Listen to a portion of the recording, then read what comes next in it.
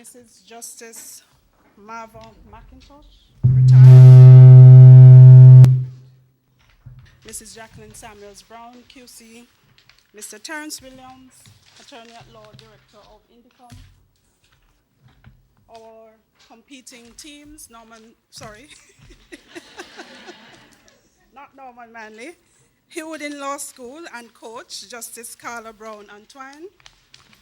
Eugene Depute Law School and coach, Mrs. Carla Pratt Stubbs. Our representative from the National Integrity Action, Mr. Lenworth Burke. The Norman Manley Law School family. Good afternoon all, and my sincere apologies for the slight delay in commencing these proceedings. I just want to point out that in real life, we do have delays in the court system, regrettably. I note as well that we do not have a sweating accused. And so all is well, Mr. John Crook. A warm welcome to all of you. We particularly welcome our assessors who are all friends of the Council of Legal Education and the Norman Manley Law School. Mrs. Jacqueline Samuels Brown, as you know, is the recent past chairman of the Council of Legal Education, and our other two assessors are associate tutors of the Norman Manley Law School. This semifinal, and I wouldn't be long because we've lost some time, but this semifinal is an important part of that competition that we all look forward to every year. And certainly we look forward to those who will compete with the Norman Manley Law School in the finals in the next few weeks. We look forward to a very healthy competition. You will fight it vigorously, I'm sure. But we look forward to the skills that you've been imparted through the coaching. We look forward to the show of professionalism, integrity, and all of those things that go well with the profession. I wouldn't be long, and I so extend a very warm welcome and look forward to the rest of this competition. Welcome to Jamaica as well, and we look forward to the final.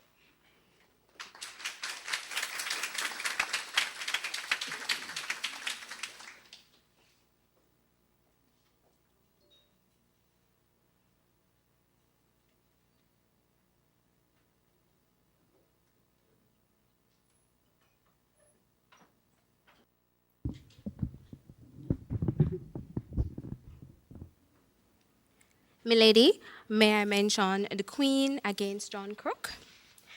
Mr. Crook, you are charged with the offense.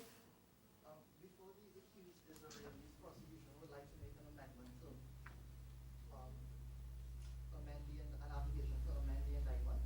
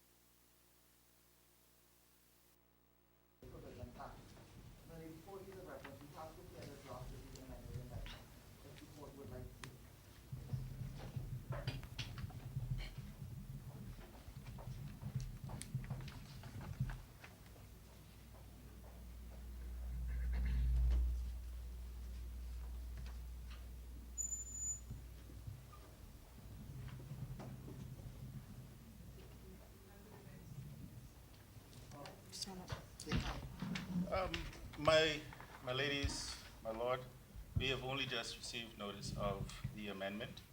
And before I make my submission in that regard, my friend has seemed to change my name. I'm actually Rashid Edgecombe, and that's the name that I'd much rather prefer. But we have only just seen the amendment, and I'm not quite sure what the change of the words mean in circumstances and in relation to this evidence.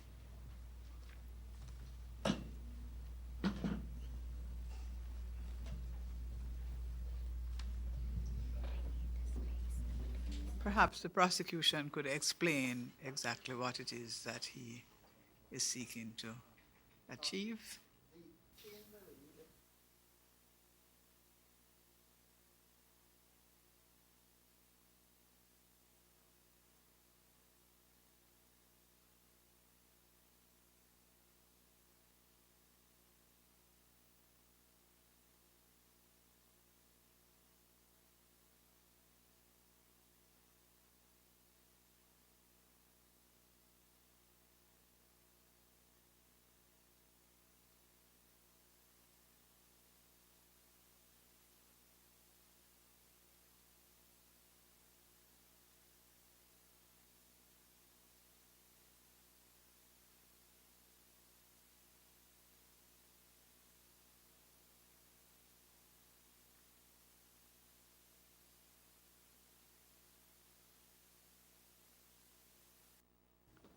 Yes, does the defense have anything to say? Yeah. Ladies, my lord, I really, the defense fails to see how this could affect the outcome of this case in any event, but they'll allow. No objection. Very well, the amendment is granted.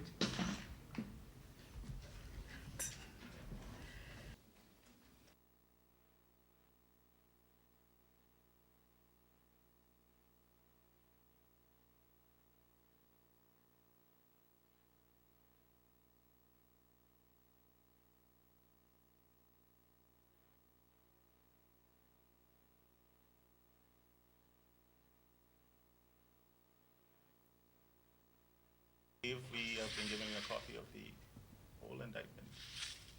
So if we can have a copy of the new one.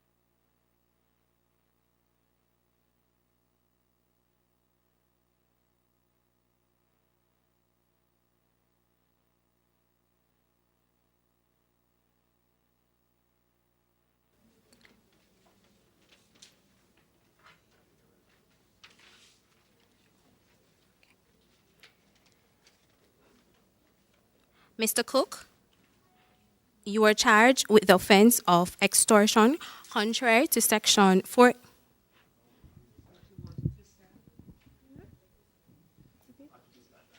Okay.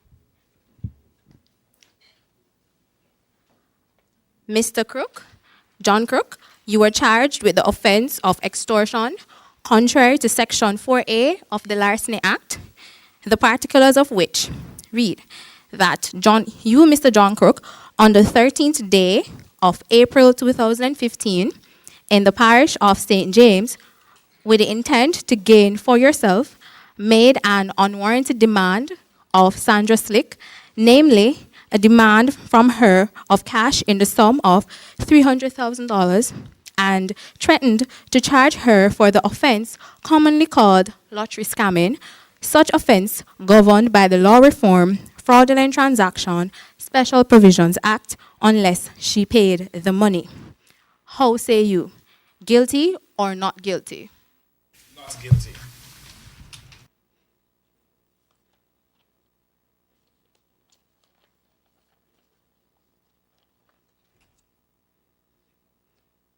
You may sit.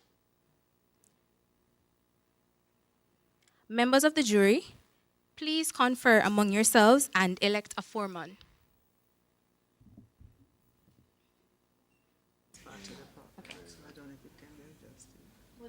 Please stand. Comes and goes. It needs to.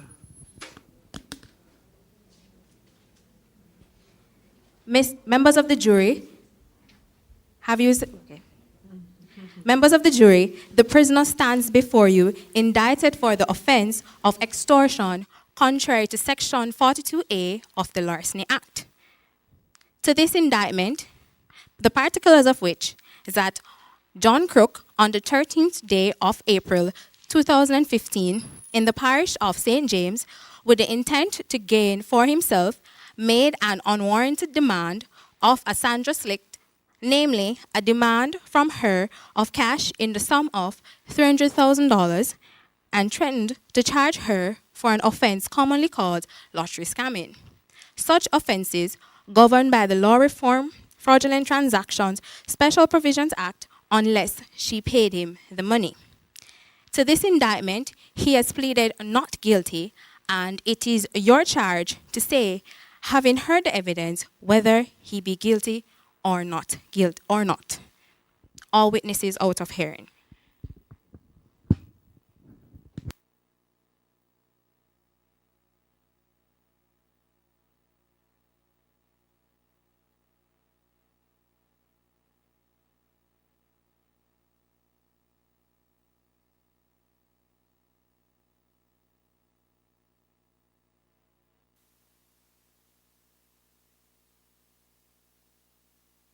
Please to project your voices. I think the audience is having some difficulty.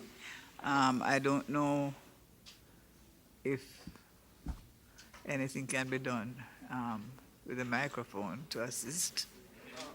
Can it be moved? Probably put it on the podium, yes, that might do it. And let me project as much as possible. I wonder if we could change the microphone so that the one that the registrar has could be moved to them, because that one That is more one. flexible. The one for the registrar. Use the stand.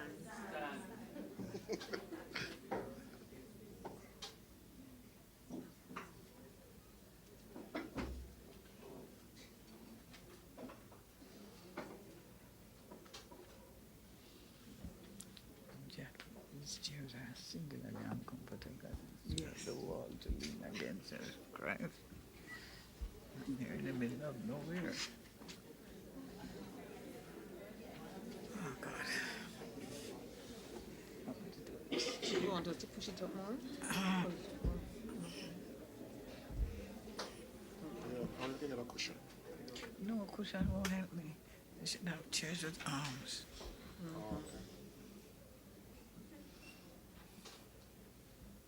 Mr. Foreman, ladies and gentlemen of the jury, good afternoon. My name is Taylor Lorraine. These are my colleagues, John Lee and Angel Kunji Singh. The accused is represented by my learned friends, Mr. Edgecombe, Ms. Hunter, and Ms. Ferguson.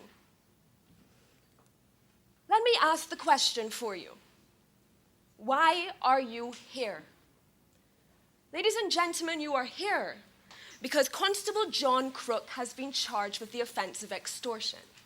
Now, I promise extortion is not as complicated as it sounds, and I will explain it to you in just a moment. But first, your next question. So what happened? Ladies and gentlemen, April the 13th, 2015 started out as a normal day for Miss Sandra Slick and her boyfriend, Mr. Andrew Mastermind. I'm going to stop here to tell you that Andrew is married, and not to Sandra. Now, you might not agree with this relationship, but I want to make it clear that that is not what you are here to judge. They are not on trial. That day, Sandra was pulling out of the Montego Bay Mall.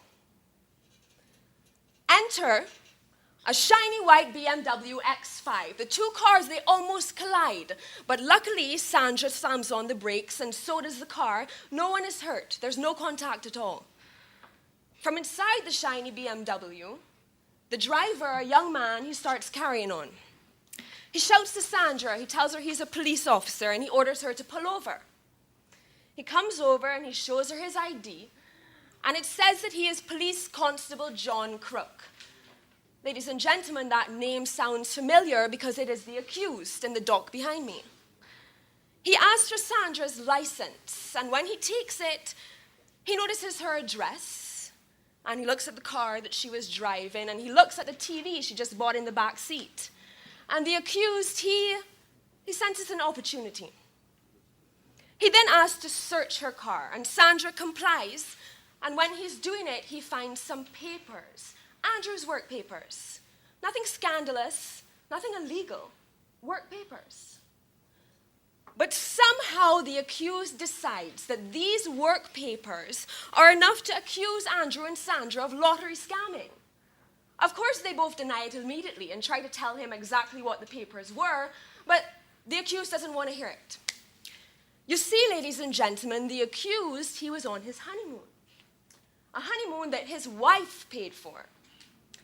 And in that moment, he decided that this couple with the fancy car and the fancy TV and the fancy address, they were going to pay for that honeymoon.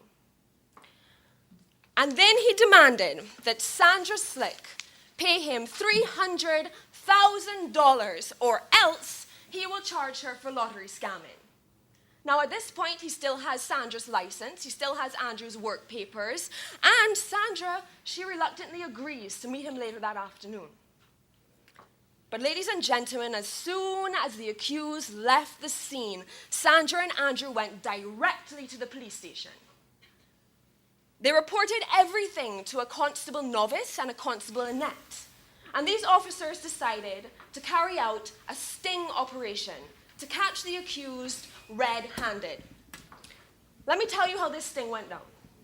Step 1, Sandra calls her roommate. Step 2, she withdraws $300,000 in cash as was demanded. Step 3, the constables go to her apartment and they hide outside waiting for the accused. Step 4, the accused arrives. He goes inside, he demands, and then he takes the money. And step 5, Novice and Annette rush inside and they catch the accused red-handed, counting out his brand new money. Ladies and gentlemen, as the prosecution, it is our job to prove to you that the accused did in fact commit these crimes. We have to prove to you beyond a reasonable doubt that he is guilty of extortion. I told you I would come back to extortion.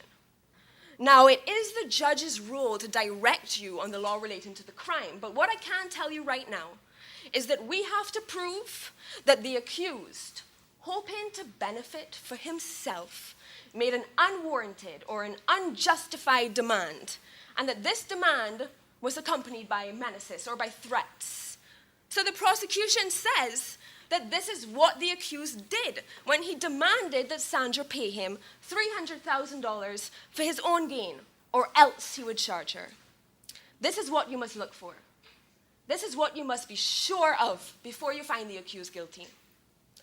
The defense, on the other hand, ladies and gentlemen, they have nothing to prove. And the judge, she is here to direct you on issues of law. So now that you know our role and the judge's role, let's talk about yours. You are here to decide what really happened. The reason you make this decision is because it involves the kind of decisions that you make every day. You decide who's lying and who's telling the truth. You pick sense out of nonsense, and that is what you're doing today. And at the end of the day, you're going to decide if the defendant is guilty. To help you do this, the prosecution will call 3 witnesses. Our first witness, Ms. Sandra Slick, will tell you about the demand made of her, the sting operation, and how she handed that money over to the accused.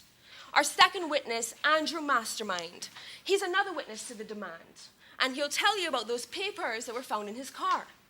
And our last witness, Police Constable Norman Novice, a constable of 11 years, who will tell you how he spearheaded that sting operation, then caught and charged the accused for extortion.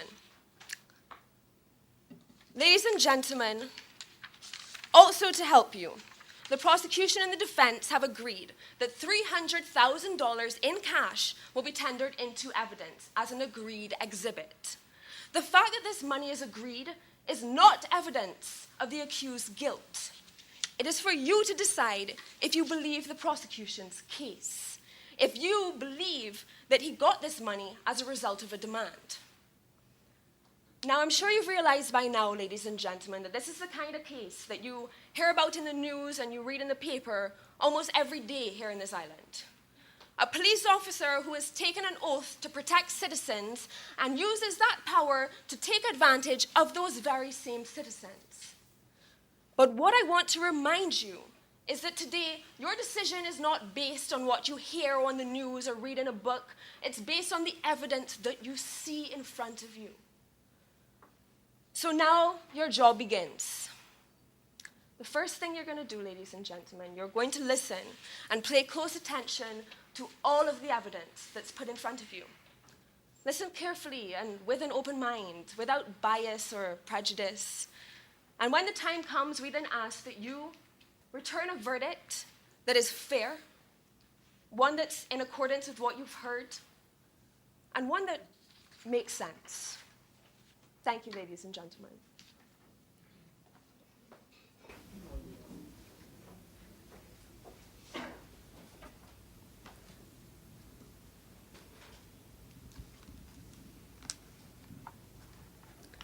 Milady, before I call my first witness, with your ladyship's leave, I would like to deal with the item that has been agreed as an exhibit.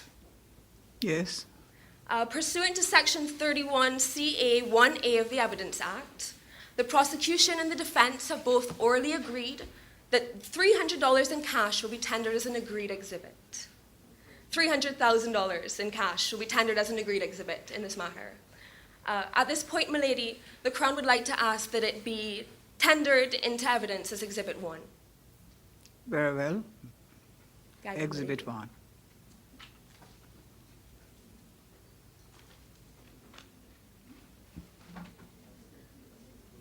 Can we see it? You want to see the money?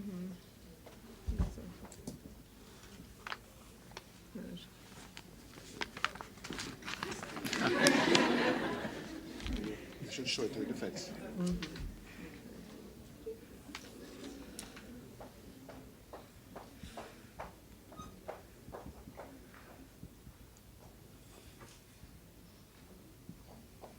They don't want to touch it.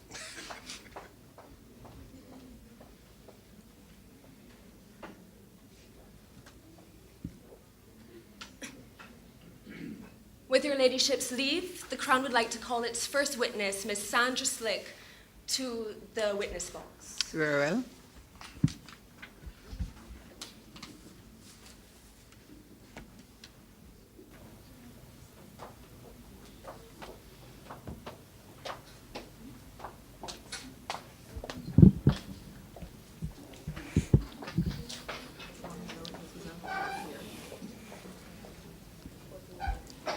I think the order was, should I indicate? Has the order been given for all other witnesses to keep out of hearing? Yes. Thank you. I swear by Almighty God I swear by Almighty God that the evidence that I shall give that the evidence that I shall give to the court and jury sworn to the court and jury sworn between our sovereign lady the Queen between our sovereign lady the Queen and the prisoner at bar and the prisoner at bar shall be the truth, shall be the truth, the whole truth, the whole truth, and nothing but the truth. and nothing but the truth. Witness is sworn. Good afternoon, Ms. Slick. Good afternoon. Can you please state your name for the court? My name is Sandra Slick. What is your address, Ms. Slick? I live at Swanky Apartment Complex in Ocean View, Montego Bay. And your occupation? I'm a flight attendant. Ms. Slick, do you remember the 13th of April 2015? Yes, I do. What were you doing around 11:30 that day? At about 11:30, I went to purchase a television at the Montego Bay Mall with my boyfriend, Who is your boyfriend? Andrew Mastermind. How long have you been seeing Mr. Mastermind? About 3 years. Now, after you went to the mall to purchase this television, what did you do? Well, we left the mall with the intention of going back to the apartment. Did anything happen when leaving the mall? While driving out of the mall, I was making my way onto the main road, and I almost collided with a BMW X5. Now, Ms. Slick, you say you almost collided. Can you explain to the jury what you mean by that? Well, like I said, I was making my way slowly onto the main road. The X5 was driving towards my direction. He was speeding, and we had to brake suddenly in order to avoid coming into contact with each other. What happened next, if anything? Well, the driver shouted angrily at me. He identified himself as a police officer, and he told me to pull over. What did you do? I pulled over by the curb. Then what happened? He pulled over behind me. He came out of his car, came over to the window by my driver's side, and he showed me his identification. When he showed it to you, did you look at it? Yes, I did. Ms. Slick, will you tell the ladies and gentlemen of the jury what this ID said? I saw that his name was Constable John Crook. Ms. Slick, if you were to see this man again, would you be able to recognize him? Yes, I would. Milady, may the witness be permitted to look around the court and see if this gentleman is here today? Yes. Ms. Slick, please take a look around. Do you see him? Objection, my ladies, my lord. There's no indication that the witness has previously identified the suspect after he was purportedly arrested on that day. And this would represent the first time that she is identifying Detective John, so as to make it a dark identification.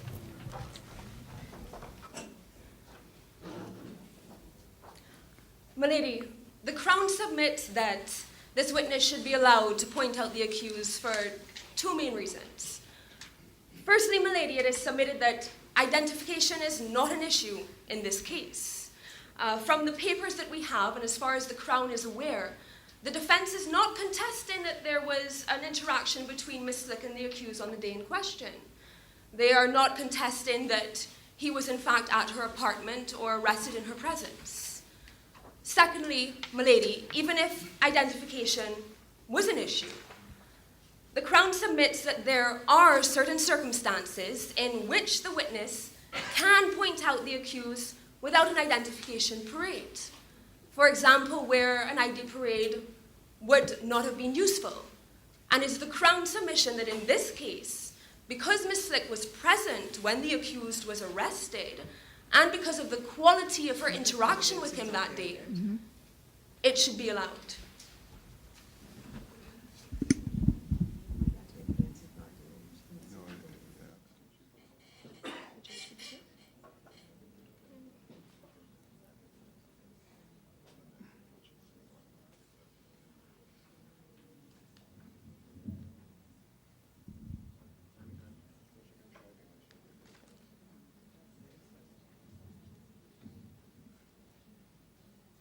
You should establish a proper foundation before the identification takes place.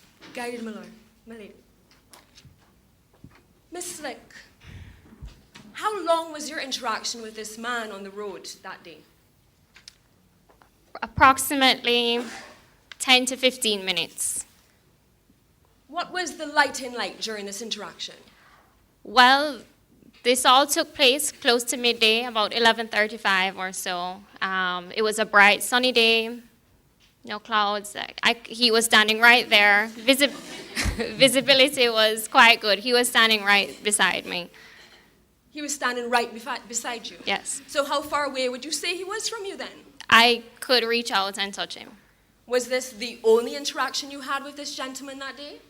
No, it was not. We met later on. Where did you meet? At my apartment, maybe less than an hour after we were outside the mall. And what was the lighting like in your apartment, Miss Slick? It was still bright, sunny day. Took place inside the apartment. There are a lot of windows in the apartment. Lighting was also good. How far away would you say he was from you during this interaction? I was at the apartment. I was standing up in the apartment. He was seated at the couch, probably by where this table is. Very close. So, Miss Slick, if you saw this man again, would you be able to recognize him? Yes. Milady, at this point, may the witness be allowed to look around the court? Yes. I did. Please take a look around the court. Do you see this gentleman here today? Yes, I do. Can you please point him out? The gentleman seated in the dock in the grey tie. Milady, may the record reflect that the witness has identified the accused. Very well. Miss Slick, when you were talking to the accused on the road that day, was anyone else with him? No, he was alone. And you said he gave you his ID. After he gave you his ID, did he say anything? He told me that I had bad driven him, and he asked to see my license. What did you do? I showed him my license. What did Constable Crook do when you gave him your license? He looked at the license, and then I also noticed that he seemed to look into the car as well. What was in the car? On the back seat was the television we had just purchased, and there was also a file on the back seat with some of Andrew's work papers. Did Constable Crook say anything at this point? He said, "I see, swanky car, swanky address, and swanky TV." Then what did he do? He asked permission to search the car. How did you respond, Miss Slick? I allowed him to do this. And did he in fact search the car? Yes, he did. What happened next? He found Andrew's work file, the same one, on the back seat of the TV. And then he said, "Oh, what do we have here? A swanky scammer also." Miss Slick, did you understand what he meant by that? Not at all. Did you or Andrew respond? Well, Andrew explained to him that the papers in the file were papers he had brought home from work. Did you say anything? I also explained to him that we were in no way involved in lottery scamming. What happened next, Miss Slick? He ignored our explanations, Constable Crook that is, and then he went on to say, "Look at you two getting rich quick, and here I am, a struggling officer trying to pay off my tuition." Was that the extent of the conversation? No, it was not. Miss Slick, can you tell the ladies and gentlemen of the jury what else he had to say? Well, then he said that we had to pay for his honeymoon, as he was in Mobay on his honeymoon with his wife. He said we had to pay for the honeymoon, or else he was going to charge us with lottery scamming. What else did he say, if anything at all? He then demanded that I pay him $300,000 in return for him not charging us with lottery scamming. And he also said he wanted the money immediately. What did you say, if anything? I told him that that afternoon I had a 3 o'clock flight for work and I had to be at the airport by 1 o'clock. Did he respond? He said I had to pay him the money that he was demanding before I went on the flight, and that I would have to meet him at my apartment alone to hand over the money. What did you do next, Miss Slick? I was so caught off guard, and I started to panic that I just agreed in the moment. Then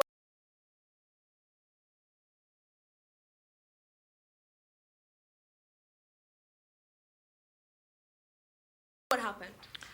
Well, then he said he was going to hold on to my license to ensure that I turned up with the money that he was demanding. Did he hold on to your license?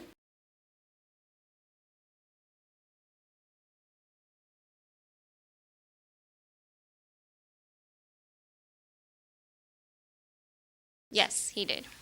Did he hold on to anything else? He held on to the file with Andrew's work papers. Then what happened, Miss Slick? He gave me his phone number, told me to call him when I had the money. What did you do next, if anything? I left the scene after that. And what did Constable Crook do? He also left the scene. When you left the scene, where did you go? I decided to go to the Ocean View police station. Why the Ocean View police station? It was the closest one to where we were. And why did you go to the police station at all? I wanted to report Constable Crook. And did you report Constable Crook? Yes, I did. Who did you report it to? Constable Novice and Constable Inept. Miss Slick, what happened after you made this report? After I made the report, the constables decided to set up a sting operation to catch Constable Crook in the act of taking the money that he had demanded from me. Miss Slick, did you know Constable Inept or Constable Novice before this day? No, I didn't. So after the decision was made to conduct a sting operation, what did you do? I got in the car to head to the bank to withdraw the money. While you were in the car, what happened, if anything? Before heading to the bank, while in the car, I called Mary Timid. Who is Mary Timid? At the time, she was my roommate. How long was she your roommate? About 2 years. Miss Slick, can you tell us what your relationship is like with Miss Timid? Well, we were friends. We were roommates, like I said, but we no longer really speak. And why is that? Mary was never really fond of Andrew or fond of our relationship, and it took a toll on our friendship. And then Andrew decided to purchase the apartment that we were living in for me exclusively, and she didn't take to that too well because that meant she had to leave. So did you in fact call Miss Timid? Yes, I did. What happened when you called her? Well, I told her about the sting operation, and I asked her to leave the apartment because Constable Crook had indicated that he wanted me to be alone at the apartment. So after you spoke to Miss Timid, what did you do? I then went straight to the bank. What did you do at the bank? I withdrew the $300,000. Why is it that you withdrew this money? This is the money that we were going to use in the sting operation to catch Constable Crook. Did anyone else go to the bank? Andrew came with me, and the two constables, Inept and Novice, drove behind us in their personal unmarked car. After you withdrew the money, what happened? We went out, we came out to the bank, and in the car, I called Constable Crook. How did you call Constable Crook? I called him on my cell phone, and I called the number that he had given to me. When you called, did anyone answer? Yes, Constable Crook answered. How did you know that it was Constable Crook that answered?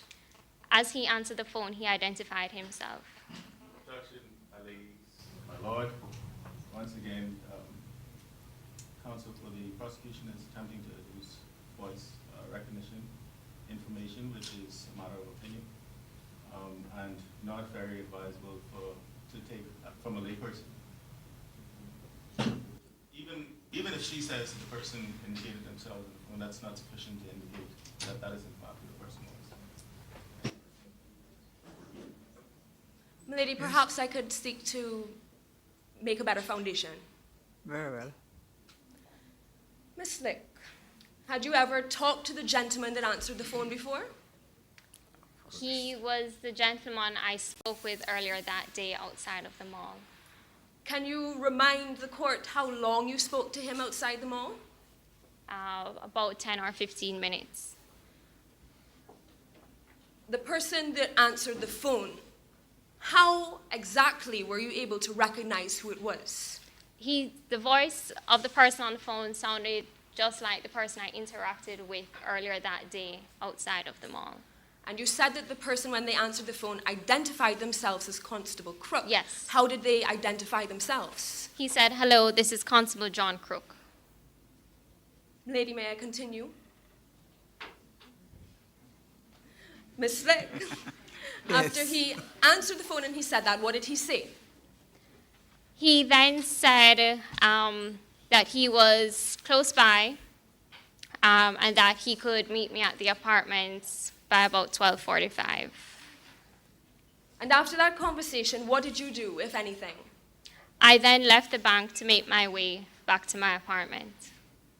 Did you in fact get to your apartment? Yes, I did. And who else went there with you, if anyone? Constable Novice and Constable Inept. Where was Andrew at this point? Andrew had taken a taxi from the bank to go back to the police station. Around what time would you say you arrived at your apartment? About 12:30. What did you do when you got to the apartment? As we got there, I arranged with the constables where they were going to hide for the sting operation. Where was it that you arranged they would hide? There's right outside my front door. I live at the end of the block. My apartment is at the end. Right outside my front door, there's a wall, and there are bushes lining the wall. And it's very close to the front door, so we decided that would be an appropriate place in the bushes. You said it's close to the front door. How Yes. close would you say it is? Maybe about 10 feet. Miss Slick, can you show the court what you mean by 10 feet? Maybe from where I am to where you are. Then what did you do, Miss Slick? Then I went in the apartment to wait for Constable Crook to arrive. At this point, do you think you could describe to the court the layout of the inside of your apartment? Okay, I live in a 2-bedroom apartment. The front door takes you directly into the living room. Each bedroom has its own door, and the bedrooms also lead directly into the living room. At this point in time, whose bedrooms were they?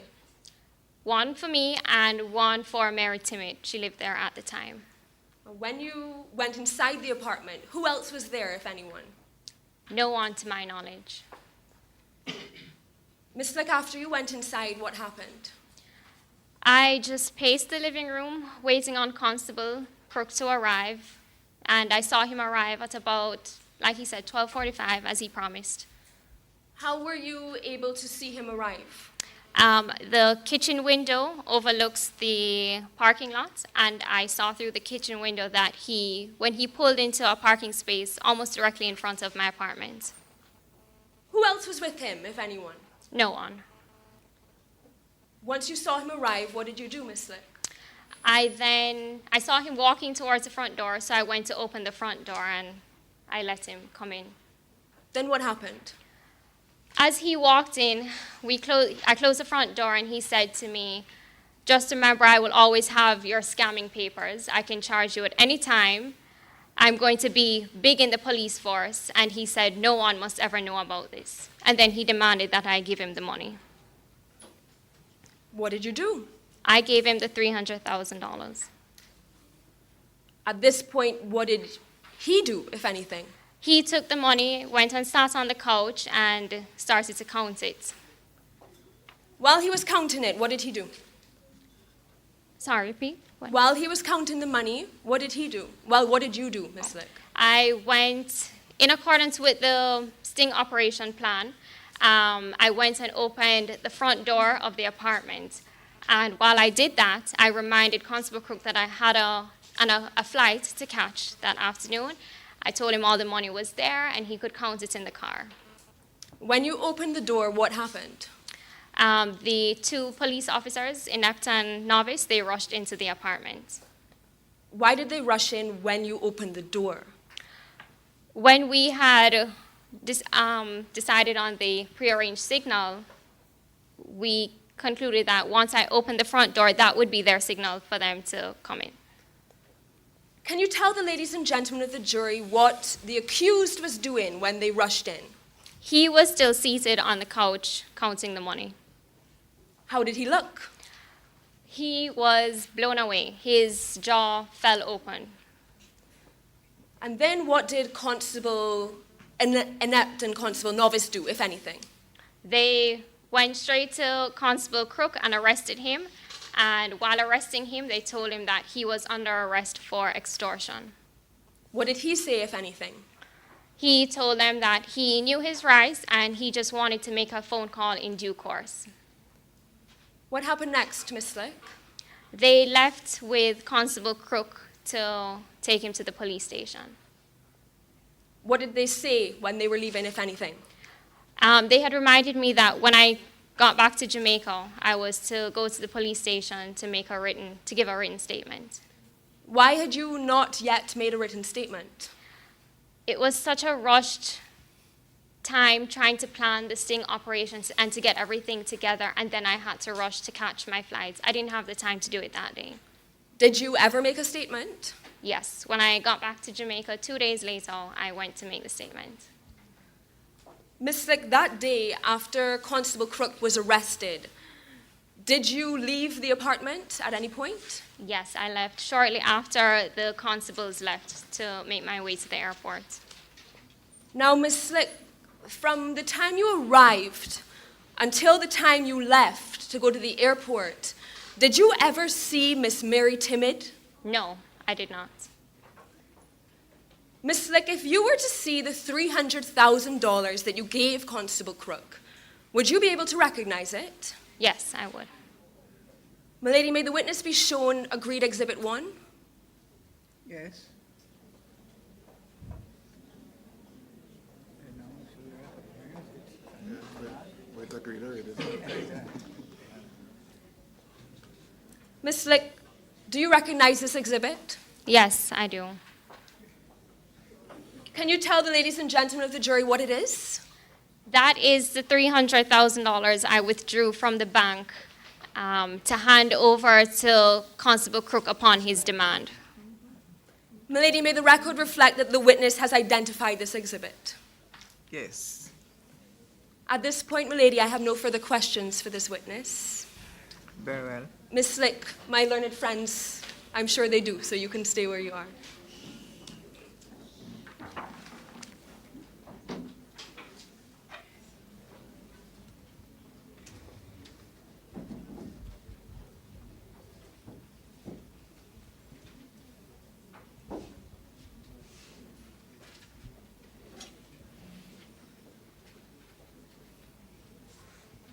Miss Slick,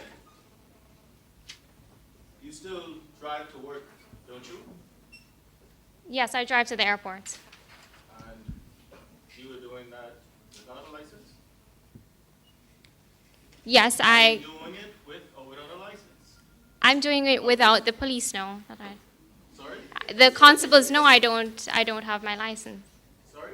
The constables So know you're that driving a motor car on the roads of Jamaica without a driver's license. the constables are aware of the That's not what I circumstances. asked you. Are you or are you not driving on the road without a license? I am, sir. In her possession, not yet. Miss Slick, you recall making a deposition in the magistrate's court on the 27th of November 2015? Yes, sir. Did you not say, or you will ask questions in relation to the case of the Crown against Detective John Crook? Yes. And you made an oath, Yes. and the oath was that you would tell the truth, and you did tell the truth, didn't you? I did.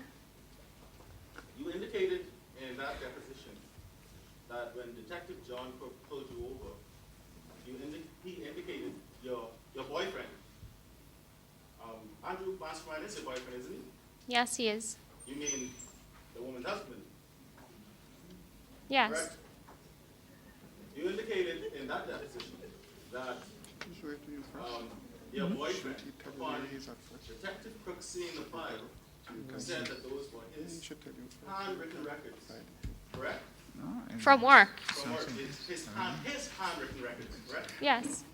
With foreigners' names, correct? Yes. And foreigners' address, correct? And their telephone numbers, correct? Yes. And their credit card information, correct? Yes, sir.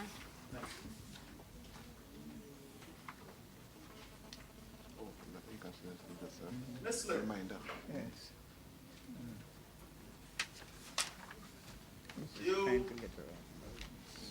you said that the officers, you instructed the officers, or you advised the officers to hide in the bushes outside your apartment, correct? I did. And how could you describe Constable Novice?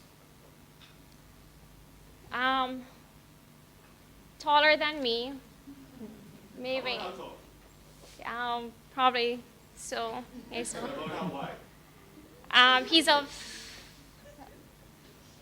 Decent build, yes. Yes. Dark And- complexion. Yes, and that's enough. And there were two of them, weren't there? Were they? Yes, novice and inept. Yes. And were they about the same size?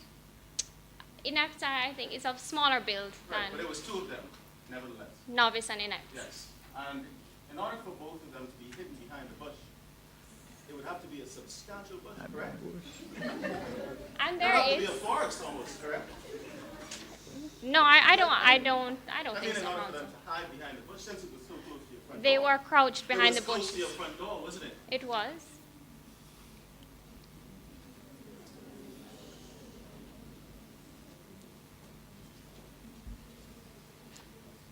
Miss Slick, when you say Detective Constable John Crook demanded cash from you, not to prosecute you on scamming charges, it was just in your car. It was just you and Andrew Mastermind in your car, correct? Yes. And Detective John Crook, Yes. correct? No one else. No, he was alone. And Andrew Mastermind was your boyfriend, correct? He is. Yes. The woman husband. He is.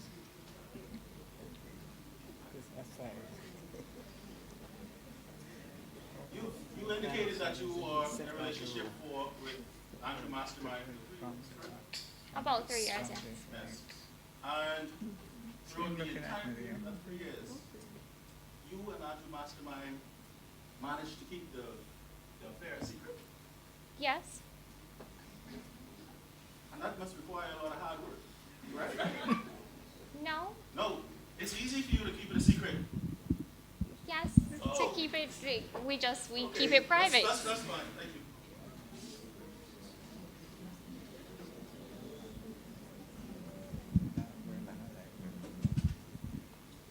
You indicated that you went to the mall to buy a TV along with your boyfriend. Yes. But in the same deposition, you recall the same deposition that I asked you about earlier. Right. In that deposition, did you not say that Andrew Mastermind bought you a TV? Yes, he bought me a TV.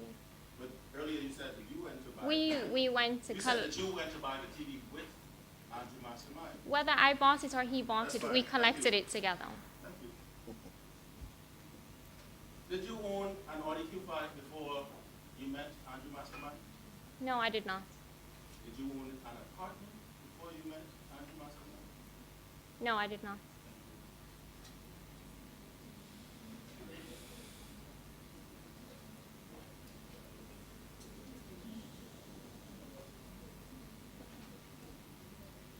You indicated that you did not know Constable Novice and Constable Knapp, correct? I didn't know them. So I want to refer again once more to the deposition you made in the magistrate's court. Didn't you indicate in that deposition that your boyfriend, Andrew, knew them? I learned that when I returned to Jamaica a few days later. But you didn't say that here, did you? No, Would I you like did, to but I see the didn't think. deposition? No, I don't need to, sir. Okay. Objection, my lady. I believe that the witness was asked whether she knew Constable Inept and Constable Novice, not whether Andrew knew them. Yes, that is so. My ladies and my lord, she first, at some point later in the very same deposition, she indicated how Andrew Mastermind knew them, which is an invitation to the defense that perhaps she knew of them as well. Not personally, but by extension. And My that, lady, I do not believe that the deposition suggests that at all. And neither did the witness in her examination. She No, there's no contradiction. I think this is perhaps council's interpretation of the position. Much obliged.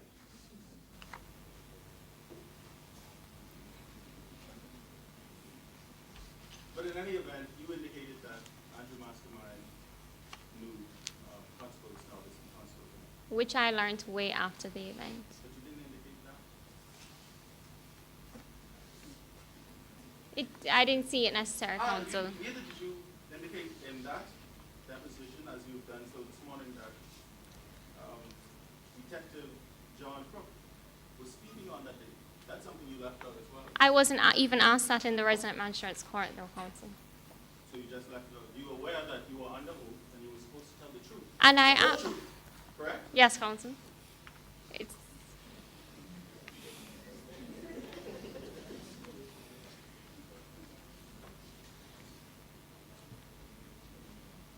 When you, after you made the report to the police station at Ocean View, you indicated that you left with your boyfriend to go to the bank, correct? yes, And that Constables Novice and Constables Kinnett accompanied you in their own vehicle, correct? right.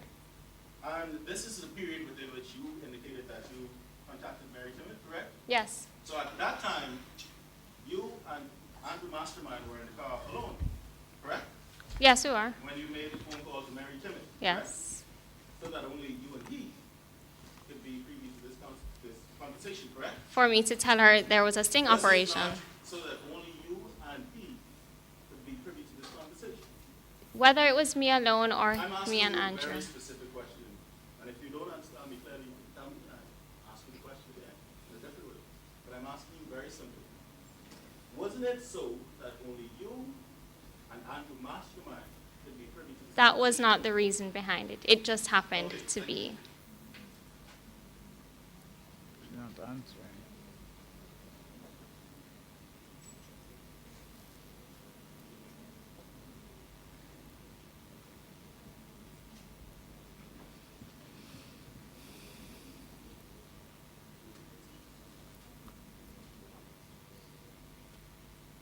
Did Andrew Mastermind visit your apartment very often? Yes, he did. About how many times would you say that he visited the apartment? Maybe three or four times a week. And when he visited on those occasions, about how much time did he spend there? A few hours. And in that time, you had conversations with him? Yes. And in that time, you had sex with him? Yes. And was Mary Timmett there at any point when you were in the apartment with Andrew Mastermind? On some occasions. Okay. And did anybody else know about the affair between you and Andrew Mastermind? No, we did not. We didn't make it public. Okay. And did anybody at your work know about the affair between you and Andrew Mastermind? I don't mix business and Did anybody personal at life. your work know if you were having an affair with Andrew Mastermind? Objection, my lady. I don't believe that the witness can speak as to what other people know or not, only what she herself knows. To your knowledge, you don't know of anyone knowing of the affair between you and Andrew Mastermind. We kept the affair a secret. I didn't reveal it to anyone. So that Mary Timmett kept your secrets, didn't she? Objection, my lady. I don't think the witness knows whether Mary did or did not keep secrets. It's not within her knowledge. Isn't it reasonable to say then that if none of your co-workers knew, that Mary did not tell them?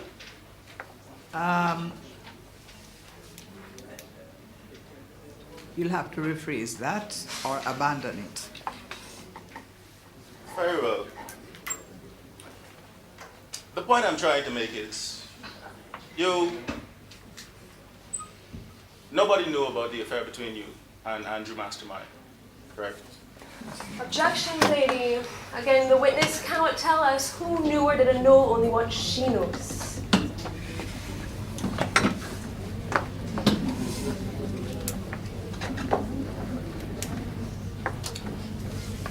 I'll sustain that objection. Much obliged. Rephrase or move on. Much obliged, my lady.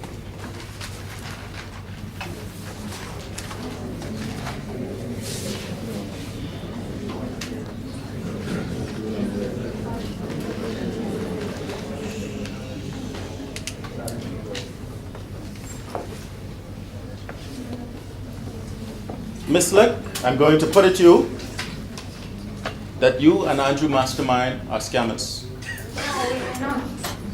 I put it to you that you are lying here today. I don't have a reason to be lying.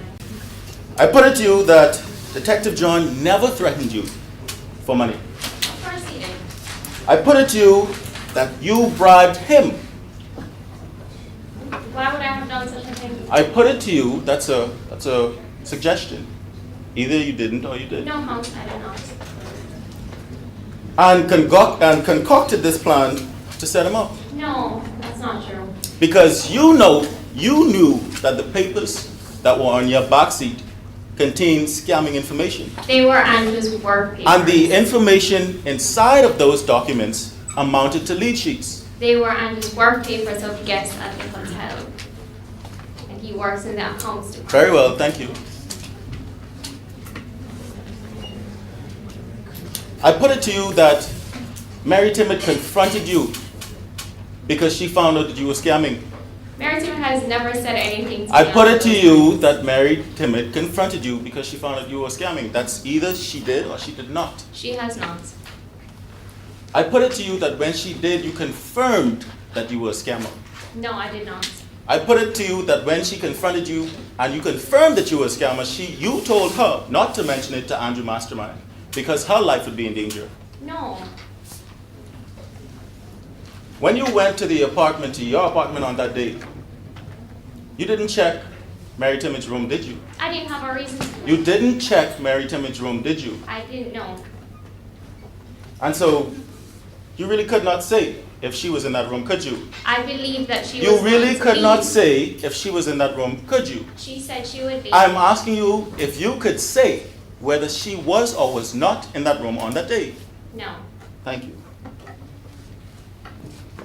And I put it to you that Mary Timid was in fact in that room. She was not to my knowledge. I put it to you that she heard when Detective John arrived at the hotel room, at your apartment. I put it to you that she heard when Detective John arrived at your apartment. Objection, my lady. How does the witness know what Mary heard or did not hear?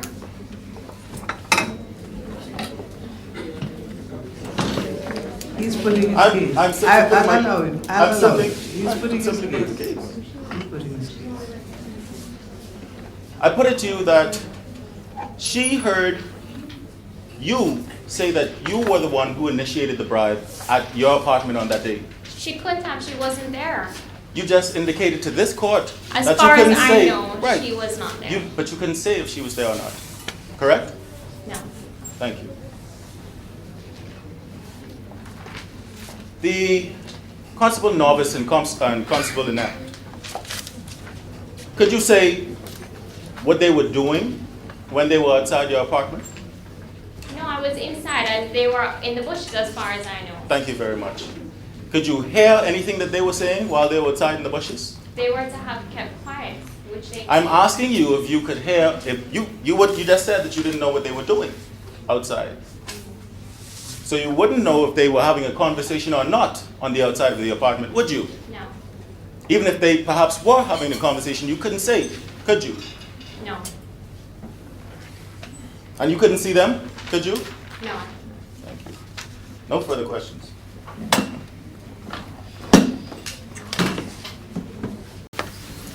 Lady, I just have a few questions to clarify some of the things from the cross-examination. All right. Miss Slick, my learned friend asked you, or put to you, that you would need an entire jungle to hide the constables hiding outside your apartment. Objection, my ladies, my lord, that is not what I said. I said forest.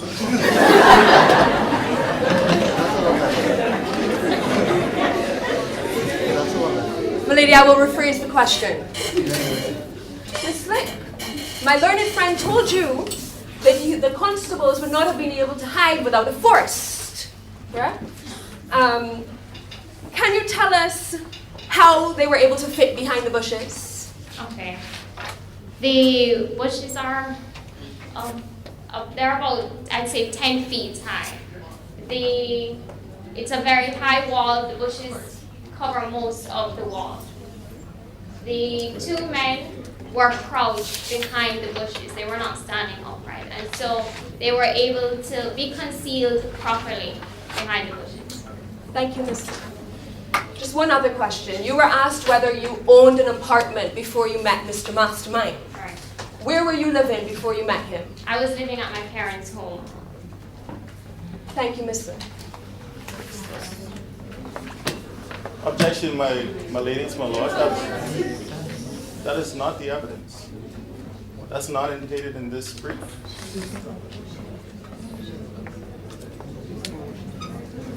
Before, my ladies, your lordship, before the witness has indicated in her deposition that before she met Andrew Mastermind, she shared the apartment with Meriton.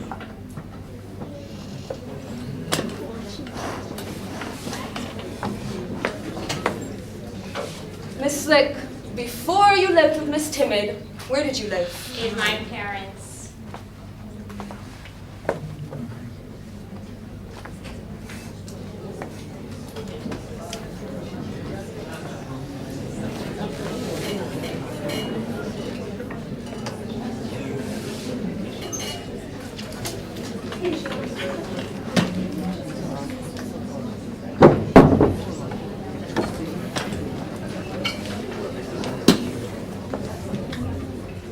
Yes, we have a question. Lady, at this point, the witness can be excused.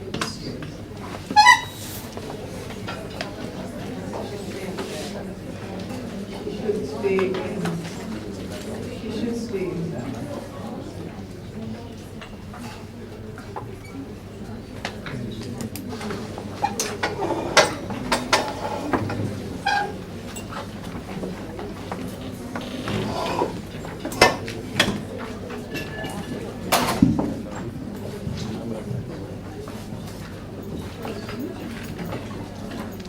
Milady, with your leave, the Crown would like to call its second witness, Mr. Andrew Mastermind.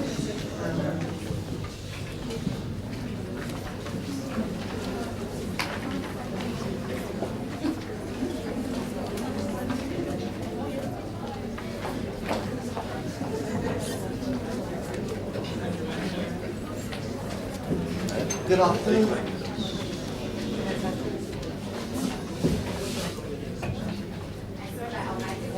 I swear by Almighty God that the evidence I shall give this court and do sworn between our sovereign lady the Queen and the prisoner at the bar shall be the truth, the whole truth, and nothing but the truth.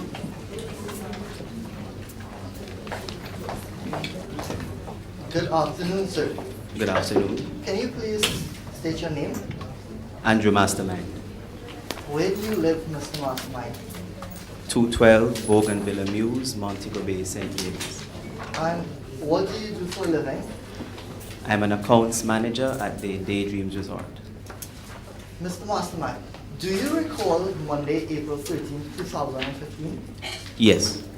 And what, if anything, were you doing at approximately 11:30 a.m.? At about that time, I was at the Montego Bay Mall getting a HD TV I had promised Sandra. Who is Sandra? Sandra Slick is my girlfriend. And for how long have you been together? For approximately 3 years. And Mr. Mastermind, are you married? Yes, I am. So this was a Monday, but you were at the mall.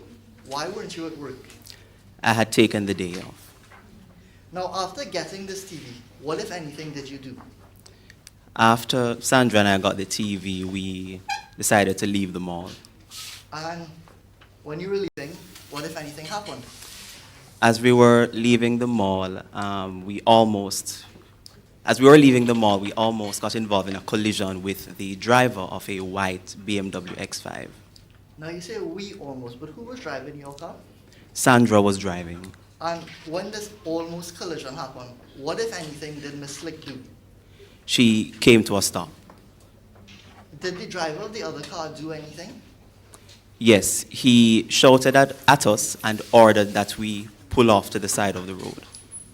And did you? Yes, Sandra pulled off to the side of the road. And after Miss Slick pulled over, what, if anything, happened?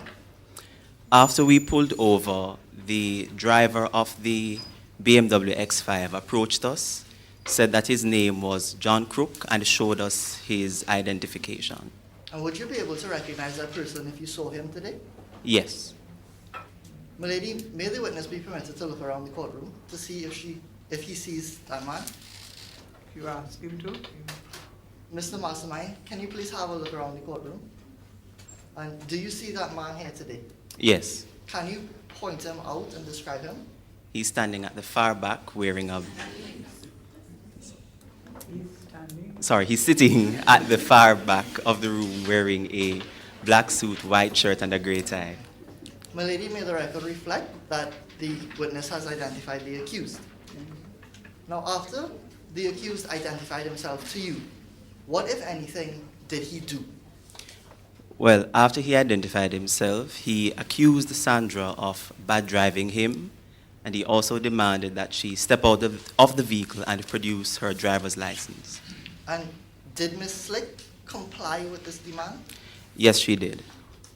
And when Miss Slick did, what, if anything, happened? John Crook looked at the driver's license, and he also looked onto the back seat of the motor vehicle we were driving. What did you have in the backseat of the car? We had the HD TV and my work files. And upon looking in the backseat, what, if anything, did the accused say? He said, I see swanky car, swanky TV, swanky address. Was this the extent of what he said? No, he asked for a search of the motor vehicle. And did you or Sandra respond to this? Yes, Sandra complied. And after Sandra complied with the accused's request to search, what, if anything, happened? When Sandra consented, he looked on the back seat and he took up my work files. What was in these work files? These work files contained guest information to include their names, payment information, and their address. Why did you have these files, Mr. Mastermind?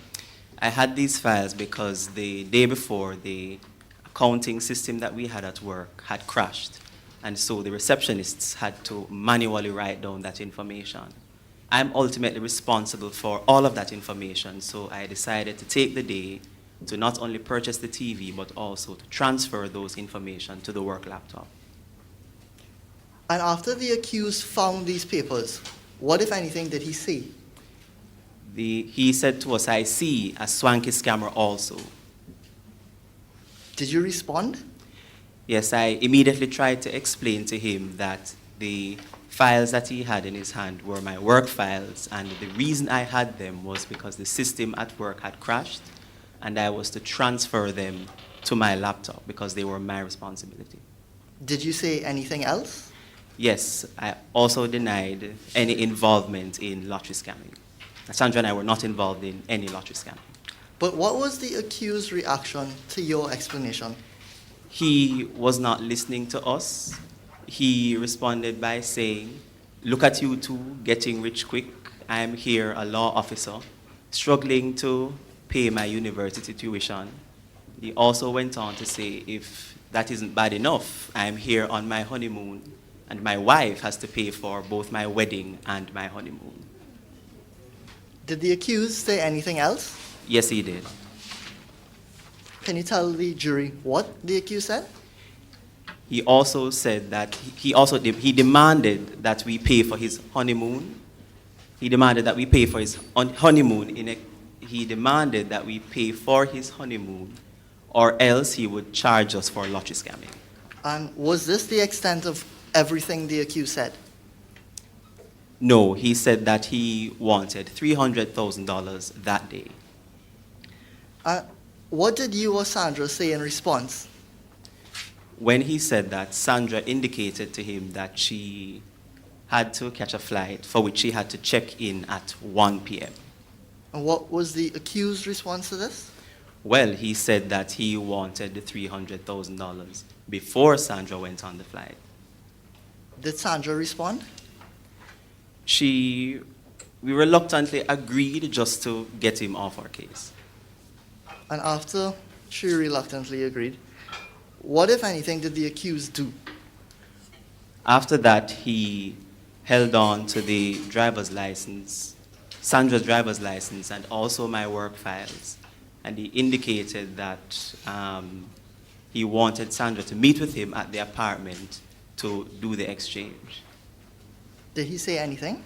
Yes, he also requested the telephone number of Sandra and that she was to call him when it was time to collect the $300,000.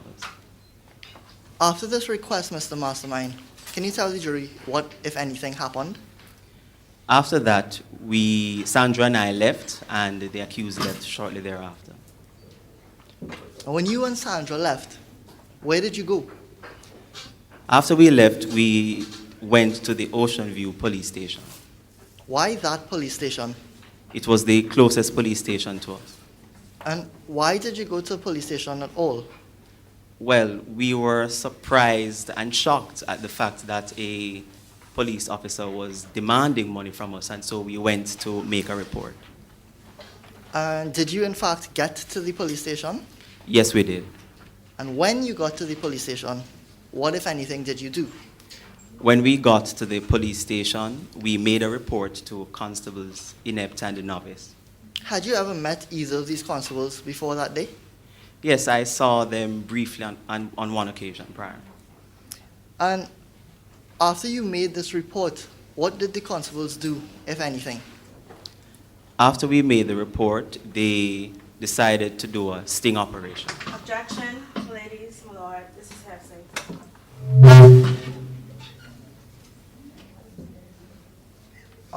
My lady, I'm not exactly sure what is hearsay because we've not adduced evidence of any statement. My ladies, my lord, there has been no foundation laid for this evidence. The witness can only speak to what he perceives with his own ears, his eyes, his nose, his mouth.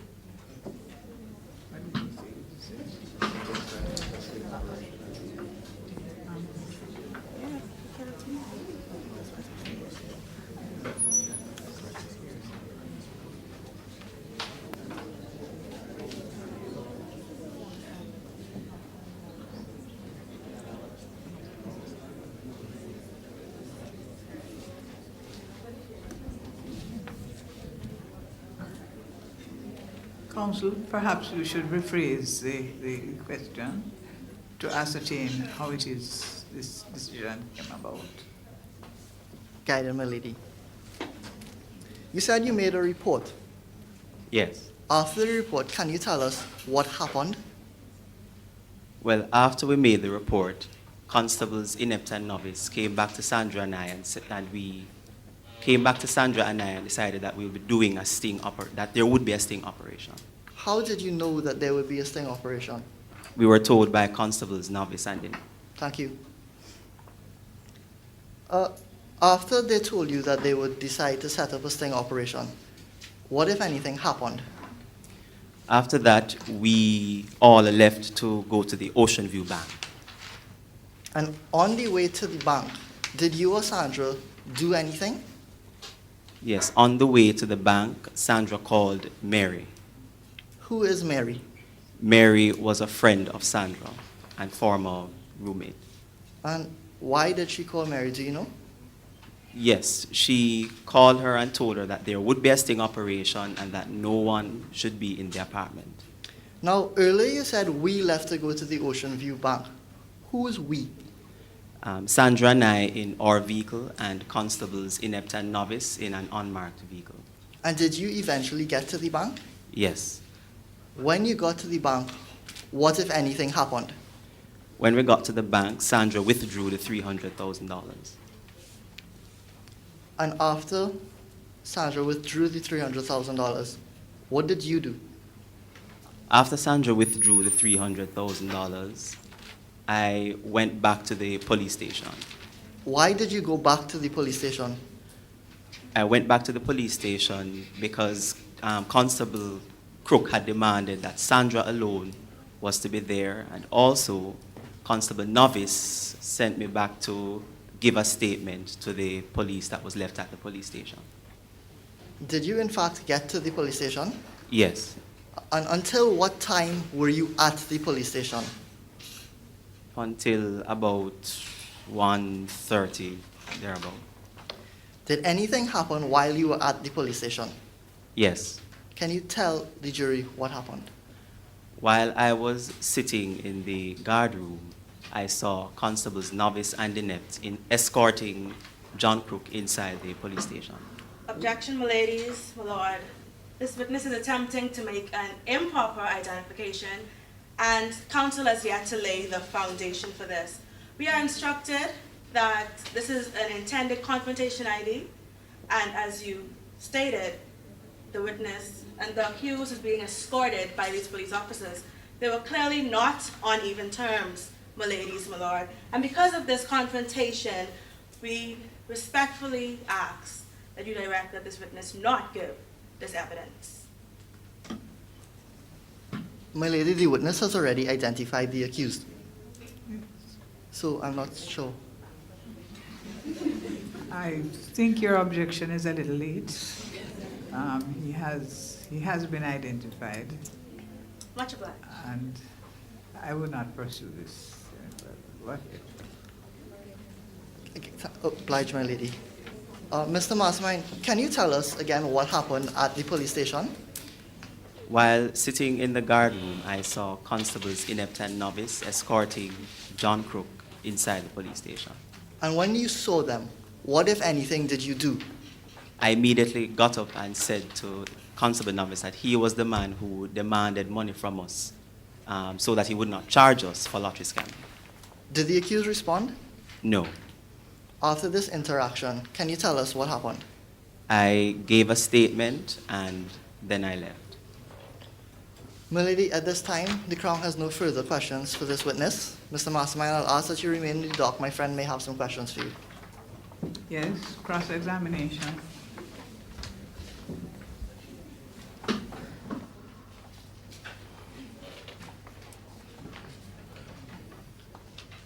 Mr. Mastermind, your matrimonial home is at 212 Bougainville Mews, correct? Yes, And that's where you live with your lawful wife, correct? very much so. And before you went to meet Sandra at the mall, you went to have breakfast at Bibe Zing's restaurant, didn't you? Yes, I did. And you said and Sandra came and picked you up that morning, didn't she? Of course she did. Does your lawful wife know that Sandra came to pick you up for breakfast that morning? No, she doesn't. Do you have any children, Mr. Mastermind? Yes, I do. How old are your children? 15 and 12. Do they go to school? Where do they go to school? Which question should I One answer? question Are at they a your time. children? Yes, they One are. question at a time, please. Much obliged. Yes. Are they your children? Yes, they are. Do they go to school? Yes, they do. Where do they go to school? Montego Bay High School and Cornwall College. Do you pay school fees for your children? Yes. Do you pay rent for your matrimonial home? No, I don't. Do you pay a mortgage for your matrimonial home? No, I don't. Do you own the home or your wife owns the home? I'm sorry? Do you own the home or does your wife own the home? It's in our joint names. Do you cover the bills or does your wife cover the bills? That is a shared responsibility. Mr. Mastermind, you met Sandra Slick on a flight, didn't you? Yes, I did. And you were impressed with how she handled her duties, weren't you? Yes, I was. You were so impressed that you gave her your card, didn't you? Yes. And you're an accounts manager, like you said, so you like efficiency and being impressed with workers, don't you? You're a manager, Yeah. aren't you? I'm I sorry, don't could you understand. repeat? Am I not saying the question clearly? I believe my friend is asking two questions at once, so the witness is not sure which one to answer. Counsel, perhaps you should slow down a little and take it one at a time. Much obliged. You were impressed with her duties, were you? Yes, And you were so impressed that you gave her your card. yes, So you made the first move, essentially, correct? yes, because I gave her my card. You liked how she worked, didn't you? I believe I said yes to that already. Not that she was pretty or had a nice body, just that you liked how she worked, correct? Objection, my lady. My lady, I'm not sure exactly what the relevance of this line of questioning is. Ladies, I asked for some indulgence. This is cross-examination, and I just asked for your slight indulgence. I shall move on, though. Very well. In your relationship, as a matter of fact, you bought Sandra an Audi Q5 on your first year anniversary, didn't you? Well, I'm still paying for it. No. You also said that you bought her a HD TV, correct? Yes. And you would buy her nice gifts as well, correct? Yes, to spice up any Yes, relationship. yes or no is fine with me. It's fine with me. So you would spend time with her at her apartment, correct? Yes. Because it's private. You wanted privacy, correct? Well, Yes, yes or no? there wasn't any Yes. level of privacy. Objection, Councilman. objection, my lady. My friend is not giving a witness a chance to answer the questions. She's not allowed to tell him how to answer.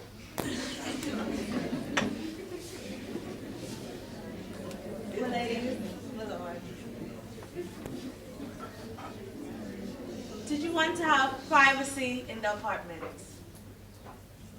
Yes. Thank you. See, you know how to answer yes or no. Objection. That I would was ask my friends to question. refrain from the comments, please.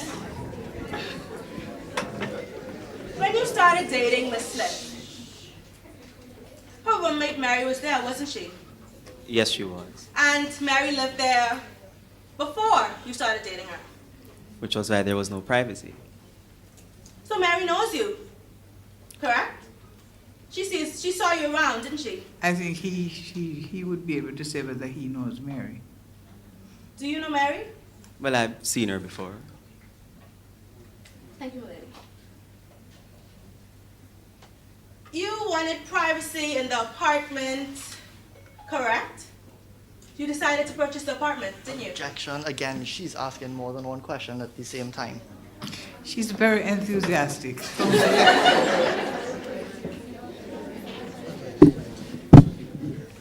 Counsel, I do appreciate that, but please try to take it slowly, one at a time.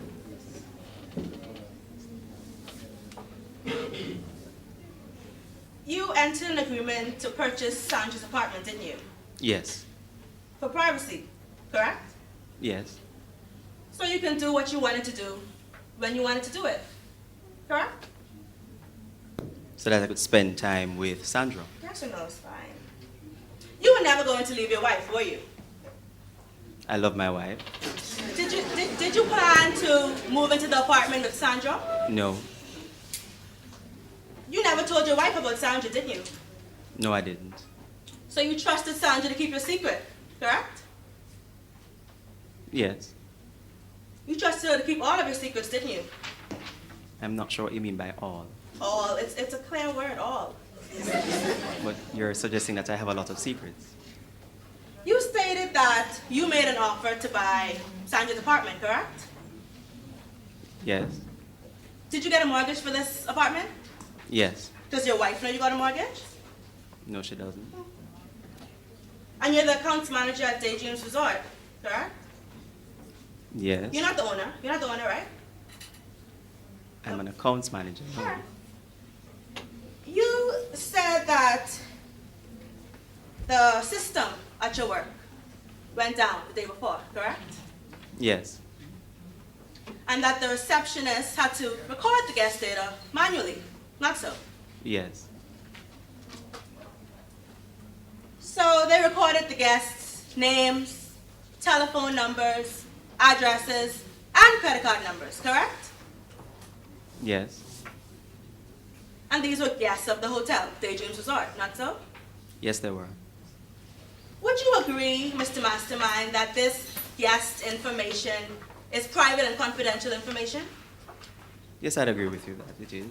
And so you were going to transfer these guest names, telephone numbers, addresses, and credit card numbers to your work laptop, not so? Yes, Do you use this work laptop at work? work and home. But you were going to transfer these records away from work, not so? Yes, which is why I took the day. You stated that this was a handwritten record, your handwritten record, correct? No, I did not. This was the receptionist's handwritten record Yes, that you took, correct? yes, And these were the records with the guest's identity information on them, not so? yes, and I have ultimate responsibility for them. Mr. Mastermind, you stated that the system was restored, not so? Late in the night, yes, But you didn't stay to work to enter this information, did you? because it was late, no. You've never stayed to work late at all? I'm sure we can choose when You're to an stay accounts late. manager, not so? No, Yes. one question at a time. You're an accounts manager, not so? Yes, And you've never stayed to work late, to do work? I didn't say that. Oh, okay, Mr. Mastermind. In fact, you said that it was in those circumstances that you took the day off to insert these records into your computer, that the system went down. Those circumstances. Yes, So you took the day off, essentially went on vacation to do work, not so? well, I was due for And you vacation, so I just took a day out of that. Thank you, thank you. And you planned to enter these guest names, telephone numbers, addresses, and credit card numbers at Sandra's apartment, where you wanted privacy, not so? I decided to go there. Yes or no? Yes? Objection, the witness has already answered the question, my lady. Mr. Mastermind, let me take you to the 13th, that Monday. You said that Detective Constable John pulled you and Sandra over, not so? Yes, And accused Sandra of bad driving him, correct? yes, Sandra agreed to let him search the car, not so? yes. There's nothing to hide. But that is where he found your handwritten records containing guest data, information, telephone numbers, addresses, and credit card numbers, not so? No, he did not. He did not find them on the backseat You of the said car. my handwritten records.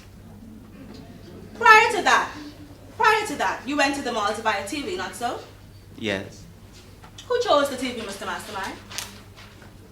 Well, I gave Sandra that option. Okay, and who paid for the TV? I already said that I paid for it. You gave her the option to choose the TV. Yes. So who paid for the TV? And I said I already said I paid for it. So you both went into the store to purchase this TV, not so? Well, we had already Yes or no, Mr. Mastermind? done the You keep arrangements. restricting his answers.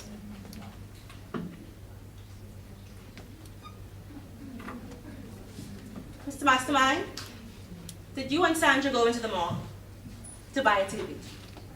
We went into the mall to collect Thank you. the TV. Thank you. So it was accurate to say that while you and Sandra were in the mall to collect the TV, as you said, these private and confidential informations were just left on the backseat of Sandra's car, correct? We weren't in the store for more than 5 minutes. But they were left, not so? But I was able to see the vehicle. Mr. Mastermind, were they left or weren't they left? Yes, they were in the vehicle. Thank you. You came and you got the TV and you put it in the back seat, not so? Yes, So it was the TV and these papers, not so? yes. Was there anything else in the back seat? Not that I recall. No other electronics in the back seat? Not that I recall. So there was no work laptop in the back seat? Because I had the laptop in the front seat.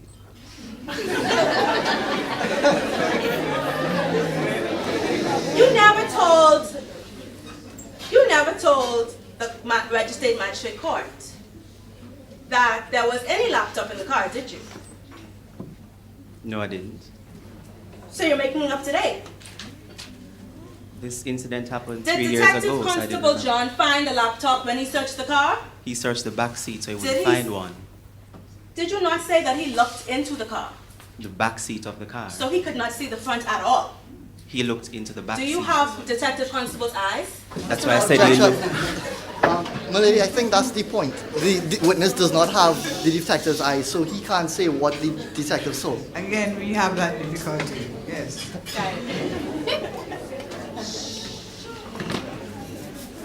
Mr. Mastermind, you stated that after leaving the scene, you and Sandra reported this incident to the Ocean View Police Station, not so? Yes. And that there were 3 constables stationed there, correct? Well, there were 3 police officers. I don't know all of their ranks. Can you please tell this court the names of these 3 constables? Well, I only know the names of constables Novice and Inept. So you only made the report to Novice and Inept because you knew them, correct? When we entered the police station, they were standing at the front, so we just spoke to the 2 officers that were standing at the front. But you knew them before, not so? I saw them before. Not that I You knew them before. Did your hotel make financial contributions to this police station? Yes, along To with the other. refurbishment of this police station? Yes, along with other government offices in But the it was area. your hotel, Yes, the Daydreams hot- Resort. Yeah. Thank you, thank you. So you, essentially through your hotel, made financial contributions to this police station, not so? I'm tasked with various initiatives Thank to you, Mr. refurbish Mastermind. various government that's all. offices. Thank you for answering your question. This station was refurbished with your financial contributions, correct? With the hotel and others' financial contributions, correct? As you stated? Well, I said the financial contributions of the hotel. Tomato, tomato. Objection, my lady. I would ask my friend refer from the comments, please. Wait. Watch out.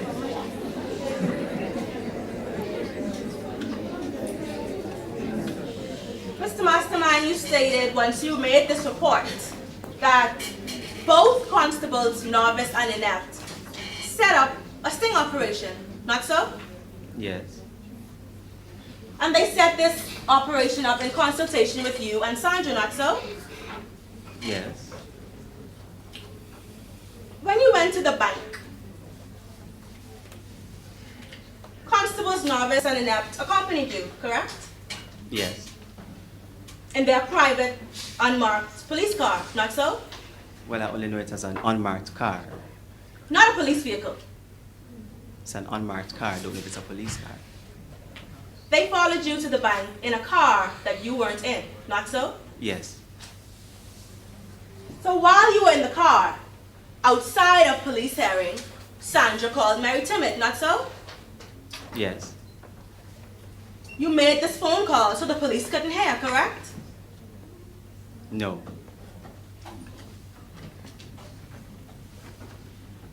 Mr. Mastermind, I put it to you that you and Sandra Slip are involved in lottery scamming. We're not involved in lottery scamming. I put it to you that these handwritten documents containing foreign names of guests, their addresses, their telephone numbers, their credit card numbers amounted to lead sheets for lottery scamming. I would disagree with you on that. I put it to you that the reason you so anxiously purchased Sandra's apartment was not for privacy, to spend time with Sandra. I'm sorry? I put it to you that the reason you purchased Sandra's apartment was not to spend time with Sandra. No, I disagree with you. I put it to you that you purchased the apartment to conduct lottery scamming. No. I put it to you that when Detective Constable John found those documents, you and Sandra bribed him. No. And when he found these documents, you and Sandra decided to set him up. No. I put it to you that you went to the station that you knew and to the constables that you knew. It was the closest police station to us. Because you knew they it would help you to set up Detective Constable John. No. In fact, they were acting on your orders. No. So essentially, you set up this sting operation. No. You instructed them to go to the bank. No. On the way to the bank, you told Sandra to tell Mary to hide her scamming documents. No, I didn't do no. I did no such thing. You decided to wait back to the police station until Detective Constable arrived. Well, yes, I was told to wait for the station to make a report. In fact, you let yourself into the police station because it's yours, isn't it? A police station is a public office. And when Detective Constable John came in with handcuffs, as you had planned, Constable Norvis said to you, "Is that the man?" And you said yes. No. You hatched a plan with these two constables that you knew because you knew they would do whatever you said. No.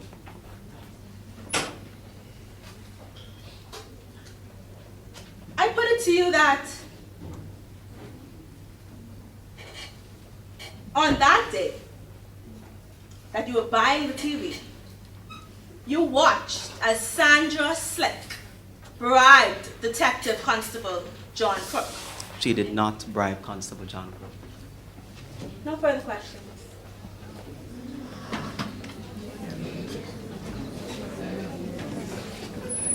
Milady, the Crown does not have any re-examination for this witness, so this witness may be excused. Very well.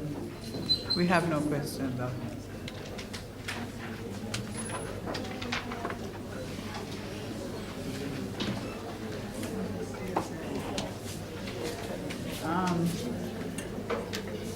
Please ensure that he remains inside.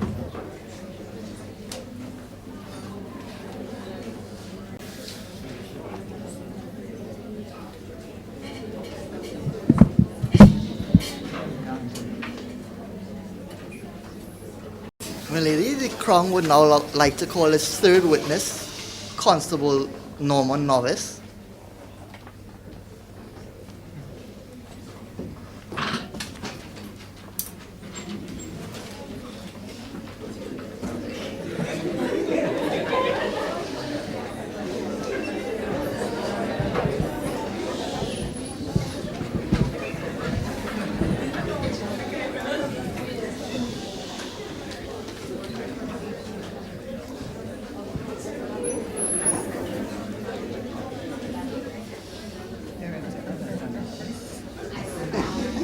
I swear by Almighty God that the evidence I shall give to the court and jury sworn between our sovereign lady the Queen and the prisoner at the bar shall be the truth, the whole truth, and nothing but the truth.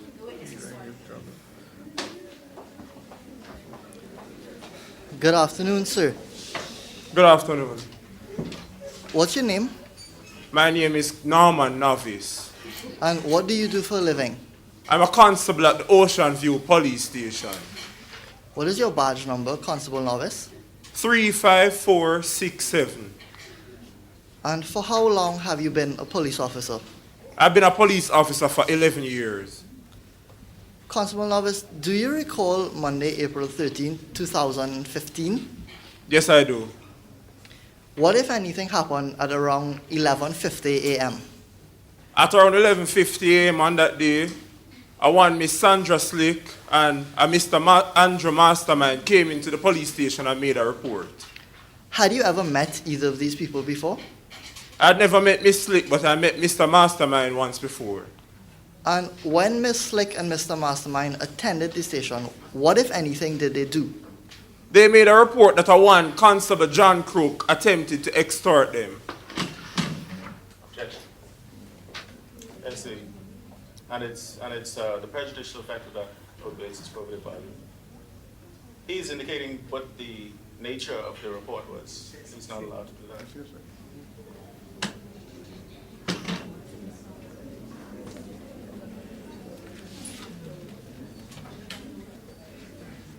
What specifically did they say to you? Perhaps you should rephrase it, Question. Counsel. What specifically did Mr. Mastermind and Ms. Slick say to you? They said that a Mr. John Crook, Constable John Crook, attempted to cause them to pay $300,000 in exchange for charging them for lottery scamming.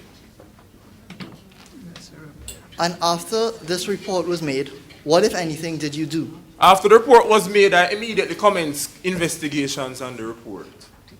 Can you tell the jury a little about these investigations? The first step I took in conducting these investigations was to check the police database to see if this John Crook was in fact a constable. And what did you find? The database revealed that he was in fact Constable John Crook. And after you found this information, what, if anything, did you do? After that, I made a phone call to my sergeant requesting that Constable Inept be appointed my partner, especially because I wanted to conduct a sting operation.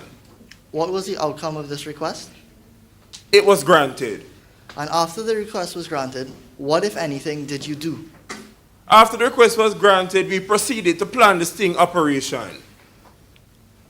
And after coming up with this plan, what happened? Well, after coming up with the plan, Constable Inept and I left the police station, as well as Andrew Mastermind and Sandra Slick. They left in their vehicle, and we left in my private vehicle, and we went to the bank to withdraw the funds to carry out the sting operation. And when you got to the bank, what, if anything, happened? We got to the bank, and Miss Slick went inside and withdrew the money. And after Ms. Slick withdrew the money, what, if anything, happened? After she withdrew the money, she came outside and we joined her in the parking lot. And at this point in time, what did you all do? After we joined her in the parking lot, Miss Slick made a phone call. That was the next thing she did. And were you able to hear what was said on this call? Yes, I was able to hear the phone call because she put it on speakerphone. So I was able to hear everything she said and everything that was said. And did anyone answer the call? Yes. What did the person that answered the call say? When they answered the phone call, I heard, "Hello, I am Constable Crook." Objection, my ladies and my lord. This evidence is not indicated in his previous statements. It is not on his evidence that he has made before the magistrate.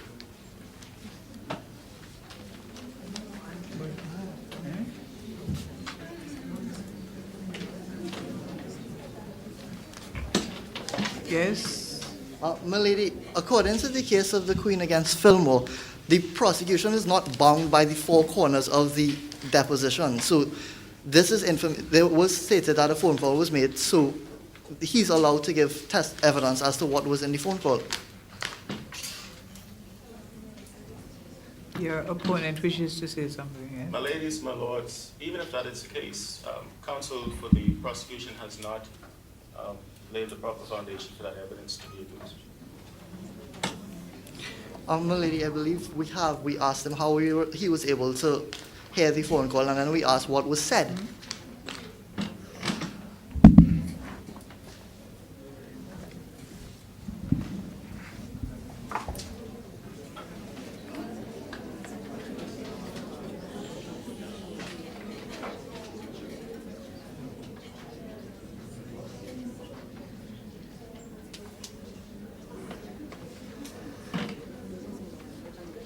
My ladies, my lord,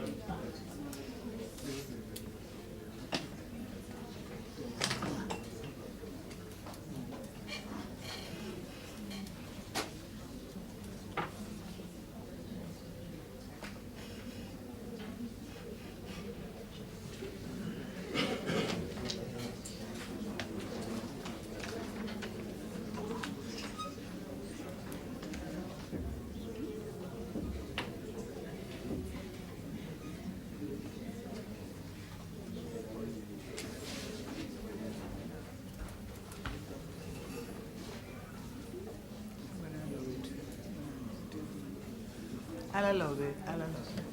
Oblige, my lady.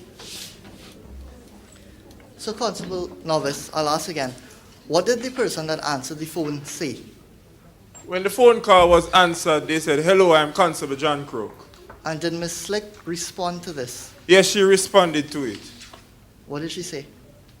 She said, what did she say again? She says, "Hello, Constable Crook, we have the money as you demanded." And did the person on the phone respond? Yes, he said, "I'm happy you remember it's my demand. Just do your part and I won't charge you." And did Miss Slick respond to this? Yes. She said, "Why are you doing this to us?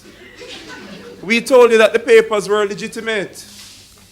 And did the person on the phone respond? Yes, he said, "Legitimate or not, I don't care. I just care about my $300,000. Now, what was the extent, was that the extent of this phone conversation? After that, he told her to meet him at her apartment, and she agreed. And who was around to hear this call? At that time, it was myself, Constable Inept. We were the two that were around to hear the phone call. And do you know where Mr. Mastermind was? Andrew Mastermind had left. By then, he went back to the police station. He took a taxi back to the police One station. second. No. You My must control your witness. My apologies, my lady. Yes. Constable Crook, after this phone call, what, if anything, did you all do? After the phone call, we proceeded to Miss Slick's apartment. Did you get to the apartment? Yes, we did. At what time? At around 12:30. And when you got to the apartment, what, if anything, did you do? When we got to the apartment, we exited our vehicles, and Miss Slick showed us around and showed us inside our apartment very quickly. And after she showed you around, what, if anything, did you do? After that, we decided to find a place to hide to execute the operation. And where did you hide? We decided on some bushes that were outside her apartment block. Now, as you hid Constable Novice, what, if anything, happened? As we hid, we sat there, well, we were crouching there behind the bushes, and we noticed a white BMW X5 driving to the parking lot of the apartment complex. What time was this? This was at around 12:45 in the afternoon. And did the driver of this car that had pulled in, did he do anything? When, after he drove up, he came out of the car and started looking around, him look above, him look below, him look at everything, him look around, all about the place. Very suspicious looking. Did you recognize this person? Yes, I did. How were you able to recognize this person? Well, Miss Slick had given me a very good description of Constable Crook. So when I saw him, I knew it was him. And if you saw him today, would you be able to identify him? Yes, I would. Constable Novice, have a look around the courtroom and tell us if you see that man here today. Yes, Can you, I see that man. Can you point him out and describe him, please? It's that burly man sitting there in the accused dock in the black jacket, the white shirt, and the gray tie, looking at me. My lady, might the record reflect that the witness has identified the accused? Yes. Now, after the accused came out of the car, Constable Novice, what, if anything, did he do? After he came out of the car, he approached Miss Slick's apartment door. And as he approached her apartment, what, if anything, happened? Upon approaching the door, Miss Slick actually opened the apartment door before he could even open it. And she came outside and brought him inside. And what, if anything, did you do at this point?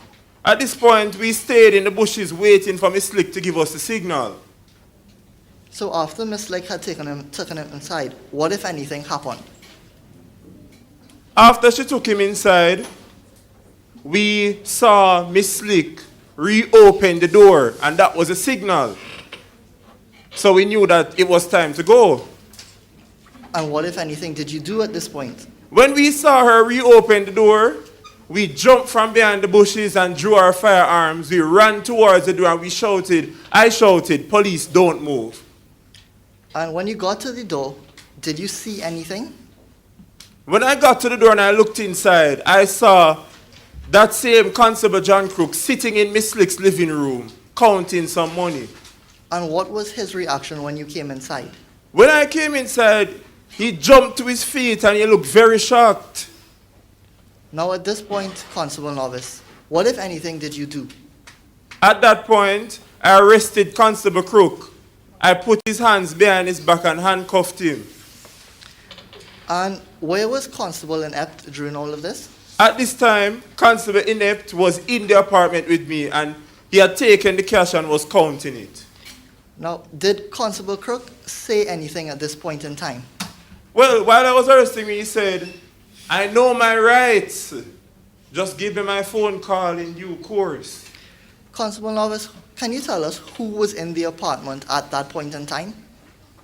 At that point in time, it was myself, Constable Inept, and Sandra Slick, as well as Constable Crook. Did you see anybody else? No, I didn't see anyone else in the apartment.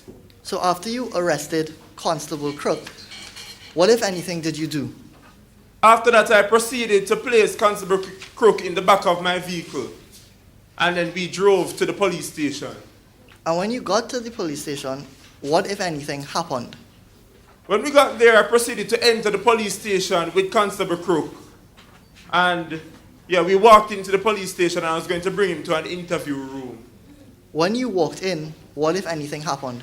When we walked in, we noticed that Mr. Mastermind was sitting in the guard room of the police station. And when he saw us, he pointed to Constable Crook. And he said, Constable Novice, that is the man. That is him. That is the one that tried to get us to pay him $300,000 in exchange for not charging us. Did anybody respond to this? No. I remained silent and Constable Crook remained silent. After this comment, Constable Novice, what, if anything, did you do? After this, I proceeded to bring Constable Crook into an interview room and conduct a search of his person. What, if anything, did you find? Upon conducting the search, I was able to find Miss Slick's driver's license, but I wasn't able to find any documents or any other thing on him. What documents are you referring to? The documents that Mr. Mastermind and Miss Slick referred to when they made the report. Now, after this happened, after this search, what, if anything, happened? After the search happened, I gave Constable Crook his phone call as he requested. And after this phone call, did anything else happen? After the phone call, a Mrs. Crook came into the police station and she said she was an attorney at law. Mr. Crook's, Constable Crook's attorney at law and his wife. And what, if anything, did you do at this point? When she came into the police station, I approached her and I asked her if she knew where the documents I was looking for were. Did she respond? She said she didn't know anything about the documents, the whereabouts of those documents. Now, after this conversation with Mrs. Crook, what, if anything, did you do? After I spoke with Mrs. Crook, eventually I went and charged Constable Crook for extortion. Did anything else happen after? After I charged him, I cautioned him and he sat there and he remained silent. Milady, the Crown has no further questions for this witness at this time.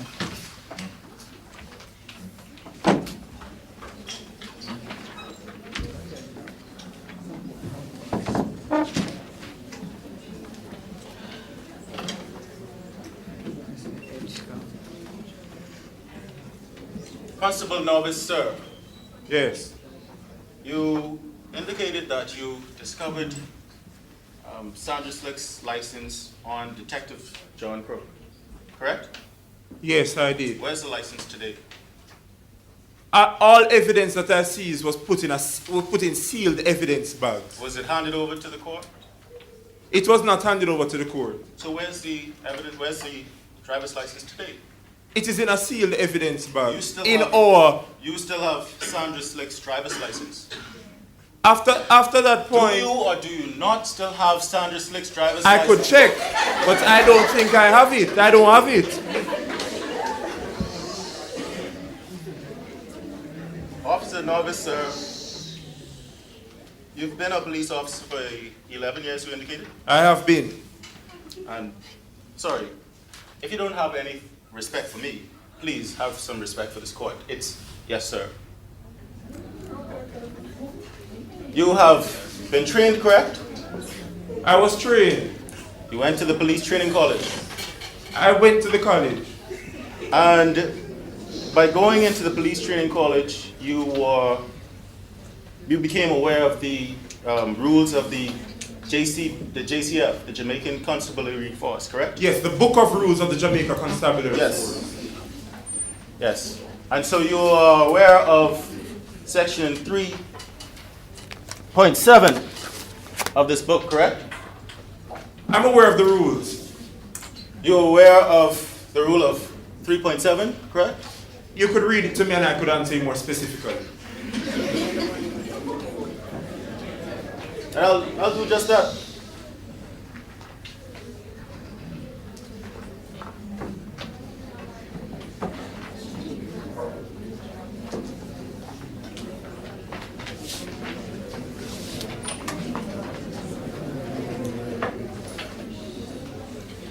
Section 3.7 of this book indicates that, and this is a section in relation to complaints, when a member of the public makes a complaint at a station against any member of the force or reports any matter, such member receiving the complaint shall forthwith collect or cause to be collected a written statement from the complainant.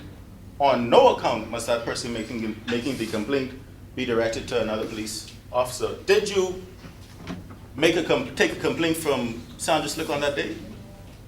Did you or did you not take a complaint from Sandra Slick on the 13th of April 2015? A statement was collected from Miss Slick after it is that... I asked if on the 13th of April 2015, when she made the complaint at the station, did you or did you not take a statement? Not at the time she made this complaint. And so were your actions in compliance with these rules on that day? I could not have complied with the rules. I could not have complied with the rules at that time. So they were not in compliance with these rules? Given the urgency, no. And you're aware of the Jamaican Constabulary Force ethics and integrity policies, correct? Very aware. I appreciate that. You're aware that you indicated that you knew Andrew Mastermind from before, correct? I'd interacted with him once. And that he had made contributions to the refurbishment of the police station from time to time, correct? Like other NGOs do. I'm asking you about Andrew Mastermind specifically. He please answer the question. He didn't make any refurbishment. Okay, now that you've answered your question, please answer mine. Objection. I think the witness has answered the question that was asked. No. My ladies, my lord. Ask the question. Constable Novice, didn't Andrew Mastermind make contributions to the refurbishment of your station from time to time? He did not. Didn't his hotel on his initiative make refurbishments to your police station from time to time? His hotel did. On his initiative? He's the financial manager. So,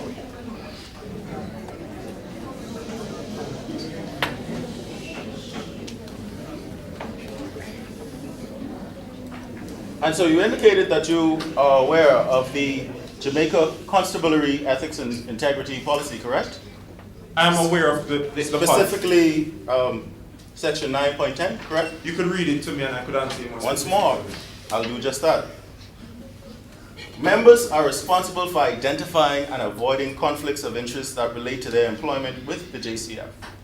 Members' interests cannot conflict or be perceived to conflict with public duties of the police officer.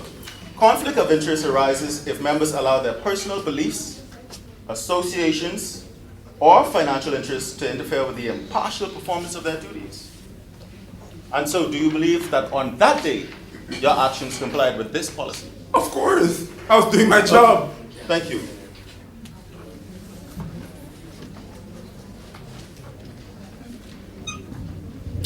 You aware about section 9.1? Is that the section you just read? No, I read section 9.10. This is now section 9.1. You could read that to me and I answer you more specifically. This section says that reporting incidents of suspicious behavior relating to criminal action, corruption, essentially what this indicates. Can you read the section? No, I'll ask the questions. This section indicates that when corruption comes to the attention of a police officer, of another police officer, that you must forward this to a gazetted officer, managing commander, commanding officer, or assistant commissioner, and there's a hotline.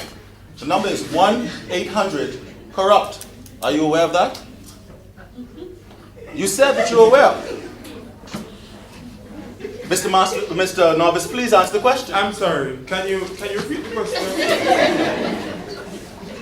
You said a lot. My ladies, my lord, please direct that the witness answer the question. I believe that I was quite clear.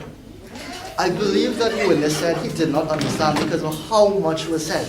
So in this circumstance, it would be unfair for the witness to have to answer such a long-winded question. My ladies, my lord, I simply told him of the essence of the section and then asked him if he Perhaps was you in should tell compliance. him again and ask him. This section indicates that when a member of the public makes a complaint of corruption of another police officer to a police station, that they have a responsibility to inform a gazetted officer, manager, commander, commanding officer, or assistant commissioner to the anti-corruption reporting hotline. And that number is 1-800-CORRUPT. I'm asking you if on that day you say that you complied with this policy. I reported it to my sergeant. I said gazetted officer. I reported it to my sergeant. So you were not in compliance. At this time, Detective I'm not sure John. if a sergeant is a gazetted officer.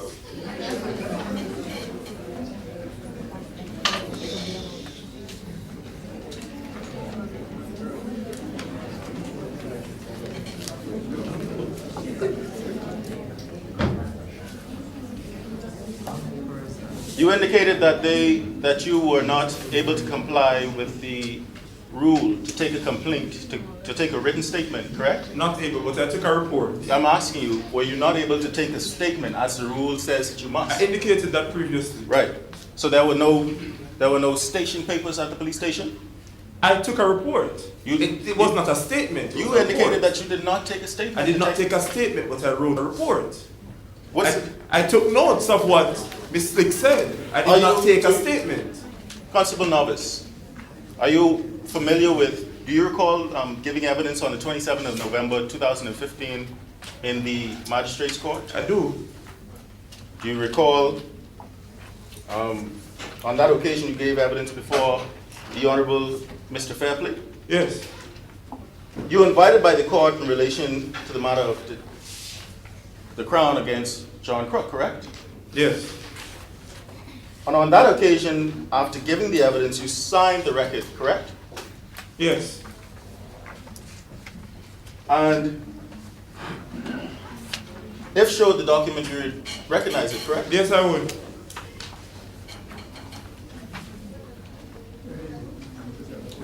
My lords, my ladies, Direct us. with your permission, Could you direct us? one moment.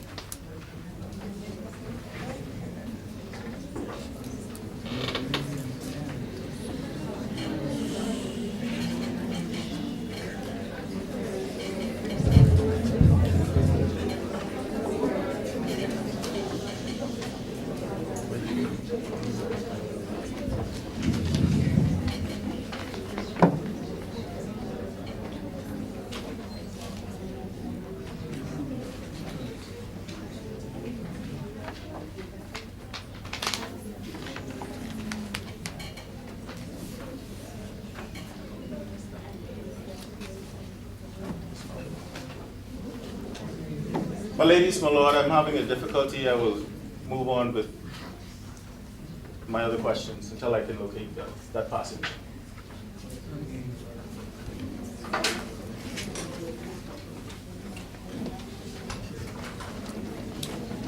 Constable Novice, sir. Yes. After Sandra Slick and Andrew Mastermind made the complaint at the station, you accompanied her to the bank, correct? Yes, along with Constable. Right, and you were in your vehicle? Within it, yes. And they were in their vehicle? Yes.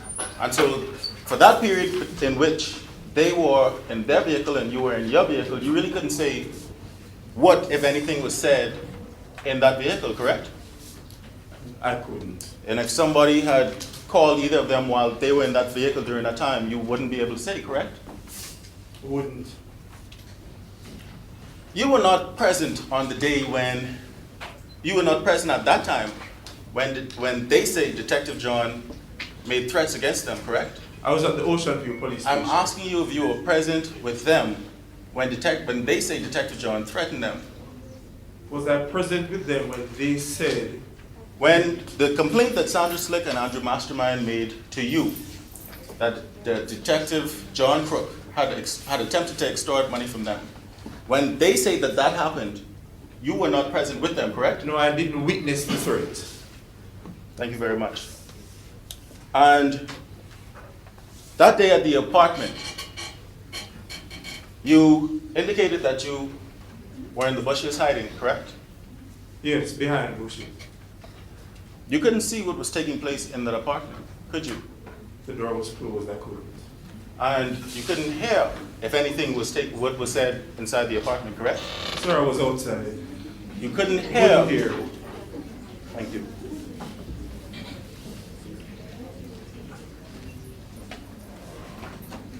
When you arrested Detective John Crook at Sandra's apartment on that day, did you inform him of his rights? I didn't. Did you tell him that he had to say nothing? He said, I know my rights. Didn't tell him anything. You didn't tell him anything?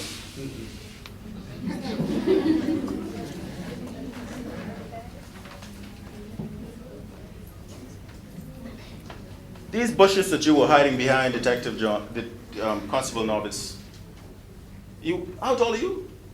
6 feet 3 inches. And about how much do you weigh?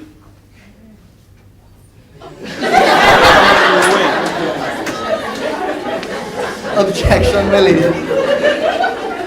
My lady, what is the relevance of the witnesses' weight to this case?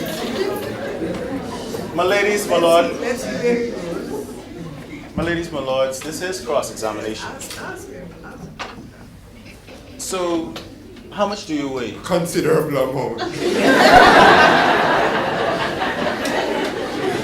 I'd ask that I've been struck with as non-responsive. 250 pounds. Thank you.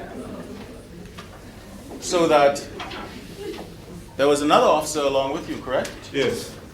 And he's not here to give evidence today, is he? He's not here. He migrated. How long did you know Inet? I don't even remember when Inet came. But it was you and Inet hiding behind these bushes? Yes. Crouched. That's it. Even if you were crouched, the bush would have to be high, wouldn't it? It was a high bush. About how high, Constable Novice?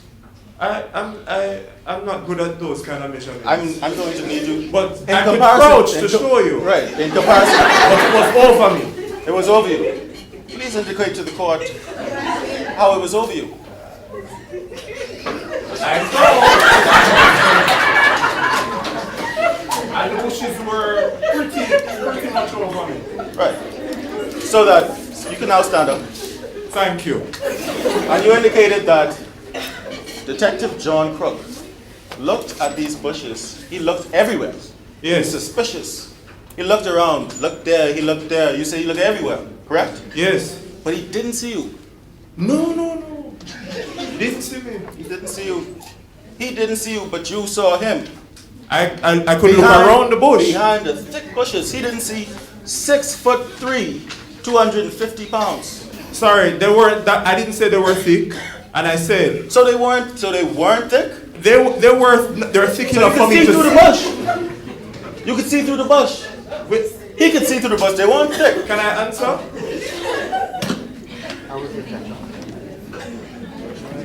Allow him to answer. The bushes were thick enough for me to hide behind them along with Constable Inept, tall enough to conceal us, but not thick, not too thick that I couldn't see through or around them. But they were too thick for him to see you. All I need is one peep of light. Thank you to very see. much.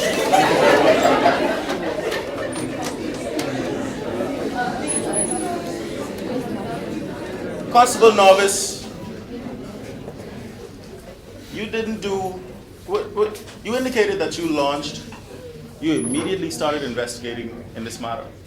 It was an urgent matter, yes. Right, you said that you immediately started investigating. You indicated that you went into the police station, into the police system and tried to find out whether or not John Crook was actually a police, correct? Yes. And besides that, what else? You didn't do anything, you didn't do any other investigations, did you? You didn't take any other course to discover any information, did you? No. So you took a one-step investigation. It wasn't a one-step investigation. By what you just said, it was a one-step investigation. The only thing you did was find out if Detective John Crook was a policeman, correct? And I called my sergeant. Calling your sergeant is a part of your investigation? That's how you find out whether a man is guilty? I'm not the one to determine Is that. that how you find out if a man is guilty, by calling your It sergeant? is not my Objection. obligation to determine. It is not the witness's responsibility to determine if somebody is innocent or guilty. That's the jury's responsibility. I'm sure defense attorney is well aware of that. My ladies, my lord, I'll rephrase. In order to, an investigation is designed to find out crime-solving information, isn't it? Crime solved, yes. And the only thing that you did was try to discover whether or not Detective John Crook was a police officer, correct? Yes.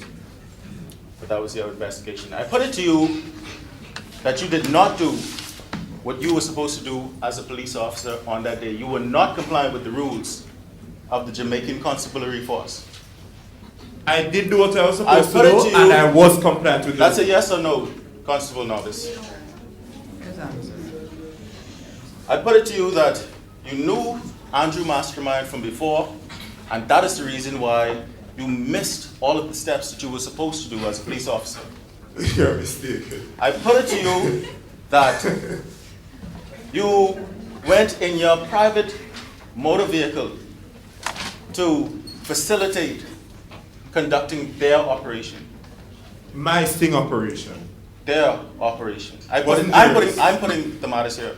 And I'm You saying simply it have to wasn't- answer. And the objection, the witness is answering the question. My operation, not theirs. I put it to you that you didn't know what happened in the vehicle with Detective John Crook. Couldn't. I put it to you that In the you would, vehicle I with Detective put it to Crook? you that you, One moment. Let him. I'll rephrase. In the vehicle with That was slip of the tongue, my lady. I put it to you that you could not say what happened the day Sandra Slick and Andrew Mastermind encountered Detective John Crook. I wasn't there. I got a report. I put it to you that when they left the police station and they were in their car headed to the bank, you had no idea what was happening in that vehicle at that time. Focusing on the road. I put it to you that you were outside of the apartment, therefore you could not know what was happening on the inside. Yes, I was outside. But you could not know what was happening on the inside of the apartment. Couldn't. And what was the nature of that transaction on the inside. I knew what the nature of the transaction But you just said you couldn't have known what happened on the inside. I knew what the nature of the transaction No was further based on questions. Miss Slick's report. My lady, I just have a few questions in re-examination. Constable Novice, my friend asked you earlier whether or not you took a statement from Miss Slick. Did you in fact take a statement from Miss Slick? Yes. When? At this time, it eludes me, but sometime after the sting operation was executed. But why didn't you do it immediately? I couldn't have done it immediately there was an urgent complaint of extortion that if I had not acted, that whole complaint would have been frustrated because Miss Slick indicated that she would have been out of the country later that same day. I could not have acted in any other manner. And my friend also asked you, he referred you to the JCF rules, Rule 9.10, that dealt with conflict of interest.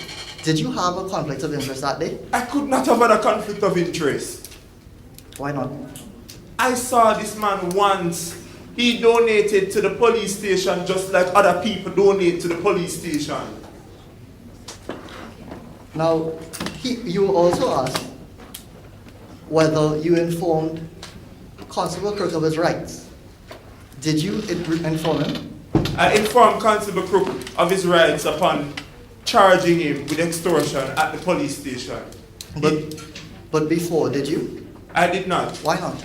He told me I know my rights, and as a constable in the Jamaica Constabulary Force, I expected that he would have known his rights as well. Thank you, my lady. I have no further questions for this witness.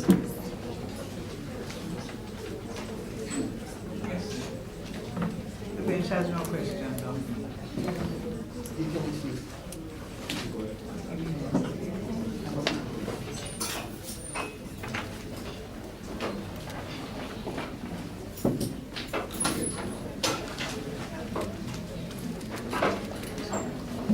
My lady, the honorable assessors and members of the jury, at this time, this is the case for the prosecution.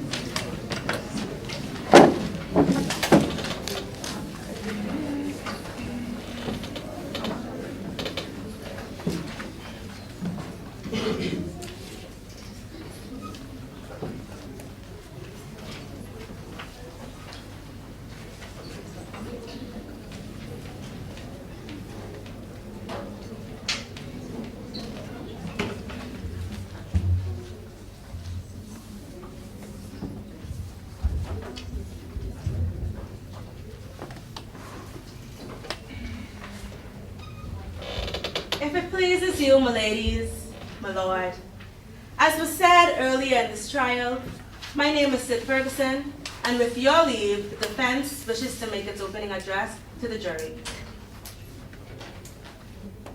A pleasant good afternoon, Mr. Foreman and your members. I have observed you patiently and diligently sitting here today, listening to the evidence of the Crown. I know that you have taken time out of your busy schedule to be here. Jury service is honorable, and I wish to thank you for your service here today. You have heard the case of the Crown, but now it's time to hear the case of the defense. As you know, the Crown has charged Detective Constable John with extortion. The Crown must prove that Detective Constable John, with the intent to gain for himself,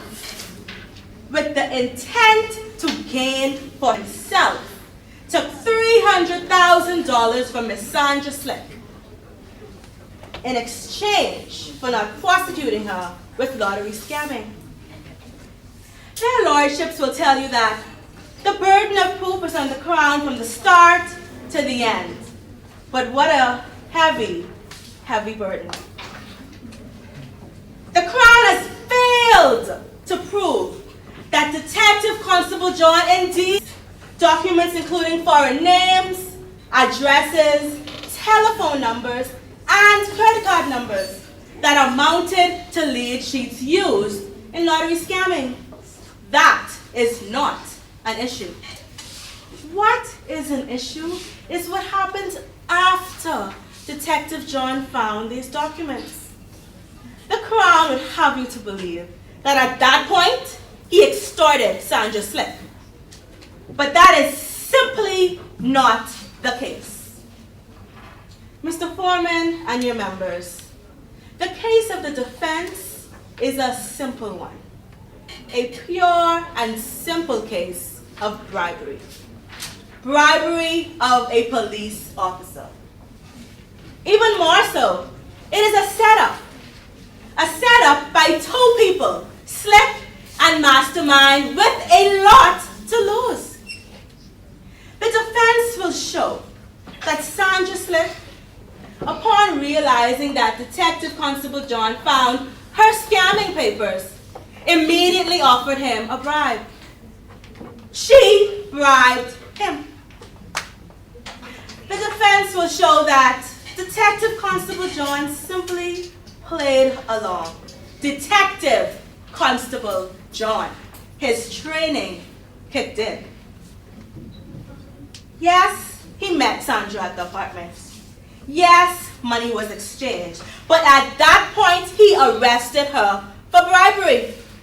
Took her outside. And that is when Mastermind's chosen police officers, Constable and Annette, swooped in, saved the day, and arrested Detective Constable John for extortion. Mr. Foreman and your members, the road to hell is paved with good intentions. Detective Constable John found himself in hell. A hell created by Slick and Mastermind. But follow his intentions. Follow his good intentions. Mr. Foreman and your members, the defense need not say anything here today. Detective Constable John can sit here and say absolutely nothing. But the defense feels compelled to put forward their case. But the burden of proof is on the Crown from the start to the end. You have heard the prosecution story. Now it's time to hear the story of the defense.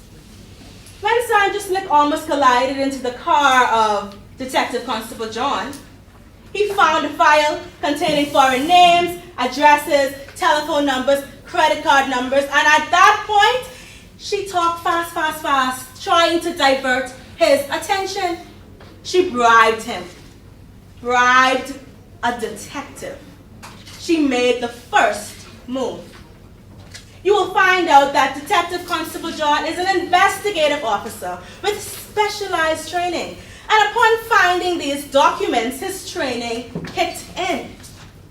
You will learn that Detective Constable John's only intention, his sole intention, was to prosecute Sandra Slick for bribery of a police officer. His only intention. Detective Constable John will not come here and give you a story that he never showed up to the apartment, that he never collected the money, but follow his intentions. He did nothing to gain for himself. His sole intention was to prosecute. Mr. Foreman and your members, I want you to look into the dock at Detective Constable John. He is clothed with the presumption of innocence. But you will hear his story. He will subject himself to vigorous cross-examination and he will stand firm. He will tell you exactly what happened. He will tell you exactly what his intentions are. He will tell you the truth. The defense will also call Detective Constable John's wife, Stephanie, an attorney at law, an officer of the court. She will tell you that upon arriving at the police station, She tried her endeavor best to tell Constable Norris what happened. But he never listened. He doesn't listen. He never made a complaint. Perhaps if he did, who knows, maybe 2 different persons would be in the dock today. You also heard from Mary Timid, Sandra's roommate at the time. You will learn that unknown to Sandra, she was right in the apartment when this endeavor occurred. She will tell you what she saw with her own eyes, what she heard with her own ears. My ladies, my lord, I'm noticing that my time is creeping up on me. I crave your indulgence for 5 more minutes. Yes, I'll grant 5 minutes. Much obliged.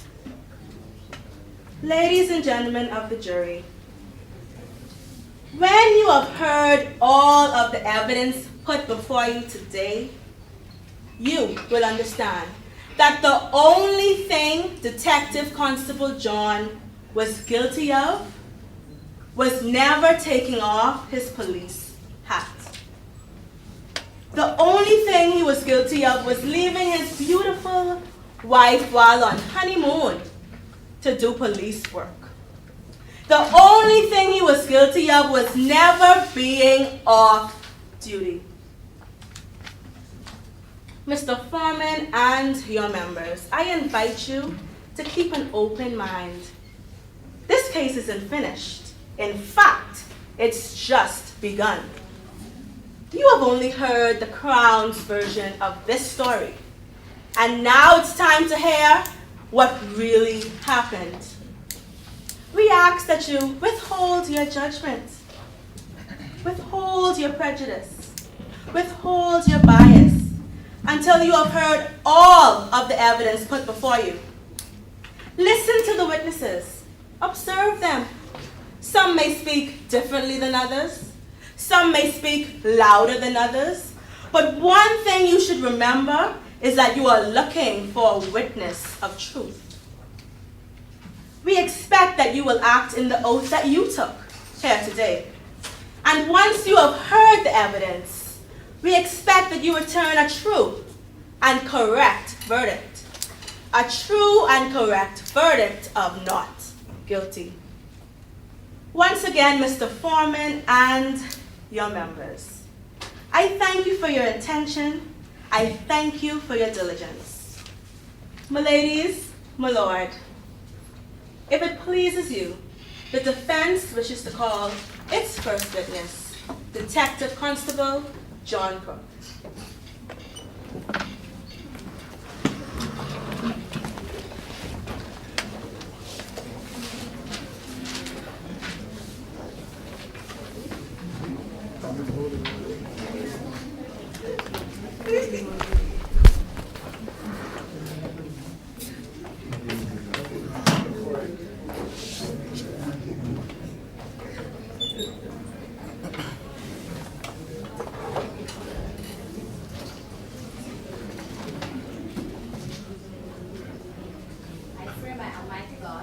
I swear by Almighty God that the evidence I shall give that the evidence I shall give to the court and jury sworn to the court and the jury sworn between our sovereign lady the Queen between our sovereign lady the Queen and me upon my trial and me upon my trial shall be the truth, shall be the truth, the whole truth, the whole truth, and nothing but the truth. Good morning, sir.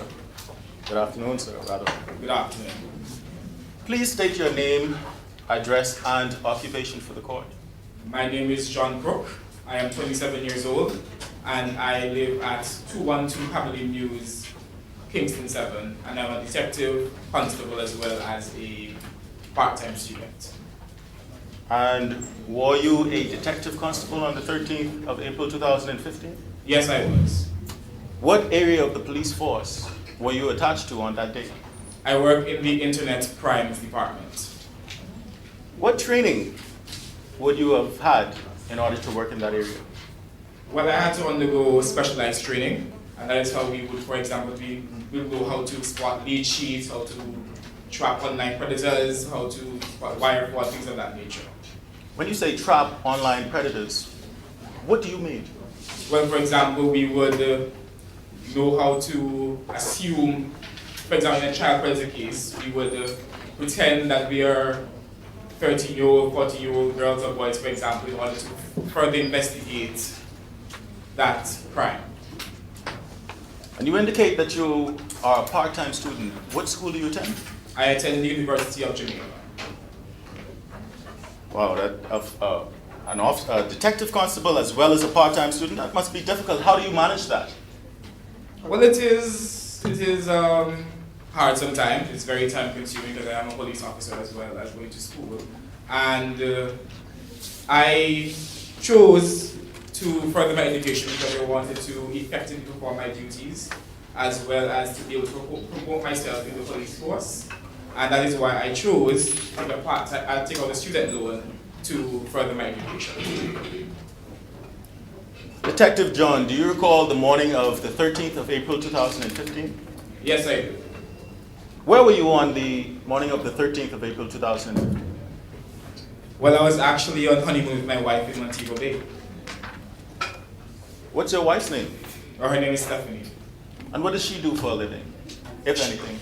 Oh, she's an attorney at law, a very brilliant one. On the morning of the 13th of April 2015, what, if anything, happened?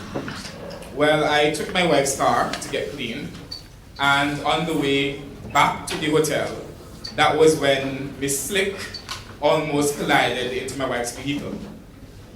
When you say that she almost collided with your vehicle, why do you say this? Well, Miss Slick was being very careless that day. She was driving fast out of the exit, and she was actively engaged in conversation with the passenger in her vehicle, which is why she almost collided in the car that I was driving. What happened after that, if anything? I identified myself as a police officer, and I asked Miss Slick to pull over to the curb. And did she comply with these instructions? Yes, she did. And what, if anything, happened next? I went up to the vehicle, identified myself as a police officer, showed her my ID, and I asked to see her driver's license.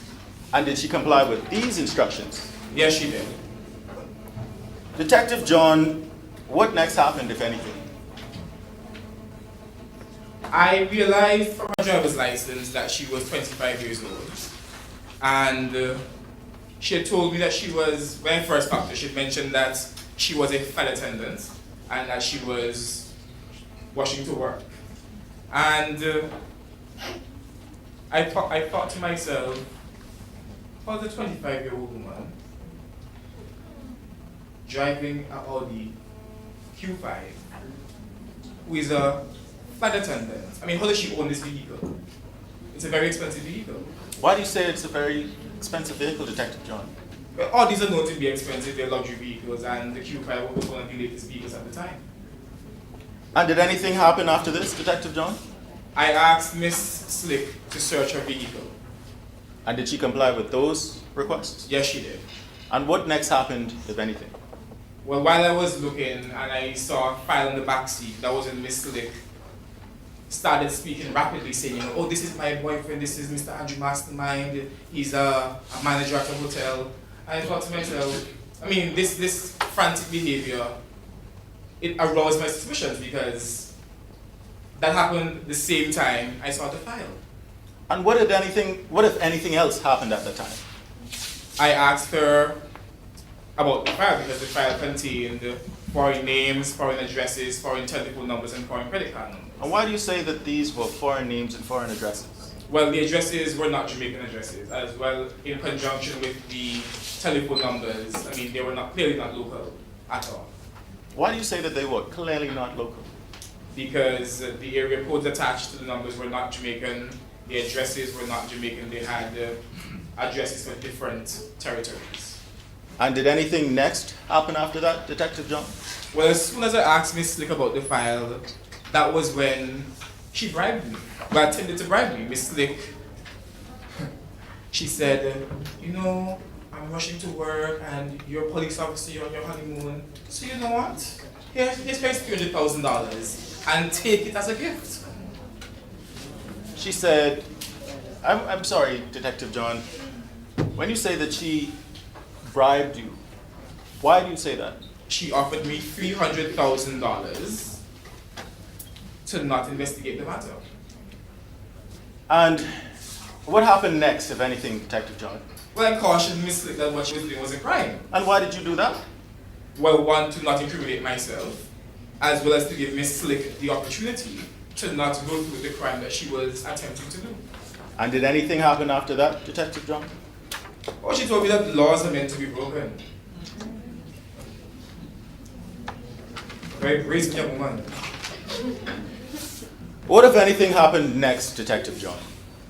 I agreed to take the bribe, I was pretending rather, to take the bribe to further investigate her for bribery of a police officer. And when you say that you were pretending to accept the bribe, why do you say that? Well, as I mentioned earlier, in my department, we have to sometimes assume roles. I told Miss Slick, I'm a part-time student, I have a loan to pay for my schooling, my wife has to be paying for our honeymoon and the wedding, so that was all in the efforts for her to believe that I was actually going along with what she was trying to do. And why did you want her to believe that you was going along with that? To investigate her for bribery of a police officer. What, if anything, happened after that, Detective John? But when I agreed, I gave her my telephone number, and she agreed to call me and tell me when to go and collect the money. And what next happened, if anything? Well, I had a driver's license on the file, and that was when I called my wife. Why did you keep the driver's license and the file? I kept the file in an effort to further investigate lottery scamming, and I kept her driver's license as proof of her identification if she actually went through with the offense. And did anything happen after that, Detective John? Yes, I spoke to my wife, I mentioned what happened, and my wife is a very understanding woman. She knows that I do not consider myself to be off duty. So if I see a crime or elements of what appears to be a crime, I will investigate. So she understood that. And I told her I had a file. Objection, lady, I'm sorry, I know it's a little late, but this conversation appears to be hearsay, inadmissible hearsay. My ladies, my lord, the evidence that Detective John is putting forward to this court is it's not being used to indicate the truth of what was said, but the fact that it did in fact take place, that it was in fact said, and also to speak to his state of mind at that time. I don't know.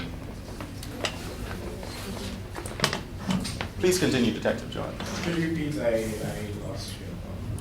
After you contacted your wife, what, if anything, happened? Right, so I told her what happened, and I asked her to keep the file because she's an attorney, because I did not trust the Montego Bay police. Why do you say that you didn't trust the Montego Bay police? Well, they're going to be corrupt and involved in lottery scamming itself. Did anything next happen, Detective John? I got to the apartment, and I showed my wife the file, and I told her I was expecting a call from Miss Slick. And did anything happen after that, Detective John? Miss Slick called, and I put the phone in speaker for my wife to hear the conversation. Why did you do this? So she could hear the conversation. And how do you know that it was Miss Slick that contacted you? She identified herself on the phone as Miss Sandra Slick. What happened next, if anything, Detective John? Miss Slick said she identified herself. Objection. It appears that my friend is attempting to again lead inadmissible hearsay. My ladies, my lord, the Detective John is actually indicating what in fact took place when he spoke with the complainant on the phone. She's speaking directly to him. It's an out-of-court statement that's being tendered for the fact that it was said. For the truth of its content, so it is hearsay. But it's part and parcel of the press. Guys and ladies. Please continue, Detective John. Yes, she indicated that she had the money that she offered me earlier. And that was when I again told Miss Little what she was doing was a crime. And why did you tell her that? To further allow Miss Little the opportunity to not go through what she was doing. And did anything happen after that, Detective John? She said to me, she said, you know, you're a good policeman. You'll go find the police force, you know. Just consider this as a gift. I'll be just forget about this. That's what she said. And what did you understand that to mean? That this woman did not care that she was bribing a police officer. She meant to do it. And did you in fact speak with Sandra Slick again that day? Yeah, she indicated to me on the phone that I should come to her apartment at 12:45 p.m. And what, if anything, happened after that, Detective John? I went to her apartment, and she allowed me inside into her living room, and that's when she said that she had the money she offered to me. Where was the file and the driver's license when you arrived at Sandra Slick's apartment? The file was with my wife, and the driver's license in my pocket. And why was the file with your wife? Because I just preferred to have her hold the file in her capacity as an attorney. What, if anything, happened while you were at the apartment with Sandra Slick? She offered me the money, and I again told Miss Slick, that she's committing a crime. So I gave her the chance again to not pursue what she was doing. And did anything else happen after that? She told me, as I said, I'm giving you the money, and I'm good for it. So she gave me the money. And what happened next, if anything, Detective John? I took the money from Miss Slick, and then I informed her that she was under arrest. When you say that you informed her that she was under arrest, why do you say that? Because I was investigating her for bribery. She had committed the act of bribery, so then she was now under arrest. Did you restrain her? I did. I held her, and I was leaving her outside of the apartment. Where was the money when you arrested Sandra Slick? I had pocketed it. Why did you pocket the money? Because I could not restrain Miss Slick who holding money in my hand. Detective John, when you arrested Sandra Slick, what happened next, if anything? As we got outside the apartment, that was when two police officers appeared and said I was under arrest. And what was your reaction to this? I mean, I was surprised. I mean, there I am investigating somebody for bribery and arresting someone, and then all of a sudden I am under arrest. So I was very surprised. I wish to stop you right there, Detective John.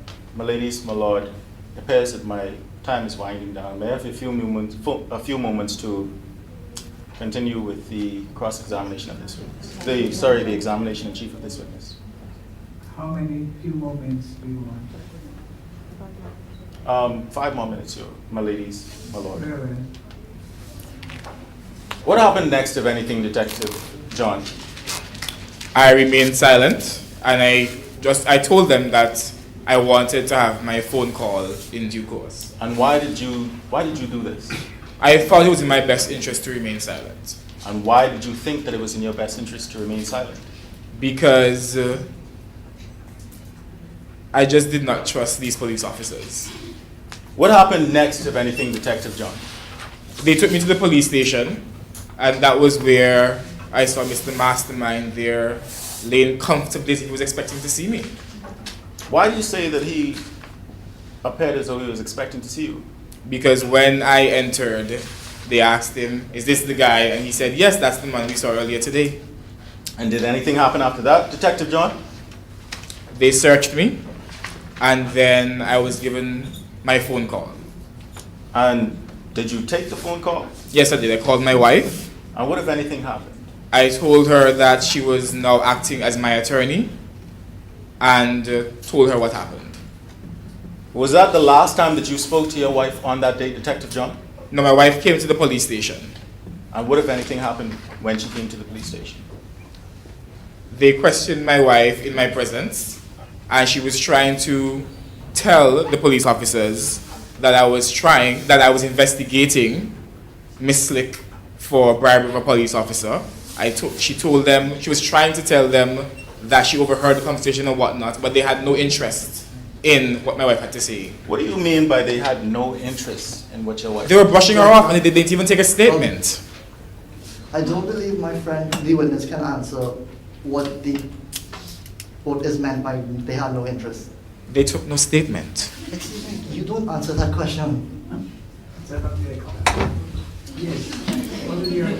My ladies, my lord, the evidence that my client is indicating to the court goes to what his state of mind was at the time. He's not indicating it for the truth, but for his state of mind.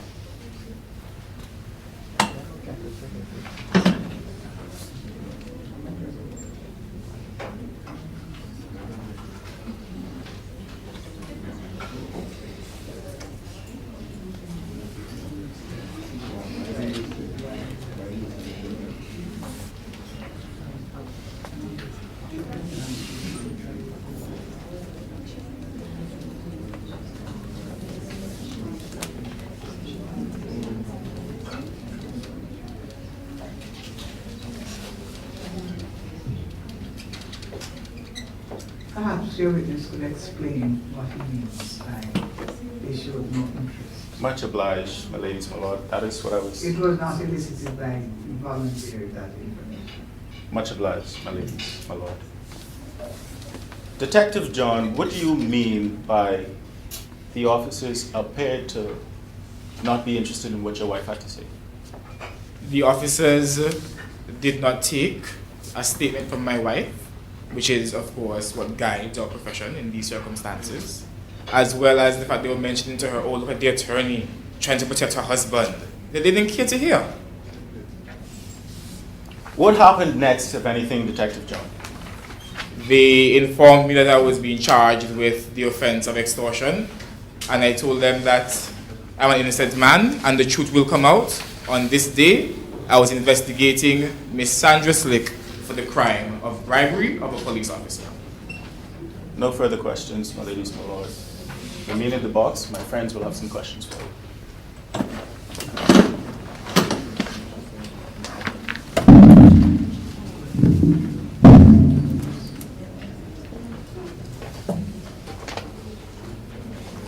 Good afternoon, Constable Crook.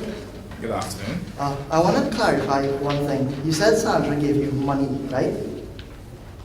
What? You said that Miss Slick gave you money. Yeah, she handed me the money. Do you know how much money it was? She indicated it was $300,000. Did you count it? No, I did not count the money. Okay. Now, you are a police officer working full-time, right? Yes. And remind me again, for how long? For about 7 years. About 7 years. And you're also a student? Yes, I'm a part-time student. And you said you had to take out the student loan, right? Yes. You couldn't afford the tuition? I could not. You didn't want to ask your wife to help out? Why would I do that? You're married to her. And?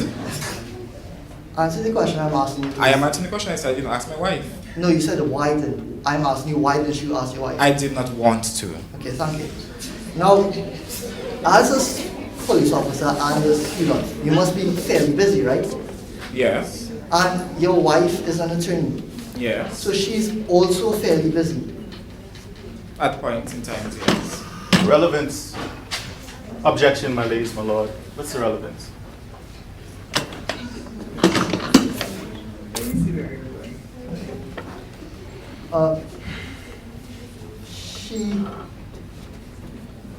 Your wife also makes more money than you, right? Yes. And she would therefore be responsible for most of the bills at home? Some bills.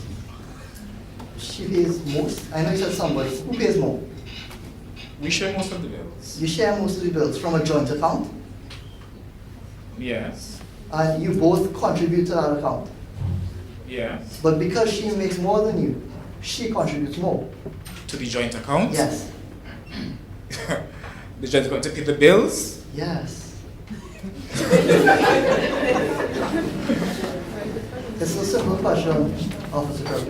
Well, can't I ask to clarify, or is that not allowed here? I'm asking you if she puts more money than you in the joint account. Yes. She does. Okay, good. And you said on the day in question you were driving your wife's car, I was. a BMW. X5, yes. What kind of car do you drive?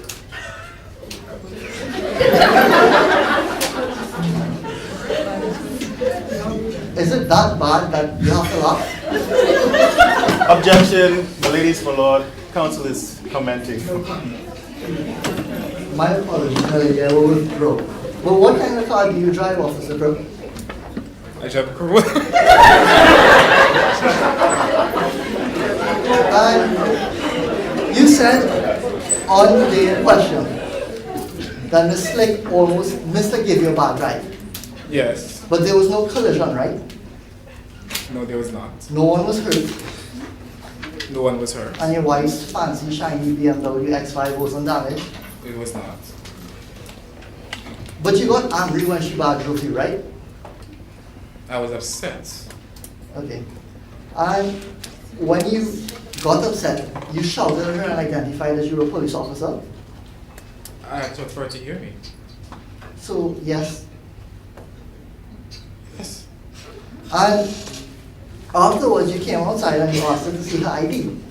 I did. And then you said she was 25 years old and she was driving an Audi, so you got suspicious. Right? Yes. And this is when you can ask for the search of the car? Yes. Now, you understand to search your car as a police officer, you have to have reasonable grounds, right? Yes. And just the fact that a 25-year-old woman, in your words, was driving an Audi is enough reasonable grounds to search a car. As a flight attendant, yes. Well, Officer Crook, it's a little bit premature. She could have had other reasons, not so? Perhaps. So you didn't think it necessary to find out how she was driving such a car? My search was to find out why. But you could have asked her. You have to establish reasonable grounds first, not so? Okay. Yes or no? Yes. But you didn't. My reasonable grounds of suspicion was that she was 25 years old, driving an expensive vehicle, and she's a flight attendant. And that's all you need They to do know. not Officer correlate. Officer Crook, you've given your evidence already. You're here to answer my question. And I am answering your question. That's all you needed to know. I just said that. And you said when you searched the car, you found the file. I did. And on finding the file, she immediately offered you a bribe. I asked her about the file. And then she immediately offered you a bribe. Yes. She didn't answer your question. I asked her about the file. She didn't tell you about the file. She said her excuse for her rationale was that it was her husband's file. So, just so I'm clear, Officer Crook, because I'm a bit confused.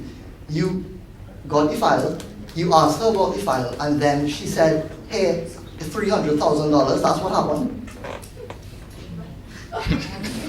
Let me explain. I, as a person trained in the Internet Crime I'm not Department. interested in your training. I'm asking you if that's what happened. Yes, that's what happened. Thank I you. asked about lottery Okay, thank scamming, you. and then she Officer immediately Crook, you've tried answered the to give question me already. a bribe. Officer Crook. Melody, I'll ask that my friend be instructed to, restrain his witness. Tell him to.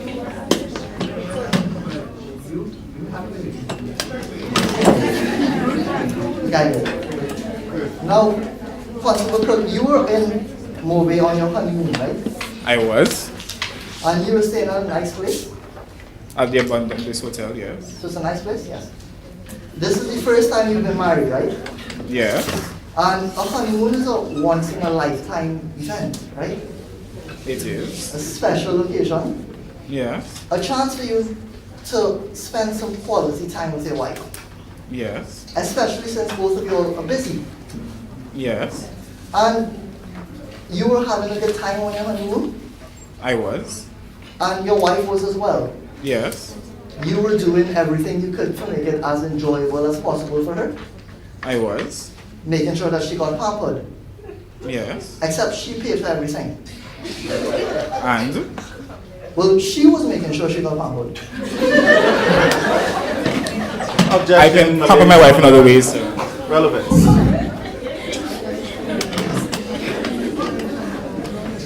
Then I just have two more questions. It goes to his state of mind. Now, she also paid for the wedding, right? Yes. And you said you didn't want to ask her for money to assist with the student loan. That's correct. So having her pay for the wedding and for the honeymoon, this made you feel a little insecure? No. Not at all. No. It didn't make you feel a little bit emasculated? No, would you? You expect the jury to believe that somebody as proud as you, that wouldn't ask his wife for help to pay off a student tuition, wouldn't feel emasculated by this? Yes. Would. Now, when you searched the car, you said you found the file, right? Yes. And you thought that there was evidence of lottery scamming. Yes. Lottery scamming is a common offense in Jamaica, correct? Yes, in Montego Bay. So, police officers are in fact well equipped to handle this sort of offense, correct? Yes. And you were on your honeymoon, which means that you weren't on duty, correct? I was on duty. And you didn't think it fit to maybe pass this information off to any other police station? In Montego Bay, no. But I didn't ask you just about Montego Bay. Any other police station? At the time, no. No, you didn't think about that at all. And you don't work in Montego Bay, correct? No, I don't. And you didn't report this evidence to anybody, correct? I did not at the time. And you didn't have Sandra and Andrew accompany you to a police station to, show what evidence you had found? No, I did not. And you said instead what you did was you decided to investigate it alone, right? Yes, I'm trained in that area. And since you're familiar with lottery scamming, you would be familiar that there's a high amount of violence associated with it, correct? I'm sorry? There's a high amount of violence that is associated with lottery scamming, correct? In what regard? Objection. He's inviting the witness to speculate. I believe they So would he said he is a police officer Obliged. and he's trained in that area. Obliged, my ladies. So I don't know that question. There's a high amount of violence. In what regard? People have been killed in relation to lottery scamming activities. Okay. Yes or no? Well, you're saying that. I'm not sure about that. You're not sure? I'm asking a question. I'm asking a question. Please answer. I said I'm not sure. You People don't have been know? killed. You don't know. I know people have been arrested and extradited for But lottery you scamming. don't know that there's violence associated with it? I don't know if anybody's been killed. That's what I said. Would it surprise you to know then that your own Minister of National Security in 2015 actually stated the reason for the high-end murders in Montego Bay was lottery scamming? Objection.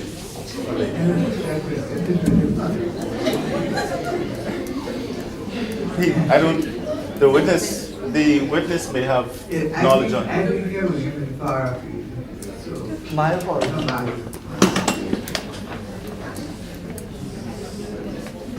Okay. So you have no knowledge of any violence associated with lottery scamming whatsoever? As I said, I don't know anybody dying from lottery scamming. But what about any other violences, like assaults? Perhaps. Perhaps. So you are aware that there is violence associated with it? Some violence, perhaps, yes. So when you found that you had, as you say, evidence of lottery scamming, it's possible that this could have been a dangerous situation, correct? Perhaps. But you decided to investigate it alone. I did. You didn't enlist anybody's help. I did not. You didn't report it to your seniors. I did not. You are aware that there's a lottery scamming task force. I am. You didn't report it to them. I did not. You decided to go it alone. I did. In spite of the fact that it could have been dangerous. I did. This isn't good police procedure, is it? I'm sorry? Is this good police procedure? When I did at the time, I thought it was prudent I work alone. Even despite the fact that it was dangerous. I think I said that, yes. Now, you said you told your wife about it, right? Yes. And you told her you were going to investigate. Yes. And she didn't tell you to go to the police. Did she? The conversation with my wife are privileged, sir. I'm sorry? The conversation between me and my wife are privileged. On what basis, sir? We are married.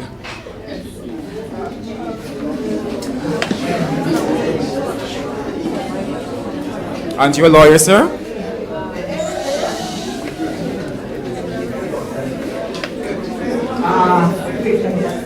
My ladies, my lord, I believe what my witness is indicating is some of the conversation between himself and his wife were where he instructed her to act as his attorney.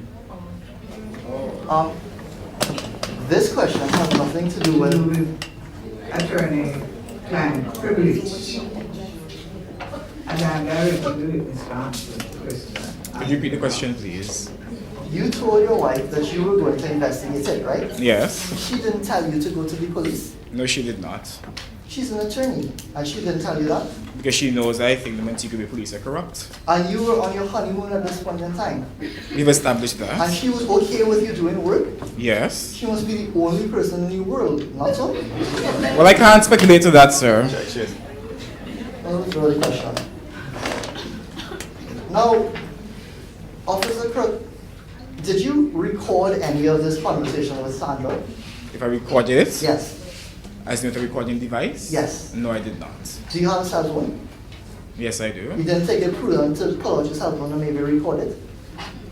I did not record the conversation. You didn't think it important to have evidence to back up your claim? My wife was there.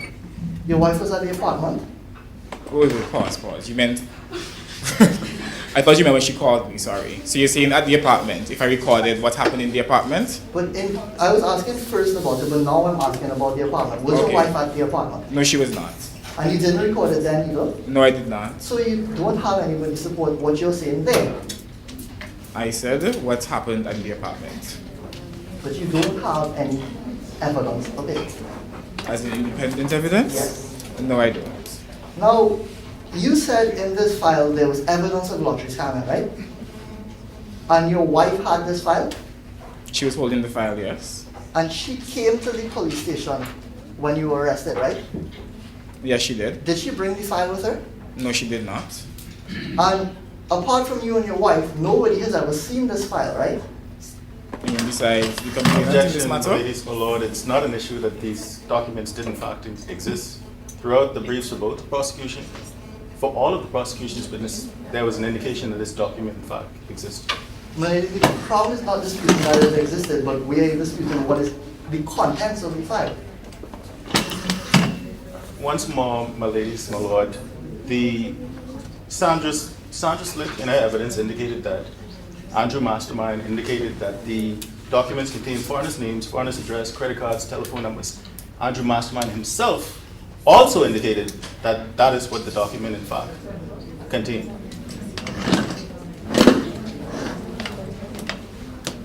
Malay, I'm just asking the witness if anybody apart from him and his wife, when it was in his possession, had the file, saw the file to be.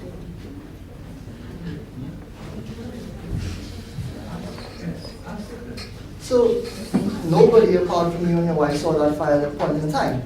No. And you also said that you didn't take it to the police station? She did not. And despite the fact that you say there was evidence of a crime, nobody's been prosecuted on the strength of that evidence, right?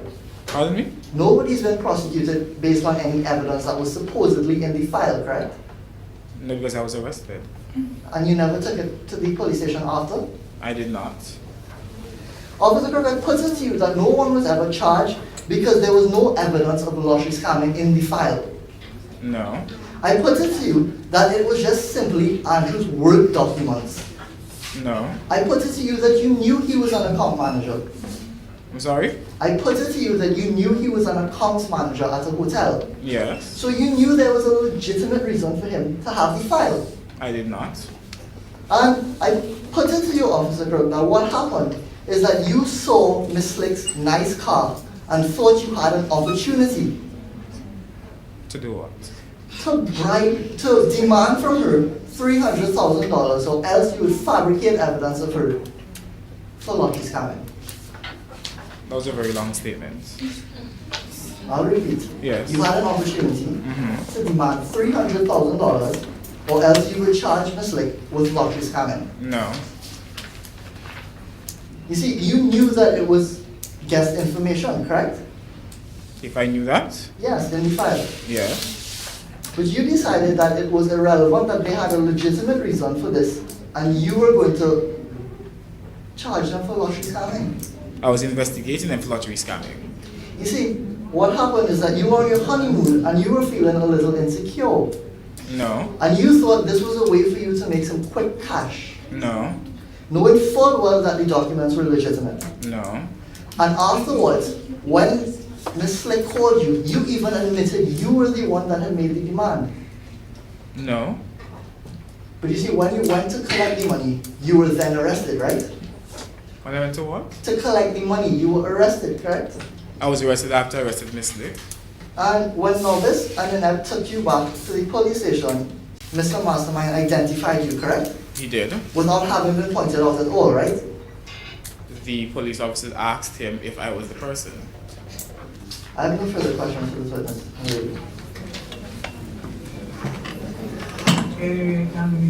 Yes, my ladies, my lord. The Detective John, you were happily married, correct? I am. And you never had any problems. Objection, my lady. This evidence was not. I'm noticing it. Sorry? Please, remember your Yes. restricted re-examination. Much obliged.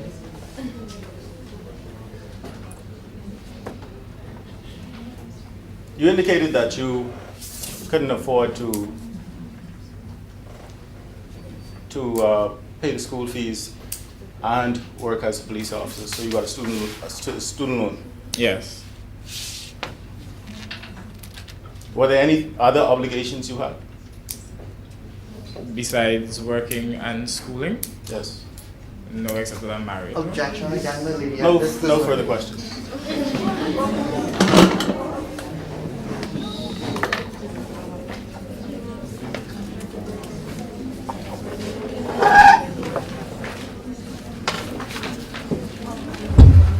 We have no questions.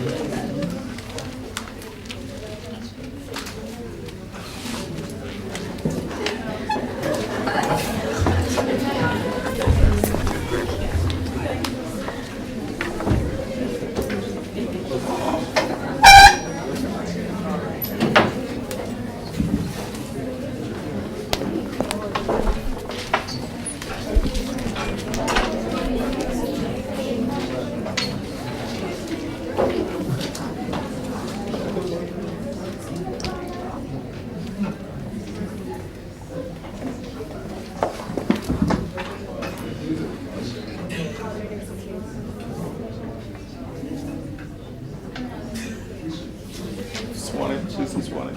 Ladies, my lord, the witness hasn't been sworn in. I don't, they brought it. Oh, she was going too early, all right.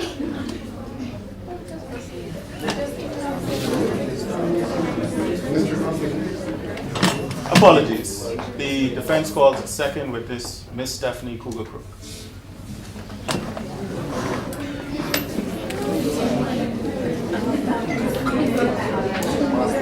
I swear by Almighty God That the evidence I shall give that the evidence that I shall give to the court and jurors sworn to the court and jurors sworn between our sovereign lady the Queen between our sovereign lady the Queen and the prisoner at the bar and the prisoner at the bar shall be the truth, the whole truth, and nothing but the truth.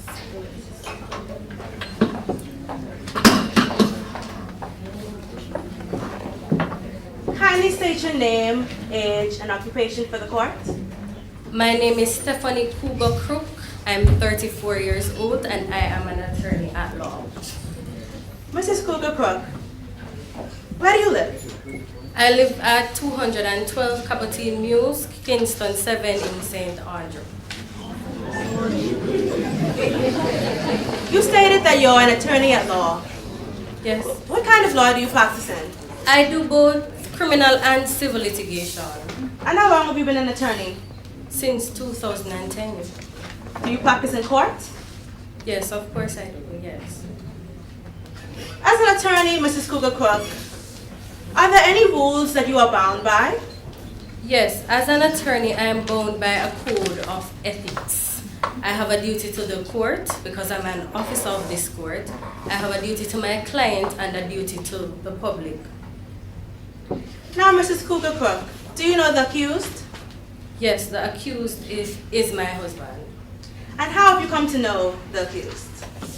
Well,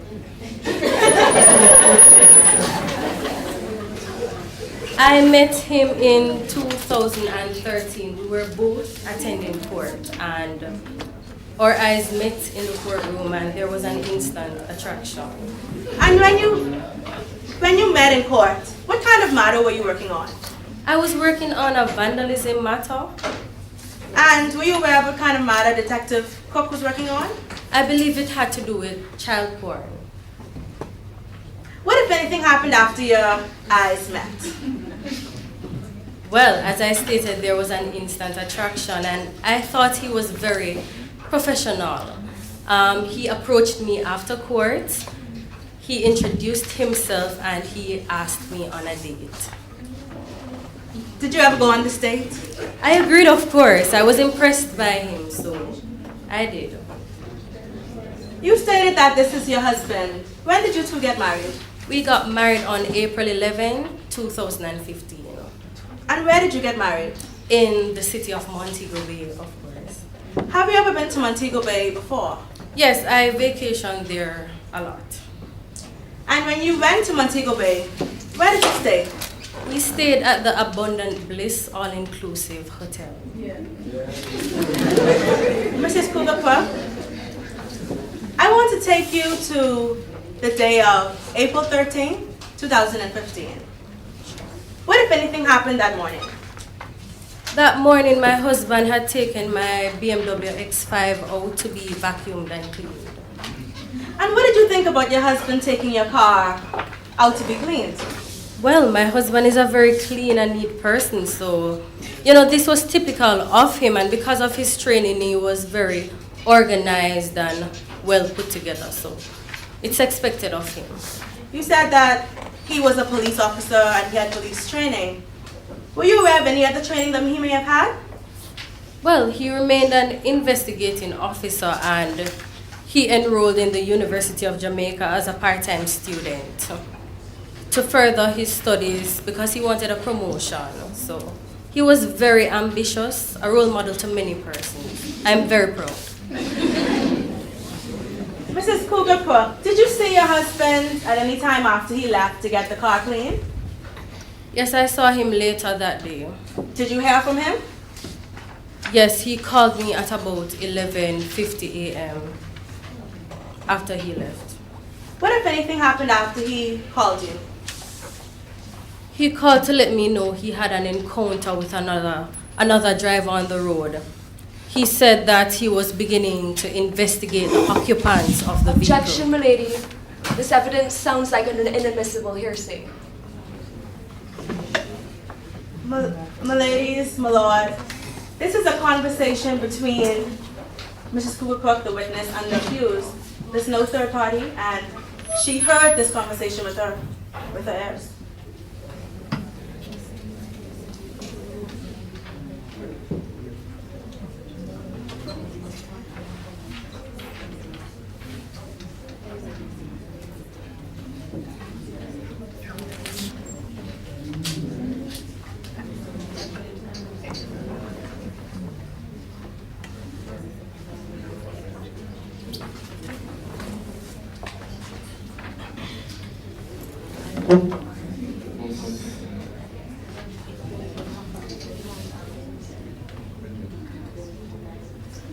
I will sustain that.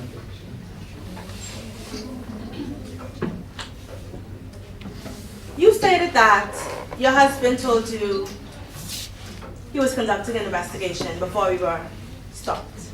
Yes. How did you feel about your husband conducting an investigation while on your honeymoon? Well, I was not surprised. My husband Even off duty, he was on duty. He always wore his hat.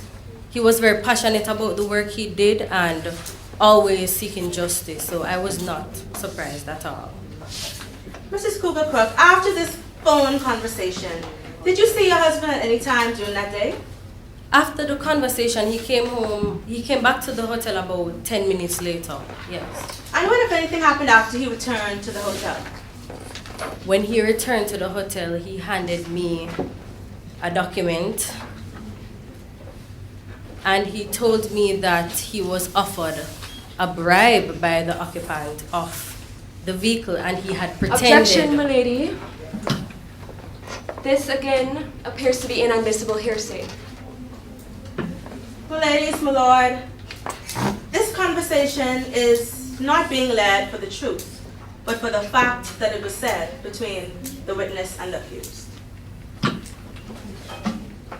what end? Pardon me? To what end? It proves the state of mind of the witness and the accused at the time of this conversation. What is the relevance of that? It shows also the series of transactions, my lady, that this evidence already been led by the prosecution. A phone call was indeed made, and it's the furtherance of the transaction of this offense.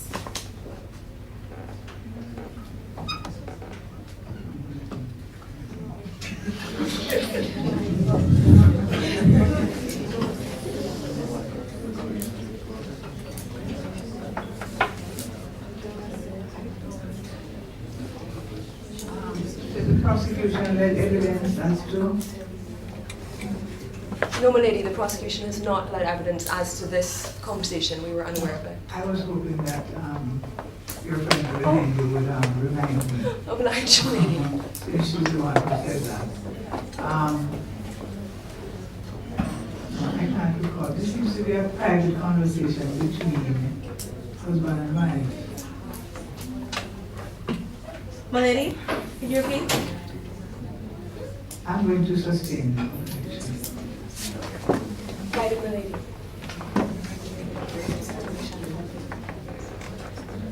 Mrs. Cougar Crook,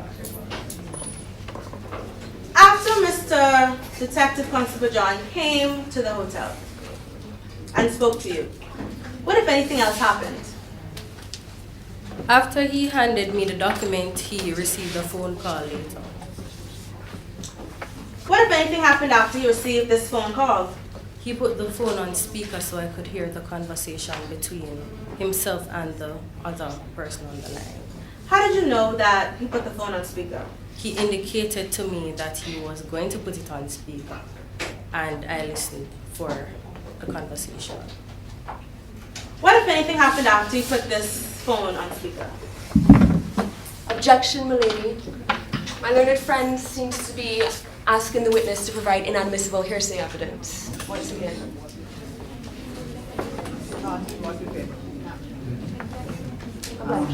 I think you're a little premature. Obliged. Anyway, go ahead. Obliged, my lady. Mrs. Cougar Crook, when Detective John put this phone on speaker, what, if anything, did you hear? I heard a woman who identified herself as Sandra Slick. Have you ever heard this voice before? No, I've never heard that voice before. Was that the extent of the conversation? No, it was not. Can you describe to the court what, if anything, else happened in that conversation? Objection, my lady.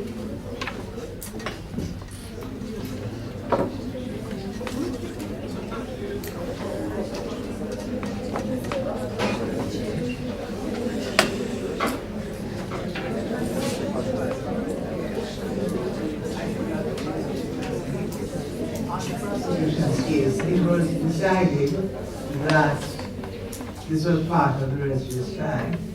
So I will allow this. I will allow it. Guided, my lady. Much obliged, lady. I will ask again.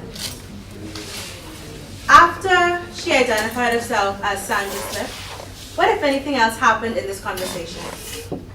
Well, I heard this female say she had the money she had offered him and she was willing to give it to him, to which my husband responded and I'm saying if she knew it was against the law and if she was sure she wanted to continue with this transaction, to which she said she knew that he was an honest man and she knew he would go far in the force, and she said he should consider it a gift, a honeymoon gift from someone who could easily afford it. And Mrs. Cougar Cook, what did you take that last statement to mean?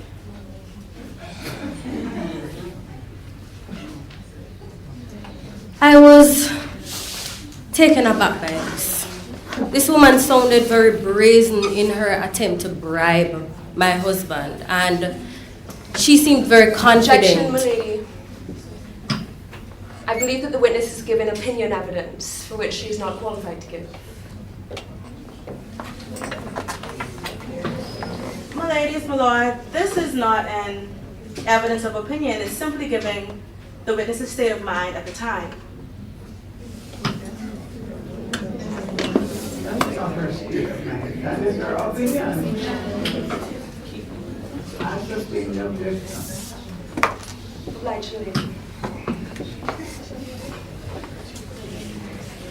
Mrs. Cougar Cook, was that the end of the conversation? That was the end of the conversation.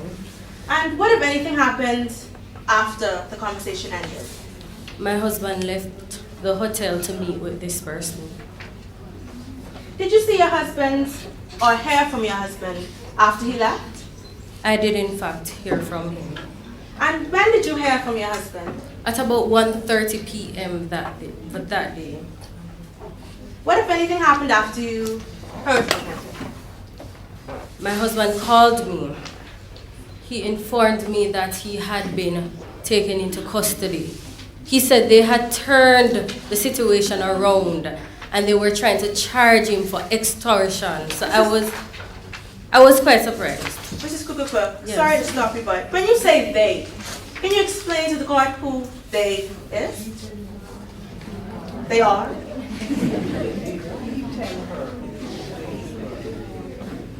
Did Detective Constable John tell you who they were? It was in reference to the police who he had mistrusted initially. And after he stated that they arrested him, what, if anything else, happened in that conversation?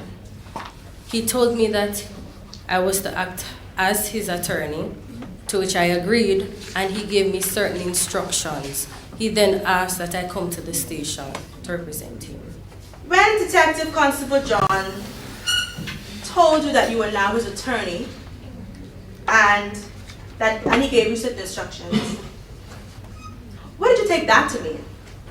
I took that to mean that from that point in time, we were acting in the capacity of attorney and client, and therefore protected by privilege, which means any instruction and direction he gave me in this relationship, I cannot disclose without his permission. Mrs. Cougar Cook, after Detective Constable John called you, Yes. did you see him later that day? Yes, after the phone call, I immediately went to the station. And when you went to the station, what, if anything, happened? When I went to the station, the first thing I did, I tried to speak to two constables. I believe it was Constable Inept and Constable Novice. What, if anything, did you say to Constable Inept and Novice? I, of course, tried to inform them that my client was innocent. I tried to explain to them that I had overheard a conversation in which Miss Slick tried to bribe Objection, me. milady. Obliged, milady. You stated that you tried to tell Constable Novice and Inept what happened. Yes, I did. What, if anything, happened after you tried to tell them? Well, they didn't care to hear what I had to say. They instead asked me about the location of the documents, to which I responded, telling them that I was given instructions and I did not have them to produce. What, if anything, happened after you had this conversation with Constable Novice and Annette? I saw them charge John, and he was there saying he was innocent, he did not do this. His only intention was to arrest her. And when you said you saw them charge Detective Constable John, where did you see them do this? At the Ocean View Police Station. Can you describe where in the police station this happened?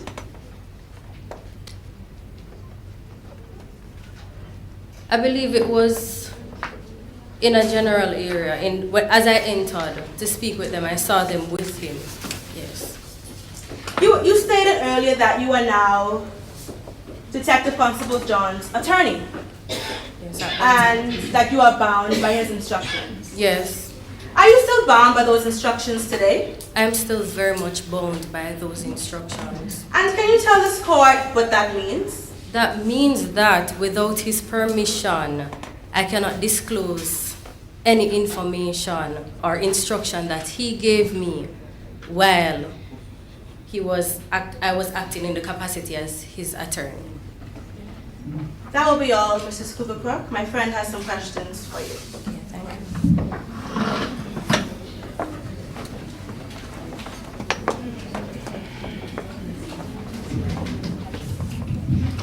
Good afternoon, Miss Cooper-Crook.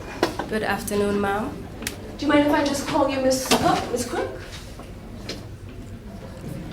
Miss Crook, you would agree with me that a honeymoon is a time for a husband and a wife to celebrate their marriage. Yes, I agree. And this was a marriage to a man who you were instantly attracted to, as you said in your examination in chief. Yes. So there was a lot to celebrate. Yes, there was. And you were staying at the Abundant Bliss All-Inclusive Hotel, right? Yes, that was the situation, ma'am. Sounds like a nice place. It was, indeed. Yes. And so you were at the Abundant Bliss All-Inclusive Hotel with the man of your dreams. It's a once-in-a-lifetime opportunity, isn't it? Not really, we could go again. But it wouldn't be your honeymoon. Well, true. It wouldn't be your honeymoon. So you were looking forward to the honeymoon? Yes, I was.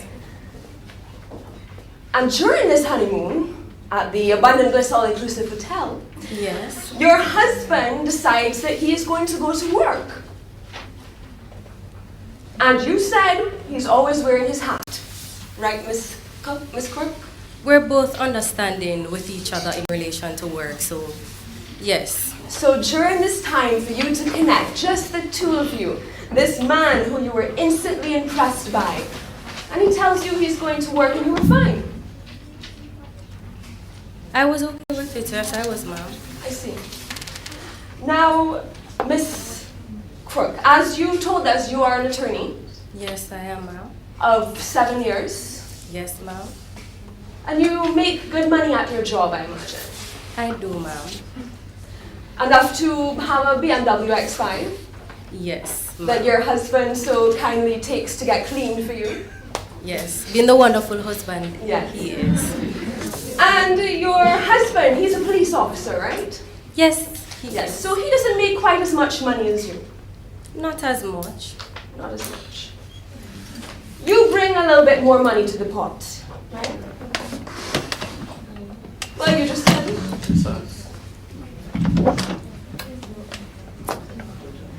You did pay for the honeymoon?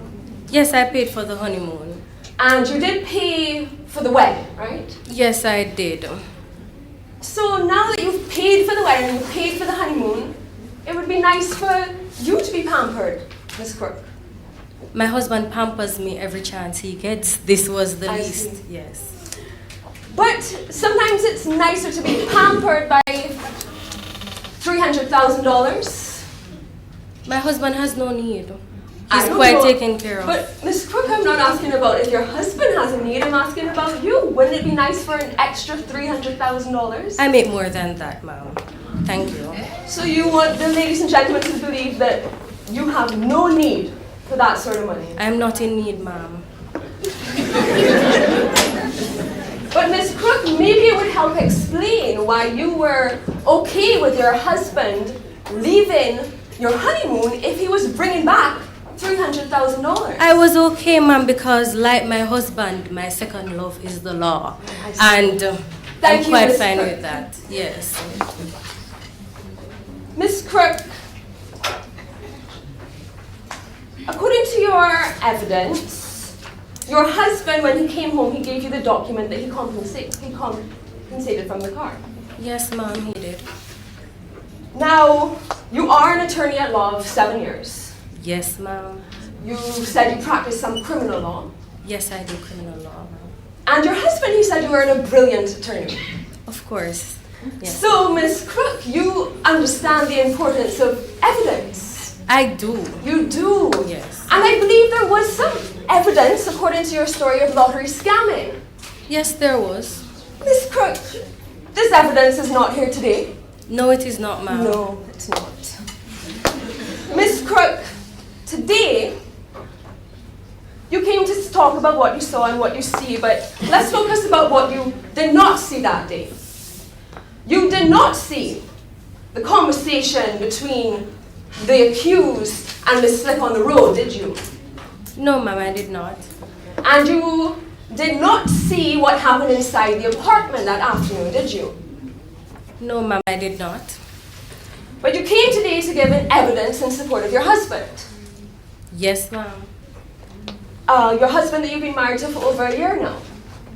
Yes, ma'am. He's very important to you. He is. You love him very much. I do love him. Even when he leaves dishes in the sink. Love is love, ma'am. Love is love. It is, love is love. So even when he does stupid things, love is love. You still love him. So long as it's not against the law, Oh, ma'am. and you took vows, for better or for worse, right, Miss Crook? I did take vows. And he is an important part of your life. He is, ma'am. You wouldn't want to lose him. I would not. And if he needs help, when he needs help, you help him. As long as it is within my capacity and my morals. And your capacity, yes. that would be your capacity in accordance with the law because you're an attorney. Yes, ma'am. And as an attorney, you know what happens if your husband is found guilty of this crime. I do, ma'am. You might lose him. The hope is that I will not, because he will be brought to justice, ma'am. You will not lose him because you will make sure. Because he is innocent, ma'am. I put it to you, Miss Crook, that you are here to make up evidence on behalf of your husband. I strongly disagree with that statement, ma'am. Now, other than your marriage vows that we discussed earlier, you took another kind of oath before, haven't you? Yes, ma'am. The one when you were admitted to the bar. Yes, ma'am. And you told us that you are well aware of the code of ethics that binds you. Yes, ma'am, I am. So you are familiar with Canon VN? 5N? I'm aware of the content of the Code of Ethics. I, however, do not remember the sections. Well, tell me if you are aware of this canon. It says that an attorney shall not assist her client, which is what Constable Crook was, in conduct that the attorney knows to be illegal. Correct? Yes, ma'am. Very correct. No further questions, my lady.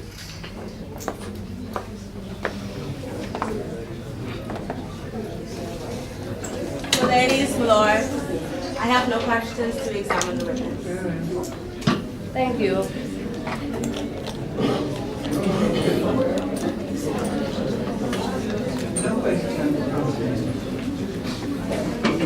Okay. My ladies, my lords, the defense wishes to call third witness, Miss Mary Timmon.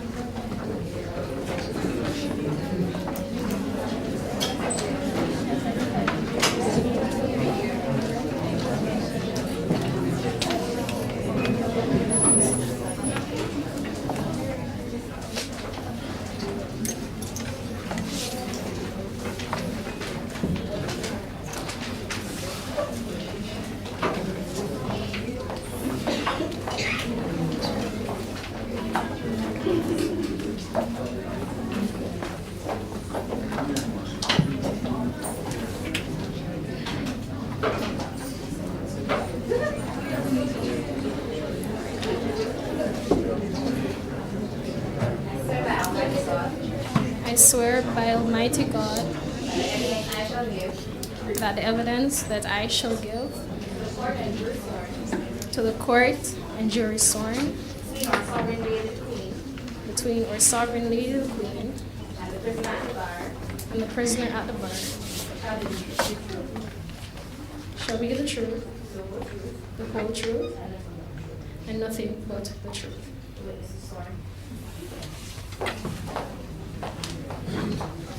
Kindly state your name, age, and occupation for the court, please. My name is Mary Timid. I'm 29 years old, and I'm a casino manager. Now, Ms. Timid, I just want to remind you to speak loudly and clearly so that the court can hear you. Where do you live, Ms. Timid? I live at 34 Burlesque Boulevard in Montego Bay. And did you live at 34 Burlesque Boulevard on the 13th of April, 2015? No, I didn't. Where did you live at that time?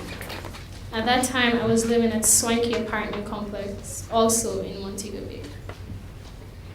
Did you live there by yourself?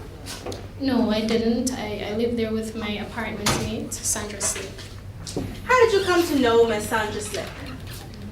Well, Sandra and I met about 3.5 years ago when we were both flight attendants for the same airline company. And why did you decide to share an apartment with Ms. Slick? When I met Sandra, we liked each other's company, and we thought it would be cheaper to rent together. Ms. Timid, can you describe for the court your relationship with Ms. Slick? Well, we liked each other's company. We became good friends. We would do friendly stuff. We would go to the movies, we would go shopping, we would talk, be in each other's bedrooms, doing our nails. It was a very healthy friendship. And you stated that you and Sandra were good friends. That's correct. Are you still good friends today? Unfortunately, no.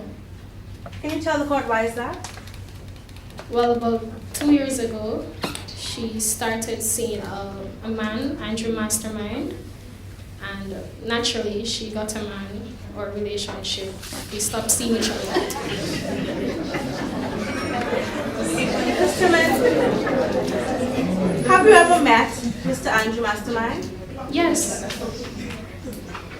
What, if anything, did you learn about him in your encounters with him? Well, he would come by the apartment a lot of times. I found out that he was married, that he was a manager at Daydreams Resort, that's in Montego Bay, that he was a rather rich man.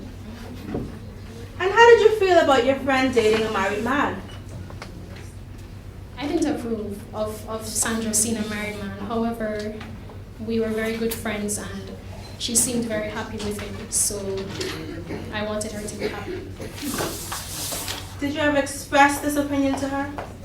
I did. I told her that, thank you. I told her that I didn't approve of her being with a married man and I asked her to end the relationship, but she didn't. Earlier you stated that you and Sandra would spend time together. Yes. Because you're good friends. Is that still the case? No. When Sandra started dating Andrew Mastermind, you stated that your friendship naturally declined. Yes. Did you know where Sandra would spend any of her time? Yes, Sandra spent a lot of time in her bedroom. And did you know what she did while in her bedroom? Well, Objection, my lady. The witness cannot say what Sandra did when she was in her own bedroom. My ladies, my lord, permit me to lay the foundation for my question. Was Sandra's door open or closed while you were at the apartment? sometimes the door would be open, so if I were in the living room, I would be able to see what was happening. And from the living room to her bedroom, how far would you say it is? From where I am to where the registrar is?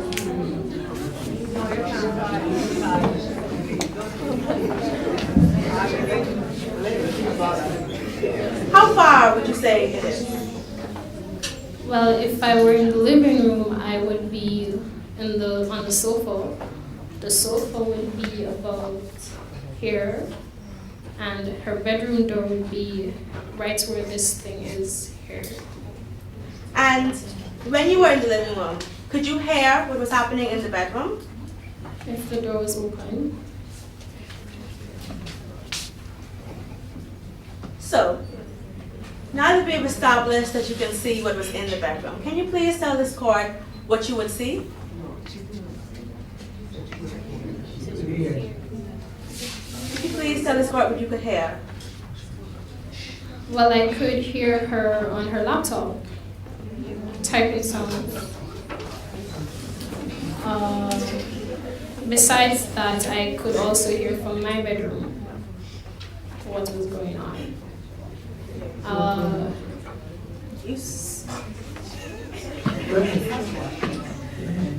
You stated that you can hear typing sounds from the living room, correct? Could you hear anything while you were in your bedroom? Yes, I could. And while you were in your bedroom, what, if anything, could you hear? I could hear her speaking on the phone. Sometimes early in the morning, she would be on her phone speaking in foreign accents. And Miss Timmett, why were you up early in the morning to hear these conversations? I have an irregular sleeping pattern. As I said, I'm a flight attendant, so we work based on schedule. So I don't necessarily have a set sleeping time. And you stated that you can hear foreign accents. That's correct. How did you know that they were foreign? The accents certainly didn't sound Jamaican. And it would be different accents. It would be like a British accent, you know, or an American accent, something of the sort. And after you would hear these accents early in the morning, what, if anything, did you do? I heard these accents and conversations on several occasions. I became suspicious, and on several occasions I went into her bedroom to see what exactly had transpired there. And you stated that you went into her bedroom on several occasions. Yes. Have you went into her bedroom before? Yes. Sandra and I were good friends. We'd spend time in each other's bedrooms, talk on the bed, borrow stuff from each other's dresser. It was that type of relationship. And when you entered the bedroom on these several occasions, what, if anything, did you see? I saw several strange credit cards. And when you said they were strange, can you please tell the court what made you think that? These credit cards, they had names that were unknown to me. The names were not Sandra's names. What, if anything else, did you see?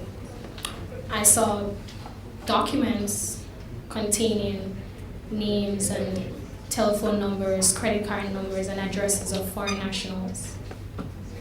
And when you said that these names and addresses were foreign, how did you know? The names were matched to addresses that were not Jamaican addresses. There would be addresses in the United States, in Canada. I'm very sorry. I'm hardly hearing the witness. I'm sorry. I'm sorry, my lady. Ms. Timmy, can you please speak louder so that the court can hear you? I will, no. I'll repeat the question. How did you know that they were foreign? The names were matched to addresses that were not Jamaican addresses. So the addresses would be from the US, Canada, the UK.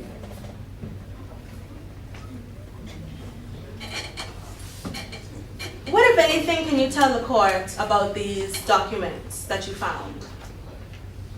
The documents, the papers they stood out most to me because they had Daydreams Resort printed on them. And this made me even more suspicious of what was going on because I know that Sandra's boyfriend worked at Daydreams Resort.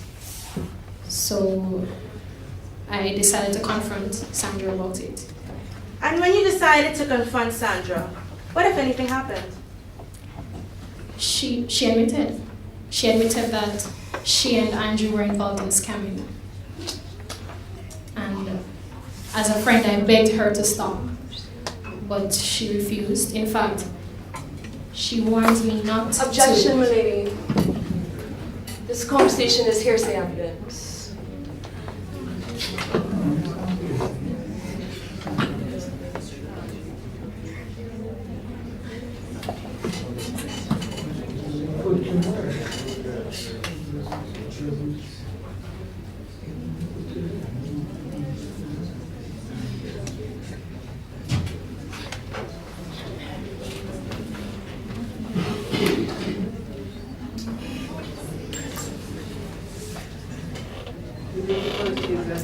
Really not hearsay, what it was not put to the Sandra's court. It was put to Conversation.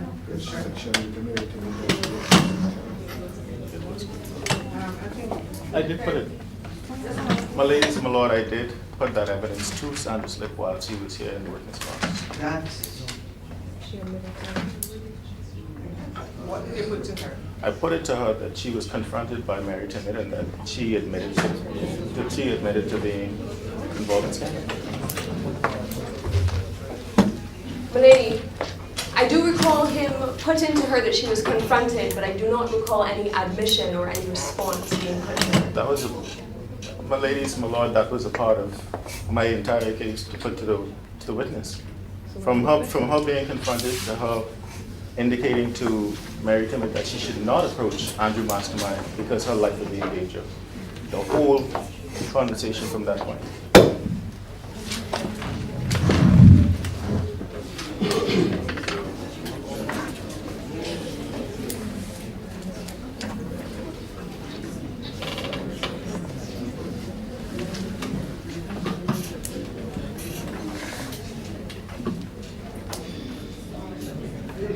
I can't recall all those details being put to the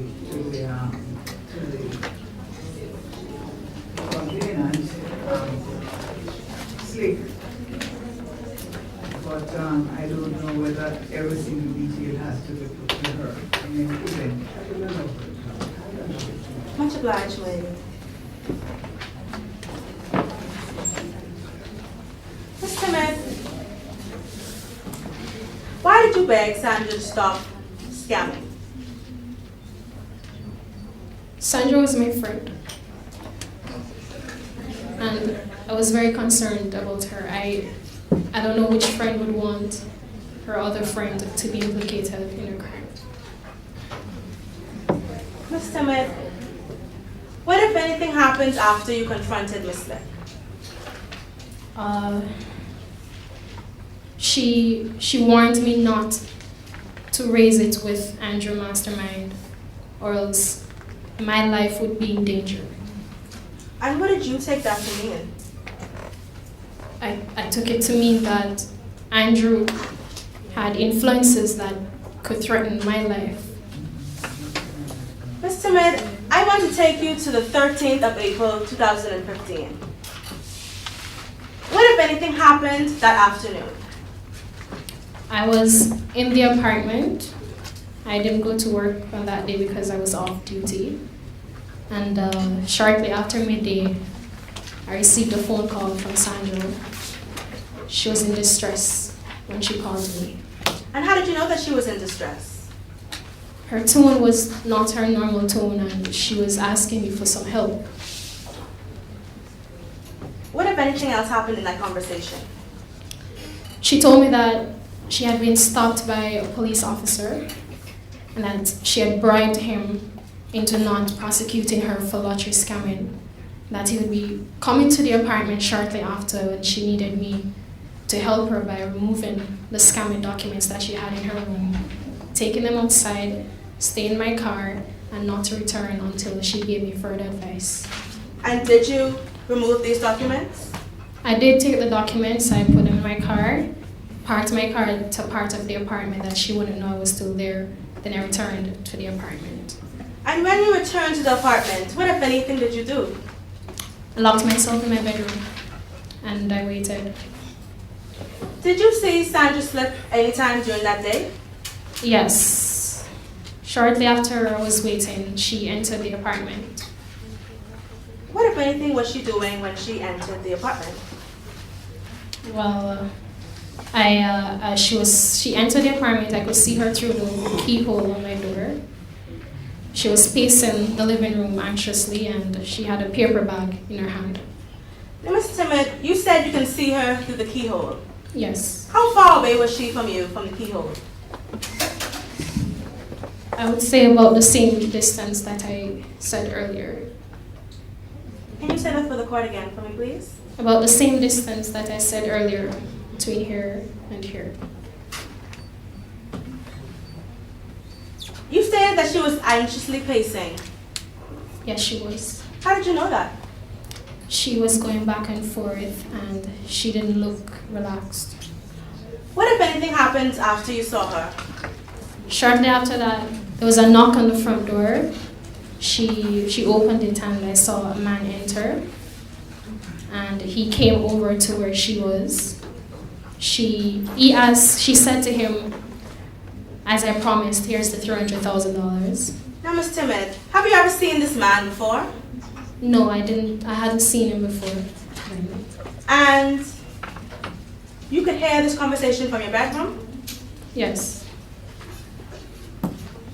My ladies, my lord, I am noticing that my time is creeping up. I beg your indulgence for 5 more minutes to conclude this evidence. Very well. What, if anything, happened when the gentleman entered the door? He came over and she told him that there was a $300,000. He asked her if she was sure, and she said, yes, she's sure. Then she gave him the money. He put it in his pocket, and then he arrested her. And how did you know that she was under arrest? He gripped her by the forearm and said, you're under arrest. What, if anything, happened after that? He decided to lead her out of the apartment, so they walked towards the front door. They opened it, they went outside and locked the door. And was there anyone else in the apartment after they locked the door? No. What, if anything, happened after they left the apartment? Shortly after, I heard noise on the outside, and I heard, police, don't move. And could you see who said, police, don't move? No. And why is that? The door was locked. The front door was locked. What, if anything, happened after you heard, police, don't move? I went further back into my bedroom, and I stayed there for a while. What, if anything, happened after you went back into your bedroom? Shortly after, I heard the front door open again. I returned to the keyhole, and I saw Sandra enter the apartment. And when you saw Sandra, how did you feel about that? I was very terrified and surprised at seeing her because she had just been arrested, and I couldn't put the pieces together as to why she would come back into the apartment. And what, if anything, did she do when you saw her enter the apartment? She went into her bedroom briefly, and then she left the apartment. How did you know that she went into her bedroom? I saw her walk towards her bedroom door, and I heard it open, and she walked in. What, if anything, happened after she left? After she left, I went outside, I got back the scamming documents, put them back into her bedroom, and that was it. Ms. Timid, when Sandra admitted to you that she was a scammer, in your words, did you report this matter to the police? No. Can you tell this court why? At that time, it might have been poor judgment. I thought I was thinking of her as a friend, and it didn't occur to me to do so. And why are you reporting this matter now? I think it's no more than just that, because an innocent man's life is involved. And when I saw the news of him being arrested and charged, I knew I was the only person who could come forward with information to save him. Ms. Timid, that would be all. My friend has some questions for you.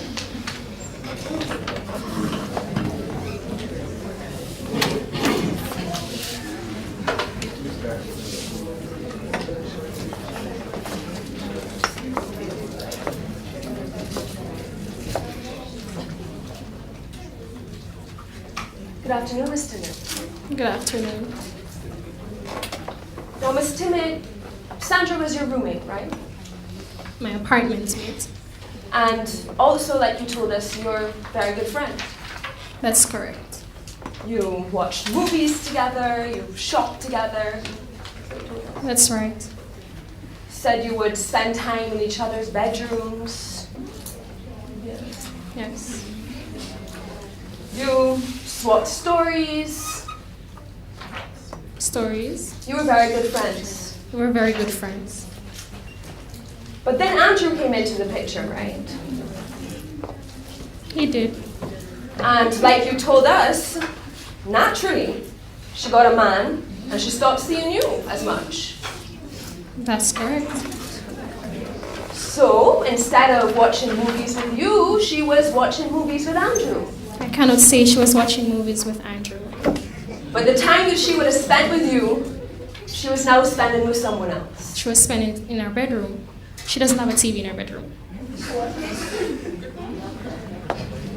Miss Timid, Andrew came into the picture and you started to lose your good friend. We did speak. It was just not as much. Not as much. So you started to lose her. Objection, my lord. Asked and answered.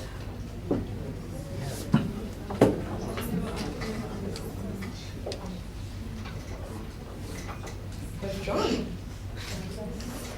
Now, Miss Timid, you would consider yourself a woman of good morals. Yes, I am a woman of good morals. And like you said, when you found out that Andrew was married, you didn't approve. I didn't. You didn't approve because, why would you? Your friend was slipping away and to a man of low morals, right? I didn't approve because she was seeing a married man. And you didn't like that married man, Andrew. I didn't like the fact that she was seeing a married man. Your apartment where you lived with Miss Slick, swanky apartment complex, right? Right. Miss Timid, is the building as swanky as the name suggests? I mean, I think swanky is subjective. Is it a nice place? It was comfortable. Was comfortable. It was comfortable. It was comfortable, and you lived there for 3 years, right? I did. So this place was your home. It was. And an apartment in Montego Bay is quite expensive, isn't it? I could afford to pay my side of the rent. You could afford it because it was only one side, right? Like you said, it was cheaper to rent because you shared the apartment. Right. So when Andrew told you that he was buying the apartment... Andrew and you never would have told me to that leave- he was buying the apartment, I'm sorry. I put to you that he did. I He told you disagree. he was buying the apartment building for Sandra alone. I and disagree. You would have to leave. Sandra informed me that the apartment would be bought by Andrew. My apologies. When Sandra told you that Andrew was going to buy your home and you would have to leave, this upset you. Actually, I decided to move prior to her telling that to me. And move somewhere, you're now leaving this relatively cheap apartment in Montego Bay, right? It's affordable. Because it was split in half. Which apartment? My current apartment? The one you lived in with Miss Slick, Miss Timid. Yes. Yes. And you had to leave your home. As I said, I decided to move before she told me that the apartment would be purchased. But at that point, Andrew had taken away your friend, and he had taken away your apartment. The apartment was not gone as yet. Miss Timid, you said that during the time leading up to this day in question, you used to see Sandra in her room doing suspicious things, right?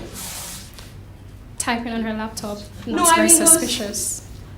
You said that it was suspicious when you saw her putting on these foreign accents. After I Milady, heard the my foreign lord. accents. My friend is misstating the evidence. She never said that typing was suspicious.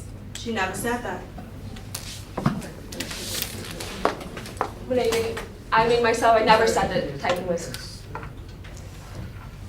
When you saw her speaking in foreign accents, when you heard her speaking in foreign accents, and you found several credit cards with foreign information, you thought this was suspicious.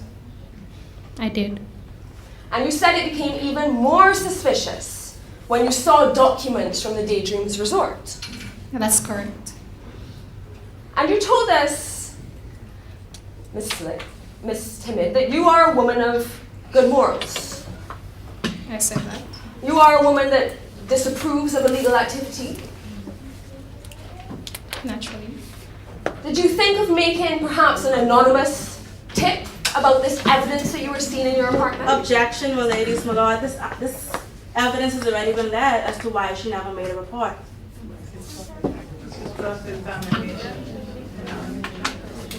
Obliged, my ladies. Could you repeat the question, please? You never made a tip or a report about this information.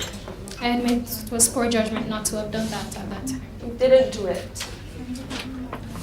You were aware, Miss Timid, of the possibility of a crime being committed under your own roof. You could say that. I could see you knew about a crime under your own roof, but you didn't think to make a report or to tell anyone at all. I was very, very scared, and I'm sorry that my being afraid prevented me from reporting it at that time. You don't need to apologize. Now, you say that you saw these things, the documents and the credit cards. Did you bring any of that today, Miss Timid? I returned them all. Let's talk about the phone call that you say you received that day. You said that when Miss Slick called you, she seemed like she was in distress. She sounded distressed.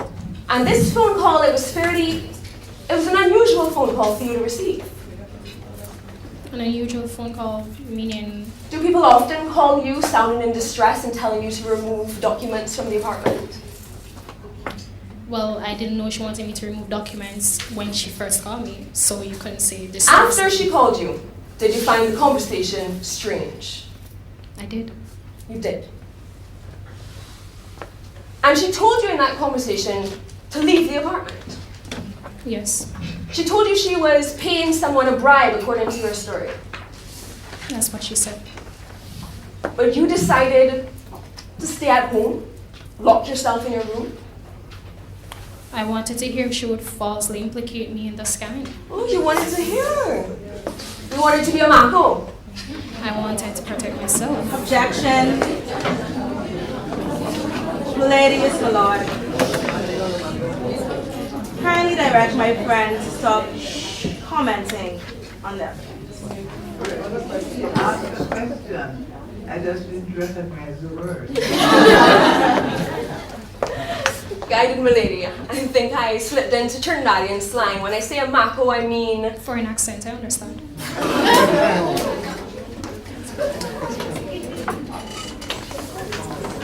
I mean, you were being a little nosy. I was being concerned. And according to that conversation, you said that Constable Crook told you, that Sandra told you, she had offered Constable Crook a bribe. She had offered a police officer, yes. To not charge her for lottery scamming. Yes. So if someone is offering a bribe, that means they're saying they're a lottery scammer, right? They're trying to get out of it. Could you repeat, please? I'll withdraw the question and rephrase it.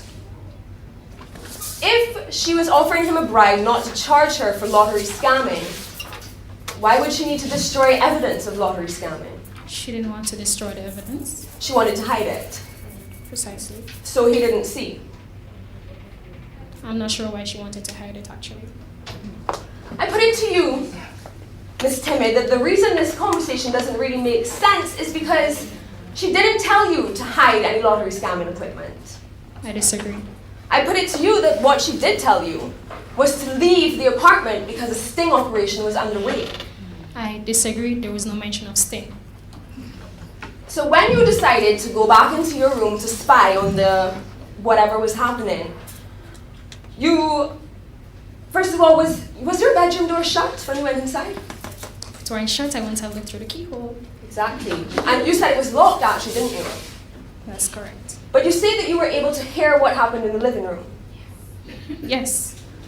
Now, Miss Timid, I believe in your examination in chief, you said that you can only hear into the living room from the bedroom if the door was open. I could hear at that time. Ladies, objection. Counsel is again misstating the evidence. She never said that. I was simply laying the foundation for whether she could hear, and that's where she's getting that from.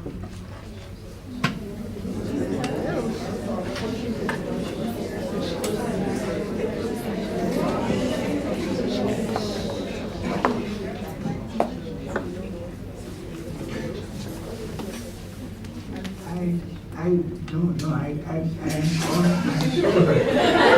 I heard her say that she could only hear if the bedroom door was open. And it is when the bedroom door was open that she heard the sound of the laptop. That is what I recall.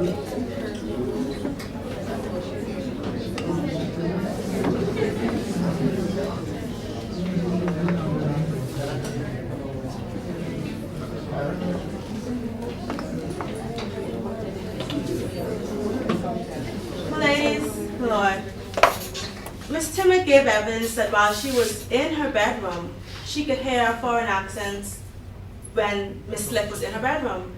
So she could not only hear when the door was open.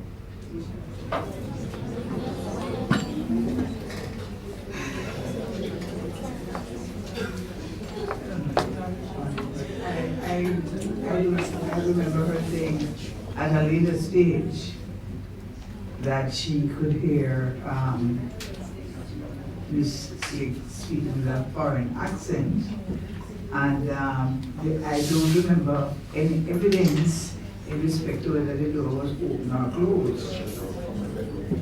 But she said when she was in her bedroom, she could hear that. But I recall her saying earlier in her evidence that she could only hear when the bedroom door was open.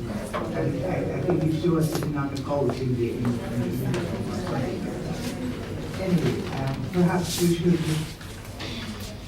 pursue some other course. Guided lady. Regardless of what you could hear, you said that you were seeing things through the keyhole in your door. Right. From my knowledge of keyholes, they are usually about this size, Miss Slick, Miss Timid. Would you say that's an accurate reflection of your keyhole? I cannot speak to the accuracy of keyhole sizes. I'm asking about the keyhole you looked into on the day in question. Will you show us what size it was?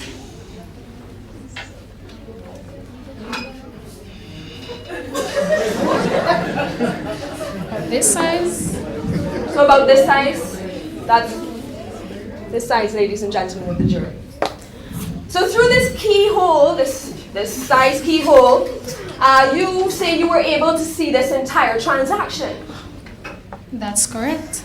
Now again, from my knowledge of keyholes, not that I am a keyhole expert, but when you look through a keyhole, you usually just see what is directly in front of you. Is that not true? They were directly in front of me. The entire time? The entire time. It's quite a magnificent keyhole. Now, Miss Timid, I want to confirm, can you confirm to us that you did see Miss Slick pay Constable Crook $300,000? She gave me money. So you can confirm that you saw him giving money. So whom giving whom the money? Sandra giving Constable Crook the money. I said that. Yes. And Will, has it ever happened to you where you are flicking through channels on the TV and you see a show, but because you haven't seen the rest of it, you don't really know what's going on? Could you rephrase that, please? Sometimes when you only see a part of thing, it's out of context and you don't really know what has happened. You're correct in saying sometimes. So in this day in question, what you did not see is you did not see the interaction between the accused and Sandra Slick on the road that day, did you? Naturally, I wouldn't have seen that. You did not see when Sandra and Andrew went to the police station. I'm not sure if that happened either. What you did see was Constable... I am not sure if that happened either. What you did see was Constable Crook taking $300,000 from Miss Slick. After a conversation Did you see between that? both of them. And what you heard and what you saw from this tiny little peephole is you saw that your good friend, who you said you didn't want to be involved, you were scared for her being involved in lottery scamming. You saw her, according to your evidence, get arrested, right, Miss Timon? That's correct, ma'am. And you watched your good friend in handcuffs from behind your bedroom door. Yes. And you didn't think to step outside and tell them what you had seen? Would you step outside if you saw someone arrest your friend? I was very afraid. I'm so sorry. I became very afraid. And you also said that when Sandra came back inside after the whole ordeal, you couldn't quite put the pieces together. I couldn't. You couldn't. And at this point, it was just Sandra back in the apartment? Just Sandra. So, Miss Timid, why didn't you open the door and say, Sandra, what's going on? Then she would know that I was inside the apartment. But she was your friend. But she told me not to be in the apartment. I would blow my cover.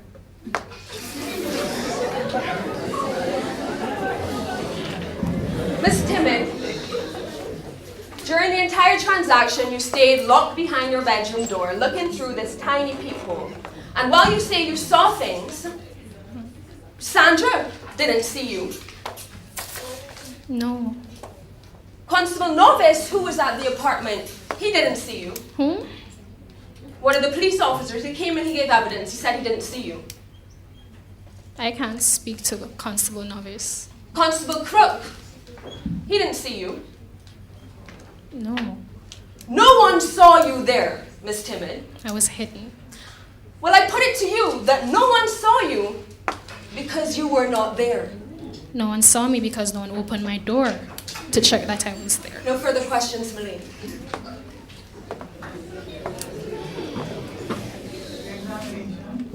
Yes, my ladies, my lord. Miss Timid, in cross-examination, you stated that you decided to move prior to Sandra telling you about the purchase, correct? That's correct. And why was that?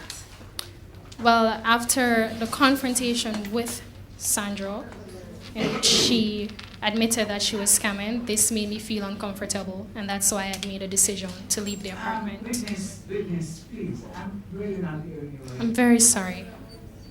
Could you keep your voice up through the answer? Okay. Will you repeat the question? Sure. Sure, my lady.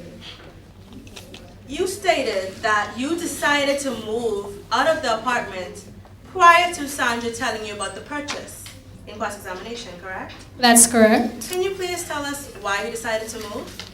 After I confronted her, and she told me that she was involved in scamming, this made me very uncomfortable, and that's why I decided to try and find a new place. Miss Timid, my friend asked you that when Andrew Mastermind and Sandra Slick started dating, that you started to lose Sandra. That's what she asked you, correct? Correct. Is this true? No, we didn't spend as much time together, but we still spent time together. When you were in your bedroom and you were looking through the keyhole, Yes, could you see clearly from the keyhole? I could. And you have given an oath here to tell the truth. I have. In cross-examination, my friend asked why you didn't call the anonymous hotline, correct? Can you please tell the court why you didn't call the anonymous hotline? I was very afraid. I admit, might have been poor judgment, but being afraid is not something that makes you easily make rational decisions. So at that time, it didn't occur to me to do that. Actually, she was asked that question and she did answer. Much obliged, ladies. I have one more question for you. At the end of the cross-examination, you stated that you did not want to blow your cover. Can Correct. you explain to the court what that means? It means that I had returned to the apartment, even though Sandra asked me not to, because I wanted to see if she would implicate me in this transaction. As such, I didn't want her to know that I was there. No further questions, Mr. Manley.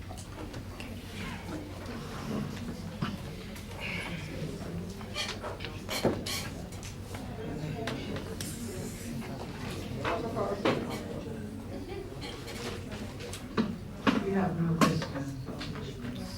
Obliged, my ladies, my lord. You may We'll leave. take a short adjournment time. And then we'll come back to address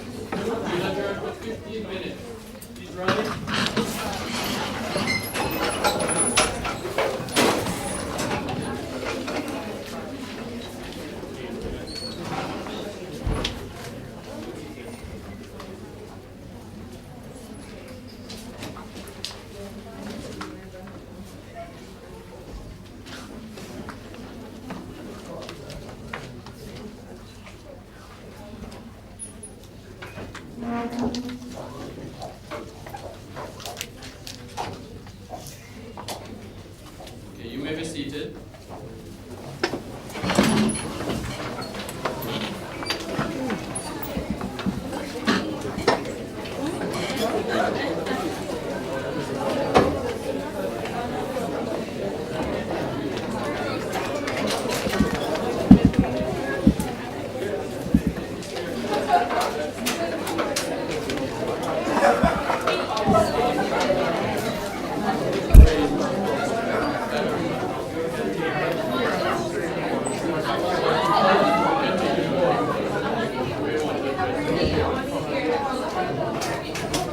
No charges. Just move this one.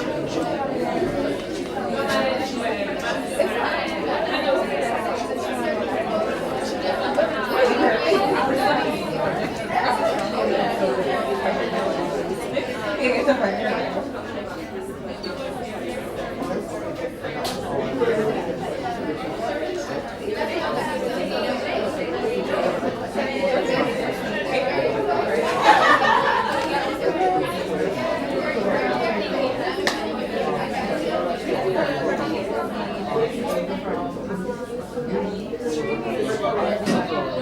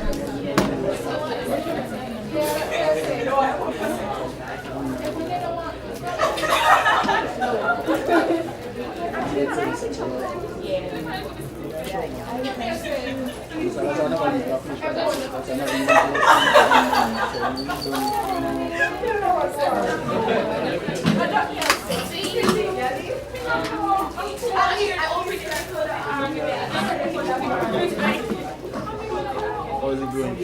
Sorry.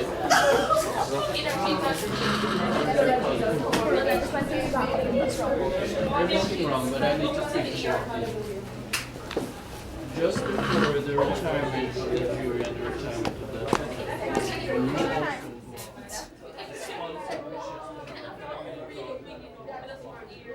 when you also so just before the jury trial and the jury assessment, I'm going to ask you to just get 5 minutes for a photo op and a talk by response.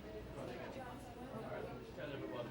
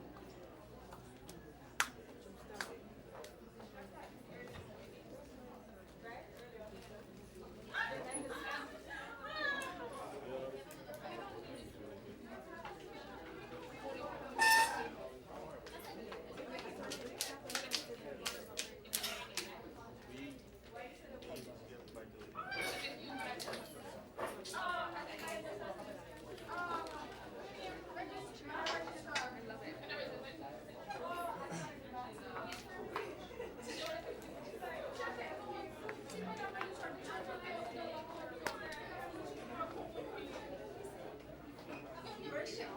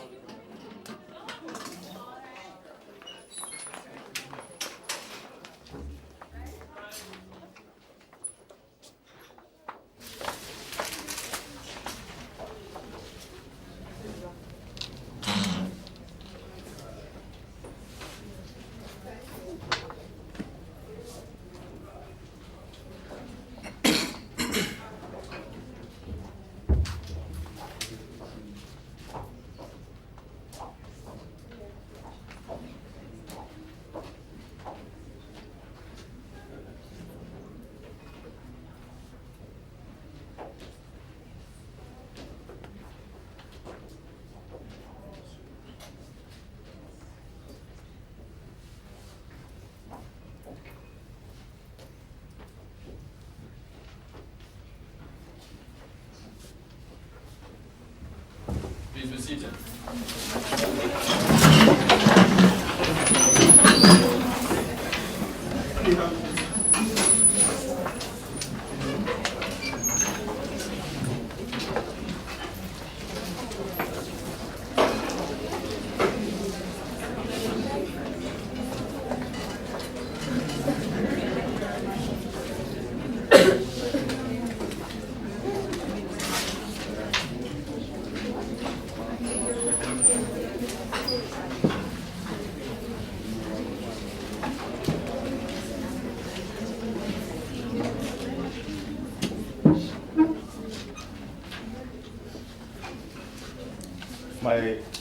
My ladyships and my lordship is ready. The defense is prepared to make its closing arguments.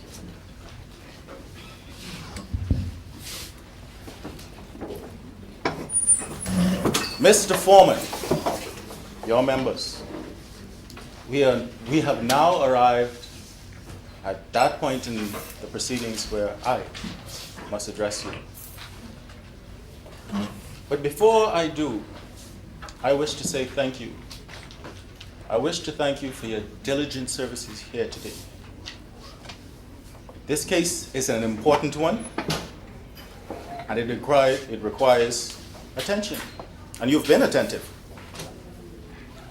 And the reason why it's important is because it involves a police officer who's a part of the justice protection of the justice system. And we have heard so many instances of corrupt police officers being brought before the courts for this offense and that offense. And it is important that you understand that you have taken an oath to return a true and honest verdict on the evidence. This is not a time for you to integrate how you feel about the police, how you feel about corrupt police. You have a duty, and it's a supreme one. You alone can judge the facts. You have sat here for the entire duration of this trial. No one can do that for you. No one can tell you what you heard and what you must believe and what you must disbelieve. The judges also play a role in this case.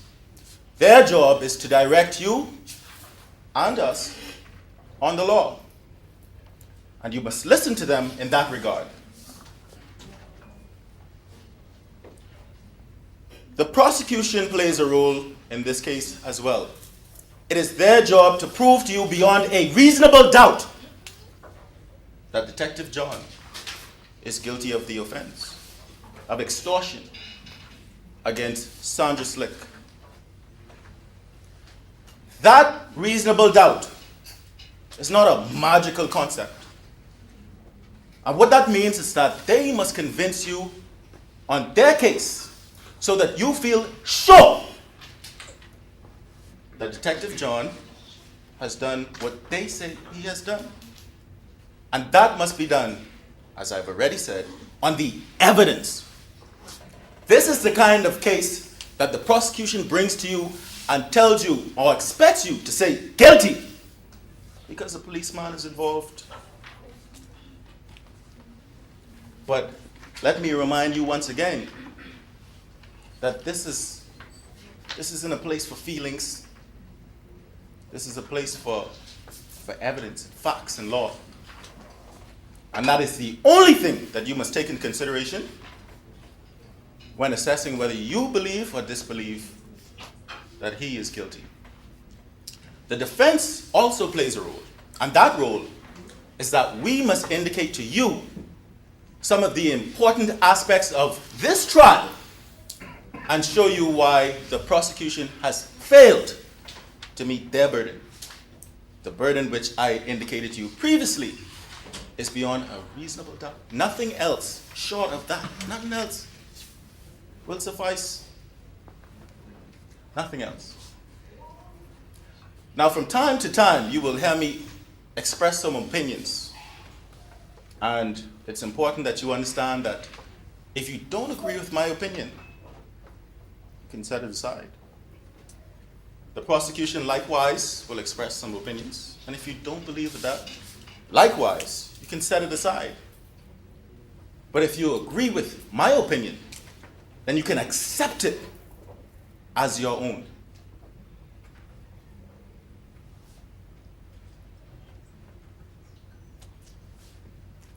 The prosecution called 3 witnesses in this case. Sandra Slick. I could stop there, but I'll indicate to you what she said.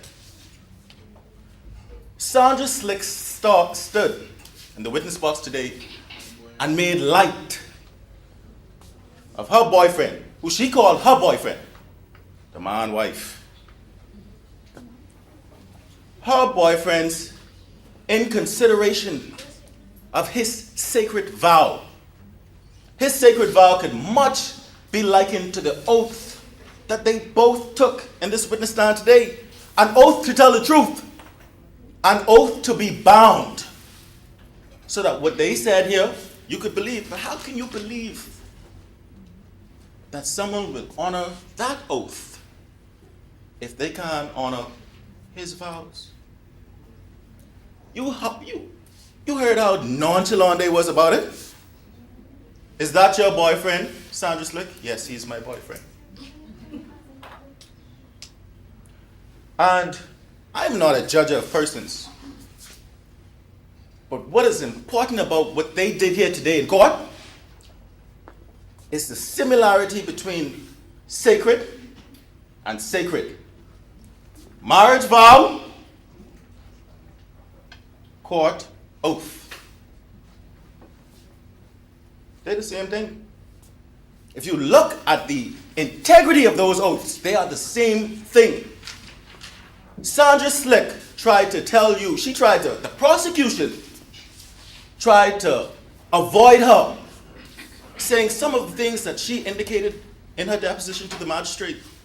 For example, I had to elicit from her that on the day when she said Detective John stopped them and threatened them, that her boyfriend indicated that the documents on the box seat contained names of foreigners, foreign addresses, foreign telephone numbers, and credit card information. Need I remind you that she's a flight attendant and he works at a hotel.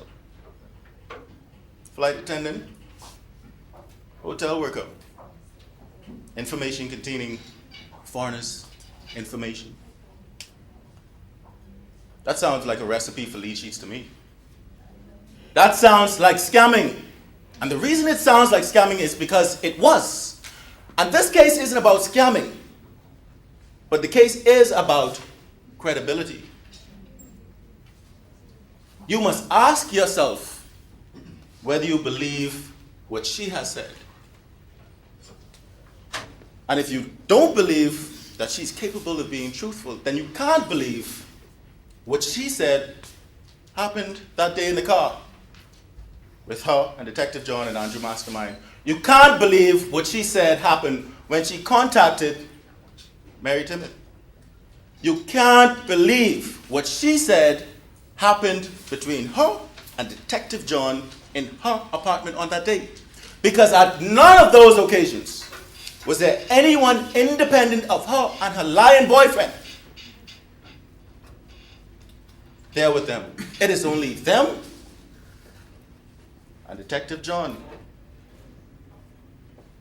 The people who don't respect oaths and vows. And Detective Constable John.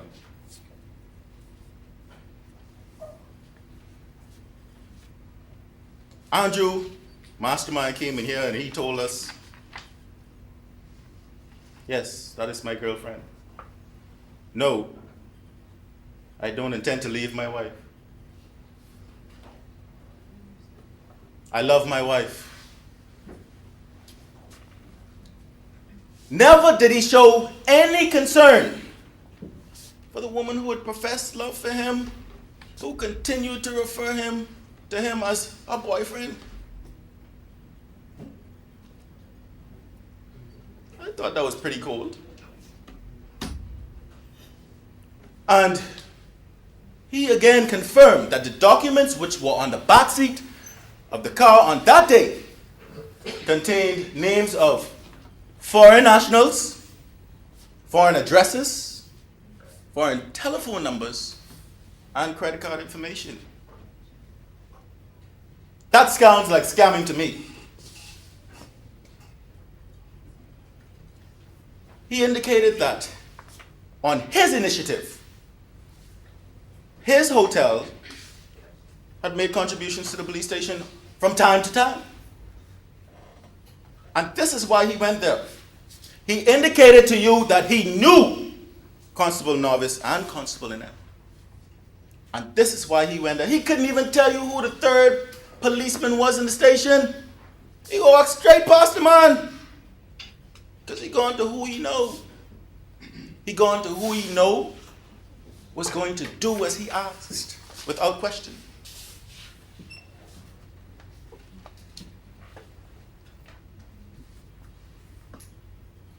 Again, only him and Sandra was in the car with Detective John. When Detective John, they say, threatened them. Only him and Sandra was in the car when they called Mary. When they say they told Mary to come out the apartment. Only Sandra, once more, was in the apartment with Detective John, or so she thought. I suggest to you that these witnesses cannot be believed.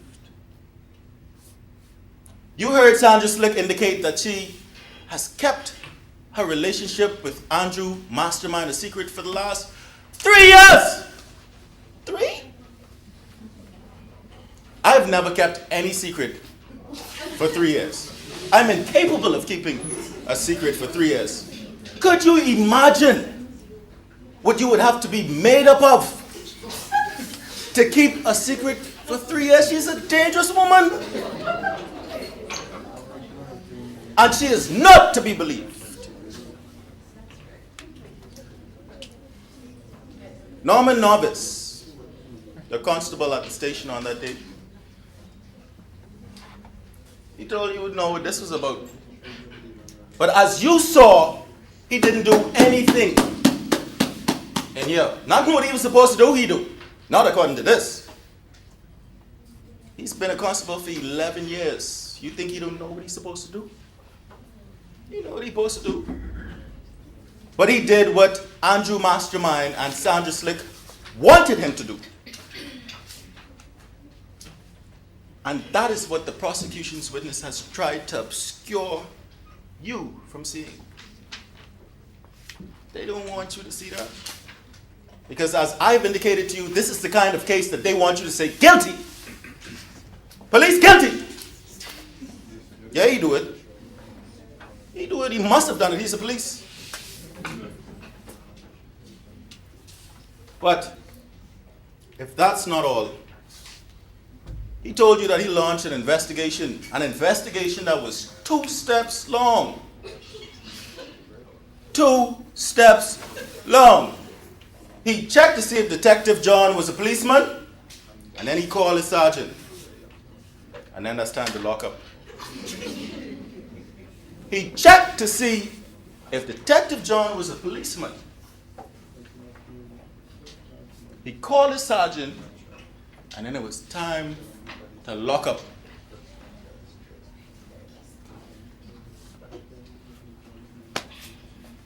I don't know what to say.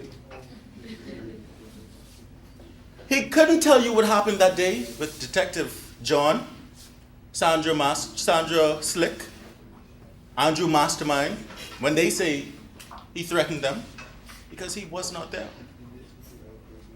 He couldn't have said what happened when Andrew Mastermind and Sandra Slick contacted Mary Timbit by phone on their way to the bank, because he was not there. He couldn't indicate to you what happened on the inside of Sandra Slick's apartment because he was outside in the bush. The sting operation inside in the apartment, and he outside in the bush. That makes sense? How he's gonna know what happened in there? How would he have known what the transaction was? He couldn't have known what the transaction was. And they want you to believe that? That's what they want you to believe. The prosecution's evidence is poor. And when I say poor, I'm really doing them a favor. And they ought not to be believed. You heard the prosecution tell Stephanie Kruger Crook that she wasn't there. You heard the prosecution tell Mary Timid that she wasn't there, but Mary Timid was there. But we suggest that outside of Andrew and Sandra, nobody was there. That's what we saying too. They saying what we saying, but that's not their job. Their job is to not say what we say. Their job is to prove to you beyond a reasonable doubt so that you feel sure. Now, on the other hand, you've heard the witnesses for the defense. They have put themselves on the guillotine of criticism, the guillotine of scrutiny, because they have nothing to hide. John Crook told you that he is a professional. He told you that he's a detective constable. Norman obviously ain't no detective, and we see why. But he's a detective constable. He has learned how to incorporate out-of-the-box methods of investigations. And on that day, he was playing thief to catch thief. You heard of play wise to catch fool. He was playing thief to catch thief. But they was slick, and they were masterminds. So the plan backfired. And you heard Stephanie Kruger's crook indicate to us that he came to help. They were in Montego Bay. We know what Montego Bay like. We know that it's a haven for scammers. We know that it's a haven for police corruption. He had all rights to not trust the police in Montego Bay, and he did not. But he was doing his job. The only thing that he is guilty of, like you heard my colleague say, is that he never took off his police cap. But the road to hell is paved with good intentions. You heard Mary Timid indicate that she went back in the apartment, didn't look far. They was doing their own thing. She was right in there. She heard what going on, saw what going on, but she was afraid. She was afraid because Sandra told her if she confronted Andrew Mastermind, her life would be in danger. I don't blame her. I don't blame her for waiting this late to come forward. And you don't tell me my life could be in danger? She had to do what she had to do. But her moral compass would not allow her to not come forward because she knew that she was the only person who could exonerate this man. She is the only independent witness throughout this trial who may be viewed as credible without any fear of contradiction. And so, ladies and gentlemen, who was John Crook? John Crook was a young professional. He was ambitious. And he loved his wife, so much so that on the 11th of April they got married. But she was not the only love in his life. And the other love in his life kept him away from his wife on the 13th of April 2005. He loved his job. And any man that dedicated to his job loves his country.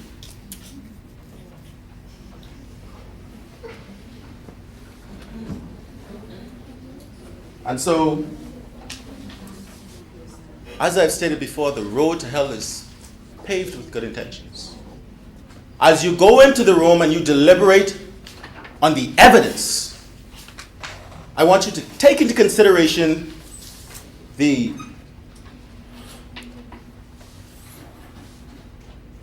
my ladies, my lord, I notice that the time is running out. May I have a few moments to conclude? Much obliged. Ladies and gentlemen, Mr. Foreman, your members, the road to hell is paved with good intentions. And as you go into the room to deliberate on the evidence, as it's been put forward in this case, I want you to consider Detective John's good intentions. And I want you to juxtapose that against the hell that it has put him through. The hell that is this trial here today. As I have indicated to you a number of times now, this case is the type of case that the prosecution wants you to say guilty. But I ask you to have standards. Have standards so that when you go into the jury room and you make your considerations and you return with an honest and true verdict, you would have come to a conclusion that all of us can say makes sense. That makes sense. I thank you.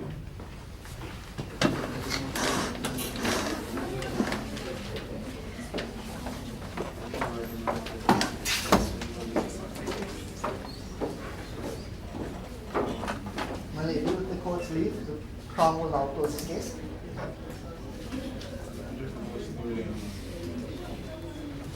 Ladies and gentlemen of the jury, good afternoon. As we come to the close of proceedings today, I want to join with my friend for the defense in thanking you for your service. I know it's been a long day, and I know that it hasn't been easy, but you've done your jobs well. But although it's been a long day, you all aren't done yet, and I'll ask that you just lend me your ear for a short while longer. You see, you've been listening to the evidence for this entire time, but the time has come for you now to make your decision based on the evidence that has been presented. So, as we come to the close of this place, the spotlight is now on you. And you've heard two competing versions of what happened on Monday, April 13, 2015. And in her opening address, my friend told you that you would have to pick sense out of nonsense. So ladies and gentlemen, let's review the evidence together. And let's see what makes sense. And let's see what's nonsense. Now, since you just heard the defense case, I'll start with that. And let's call it like it is, ladies and gentlemen. It's a quite unbelievable, ridiculous story. You see, the first person the defense called was Constable John Crook.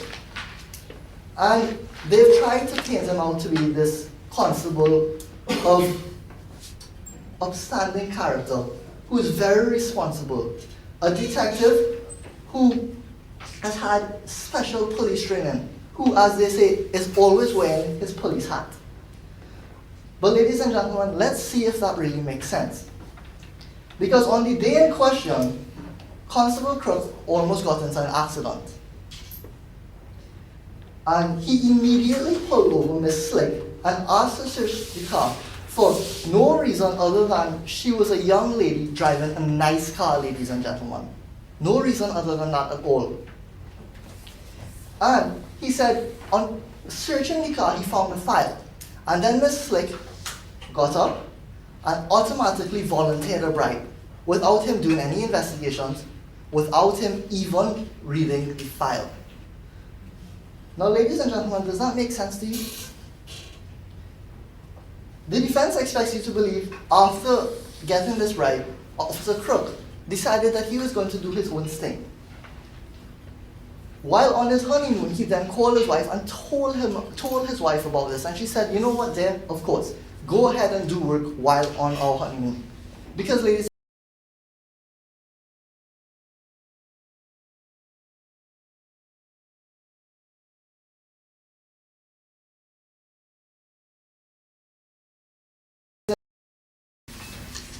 And let's go a step further, and let's deal with this evidence he supposedly had. He didn't bring this evidence into court today. He didn't inform his superiors of the evidence. Mr. Mastermind and Ms. Slick were never charged, despite the fact that he had this evidence. And apart from his wife, nobody has ever seen this supposed evidence. Now, he said he didn't trust the Montego Bay police, but he could have reported it to the task force. And what's more is that as a police officer, he would have known that in over a year since he's been charged, at some point in time, that evidence could have been used to exonerate him if he was actually telling the truth. But he didn't bring it in today. So ladies and gentlemen, ask yourselves, why didn't he bring it in today? Maybe because he knew that there was no evidence, that there were nothing more than Andrew Mastermind's legitimate work documents like Mr. Mastermind told you they were. Think about it, ladies and gentlemen. Think about everything Officer Crook said and ask yourselves, does it make sense or is it nonsense? And ladies and gentlemen, if it's nonsense, then you should disregard it. Now, the defense also called Miss Slick's old roommate Mary timid. And you heard her say that she used to be good friends with Miss Slick. But then Andrew came into the picture and now their relationship has fallen apart. So I dare say, ladies and gentlemen, that this is somebody with an axe to grind against Miss Slick and Mr. Mastermind. She also said that while she was living there, she saw strange things. She saw suspicious things. She said she was threatened and she felt like her life was in danger, but she never left. She continued to live there, ladies and gentlemen. Now, does that make sense? What's more is that she said she found evidence of lottery scamming. And she said she was a good, upstanding person, a good, moral person. But instead of taking it to the police, this good, upstanding person returned supposed evidence of a crime back to Miss Slick. Does that make sense to you, ladies and gentlemen? Now, on the day in question, Miss Timmons said she was in the room while Miss Slick and Mr. Mastermind and Officer Crook were in the apartment, looking through what was apparently the world's most magnificent keyhole. She said she saw everything that happened, but the accused didn't see her. Miss Slick didn't see her. Constable Norris didn't see her. Constable Epp didn't see her. And what's more, she has no evidence that she was actually there on the day. So ladies and gentlemen, if she has no evidence and nobody saw her, was she really there? And let's go even a little further. You know what doesn't make sense to me? She was supposedly in the room and saw everything happen. And she supposedly saw Miss Slick get arrested for a bribe. And then, apparently, she came to the knowledge that Officer Crook got arrested. But ladies and gentlemen, wouldn't the logical thing for her to do to be go to the police and tell them what she saw? But from Monday, April 13th, 2015 to today, she has not once gone to the police to report what she saw. She didn't do what every other reasonable, logical person would have done in these circumstances. Does it make sense, ladies and gentlemen? Or doesn't it sound a lot like nonsense? Now, the defense also called Miss Stephanie Kruger Crook the only woman in the entire world that would be okay with her husband doing work on their honeymoon.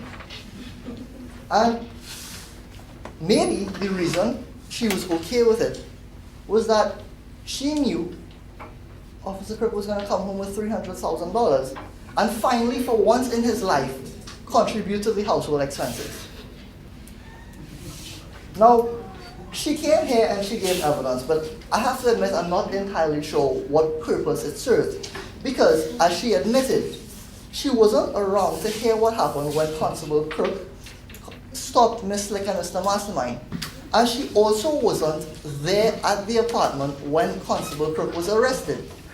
So, ladies and gentlemen, she can't assist you with the events that took place that day because she does not know what actually happened.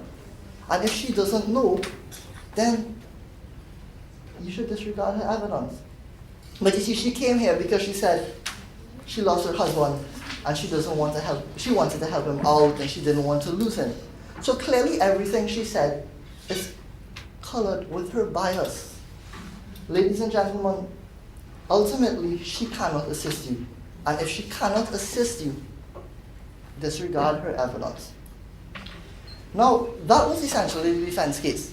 And if we sum everything you've heard up, there are 4 main points. The first is that there's an entirely unbelievable, ridiculous story, a lot of nonsense, supported by an amazing amount of contradictions.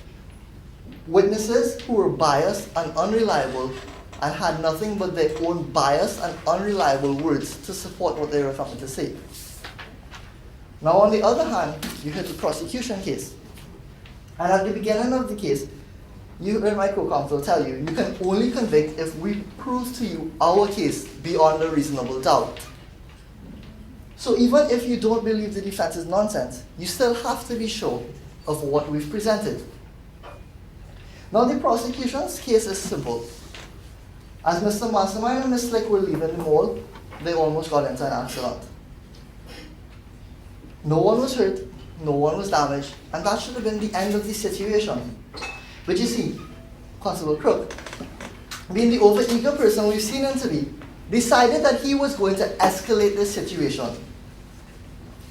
And somehow this simple situation ended up with Officer Crook demanding, with no good reason, to search Miss Slick's, in his words, swanky car. And on searching the car, Officer Crook found a file that Mr. Mastermind had brought home from work. That's all it was, a file from work. And now Mr. Mastermind works at a hotel. He's an account manager. And in the file you heard that there was client information. Now doesn't that sound like a logical reason to have client information, ladies and gentlemen? But you see, Officer Crook decided that he had an opportunity that day. An opportunity to demand from Andrew Mastermind and Sandra Slick $300,000, or else he would charge them with lottery scamming. You heard him say, or you heard evidence that he said, he didn't care that the papers were legit. He just wanted his money. Now why would Officer Crook do this? Well, put yourselves in his position. You see, Officer Crook is a kept man. His wife is the breadwinner of the household. And you heard him say that he was on his honeymoon, a honeymoon his wife paid for, after his wife had paid for the wedding. You heard him say he didn't want to ask her for help with his tuition, so he took a loan. You heard him say he was embarrassed to say what kind of car he drove. So you see, Officer Crook was feeling a little insecure, a little bit emasculated. And why wouldn't he, ladies and gentlemen? His wife drives a BMW and he cleans it. So he needed an opportunity, ladies and gentlemen, to make himself feel like more of a man. And he made his threat. Pay $300,000 or he would charge Andrew Mastermind and Sandra Slick with lottery scamming. And you heard Mr. Mastermind and Mr. Slick explain that these documents were legitimate hotel documents, but the accused didn't care. All he cared about was his $300,000. So, feeling as they had no other choice, ladies and gentlemen, they reluctantly agreed. But Mr. Mastermind and Ms. Slick decided that they weren't going to be extorted that day. And they went straight to the Ocean View police station and made a report. And after some initial investigations, Constable Novice and Inept decided to set up a sting to catch Officer Crook red-handed. This, ladies and gentlemen, is when the real investigations began, contrary to what the defense will have you believe. And you know what, ladies and gentlemen? They did exactly what they set out to do. They caught Constable Crook red-handed. Now you heard all 3 prosecution witnesses give evidence of this thing, and you heard that they went to the bank and they withdrew the money and ultimately ended up at Sandra's apartment with Constable Crook sitting on her couch counting $300,000, having been caught red-handed. And this, ladies and gentlemen, is why you all were here today. This was the crime that had been committed. And you will have had an opportunity to observe the 3 prosecution witnesses in their examination and in their cross-examination. You would have observed the amazing amount of consistency in their stories. Ladies and gentlemen, you only get this kind of consistency when people are telling the truth. That's the only time. Now, when the defense came to cross-examine the prosecution witnesses, what they did was basically throw everything at them and hope something stuck. They focused a lot on the fact that Mr. Mastermind is married and having an affair with Ms. Slick. But ladies and gentlemen, while you may not like this, what they're doing is not illegal. And that is why Andrew Mastermind and Sandra Slick are not on trial here today. So their relationship, ladies and gentlemen, is not relevant to the issue at hand. So if it's not relevant, then you should disregard it. They also focus a lot about lottery scamming, but this case is also not about lottery scamming. So if that's not what the case is about, then you should disregard it, ladies and gentlemen. The defense also focused on the fact that Constable Novice and Inept had met Mr. Mastermind once before that day. Once because his hotel had made donations for refurbishment, one of many companies that has done so. Now, does this mean that Mr. Mastermind is not entitled to make a report to the police? Of course it does not. He is just as entitled as you and me and anybody else to do so. So ladies and gentlemen, that relationship has nothing to do with why you're here today. So if it has nothing to do with why you're here today, disregard it, ladies and gentlemen. And I trust that you won't be distracted by such irrelevant matters. The only thing relevant here today is that the accused did in fact demand $300,000 from Sandra Slick, or else he would charge Andrew Mastermind and Sandra Slick for lottery scamming. Now, ladies and gentlemen, the prosecution does not expect you to convict him simply because he's a police officer. We expect you to convict because the evidence is clear. And there is more than enough evidence for you to be sure that the accused did in fact do what he is accused of. So in this regard, ladies and gentlemen, I would ask that you return the only verdict that is in accordance with the evidence. The only verdict that makes sense. You see, ladies and gentlemen, sometimes you end up in hell, not because of your good intentions, but because of something you've actually done. Because you've actually broken the law.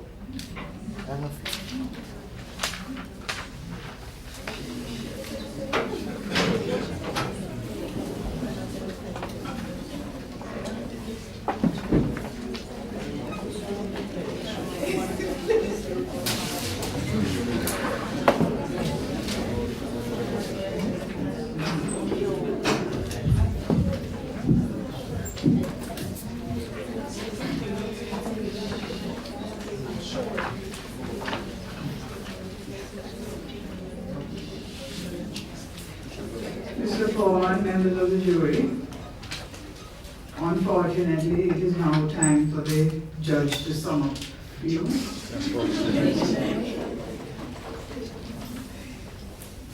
I will not be over long, and I will not be going through all the evidence which has been so more than adequately dealt with by both the prosecution and the defense counsel in the matter. Let me start out by referring to the charge. The accused John Crook is charged with the offense of extortion, contrary to Section 42A of the Larceny Act. Extortion is committed when a person, to gain for himself or another, or with intent to cause loss to another, makes any unwarranted demand with menaces.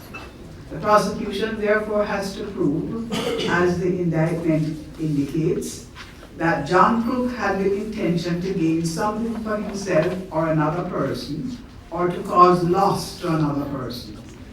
That he made a demand without reasonable grounds for doing so, expecting to gain. and that he threatened to charge Sandra Slick for an offense commonly called lottery scamming. Members of the jury, let us apply these three things that the prosecution must prove to establish their case. In this matter, the prosecution's case is that John Crook did intend to gain something for himself, for his benefit, namely cash, and in particular $300,000. The prosecution's case is that he did demand this cash of Sandra Slick without reasonable grounds for doing so, and with menaces because he threatened to prosecute Sandra Slick for lottery scamming if she failed to pay over the cash. Now let me say this, it does not matter whether or not Sandra Slick was actually guilty of a lottery scamming offense in order for the prosecution to prove its case against John Crook. This is so because the charge is against John Crook for extortion and not against Sandra Slick for lottery scamming. And it is a crime for a policeman to seek to gain money for himself in return for not arresting and charging someone in circumstances where he should do so.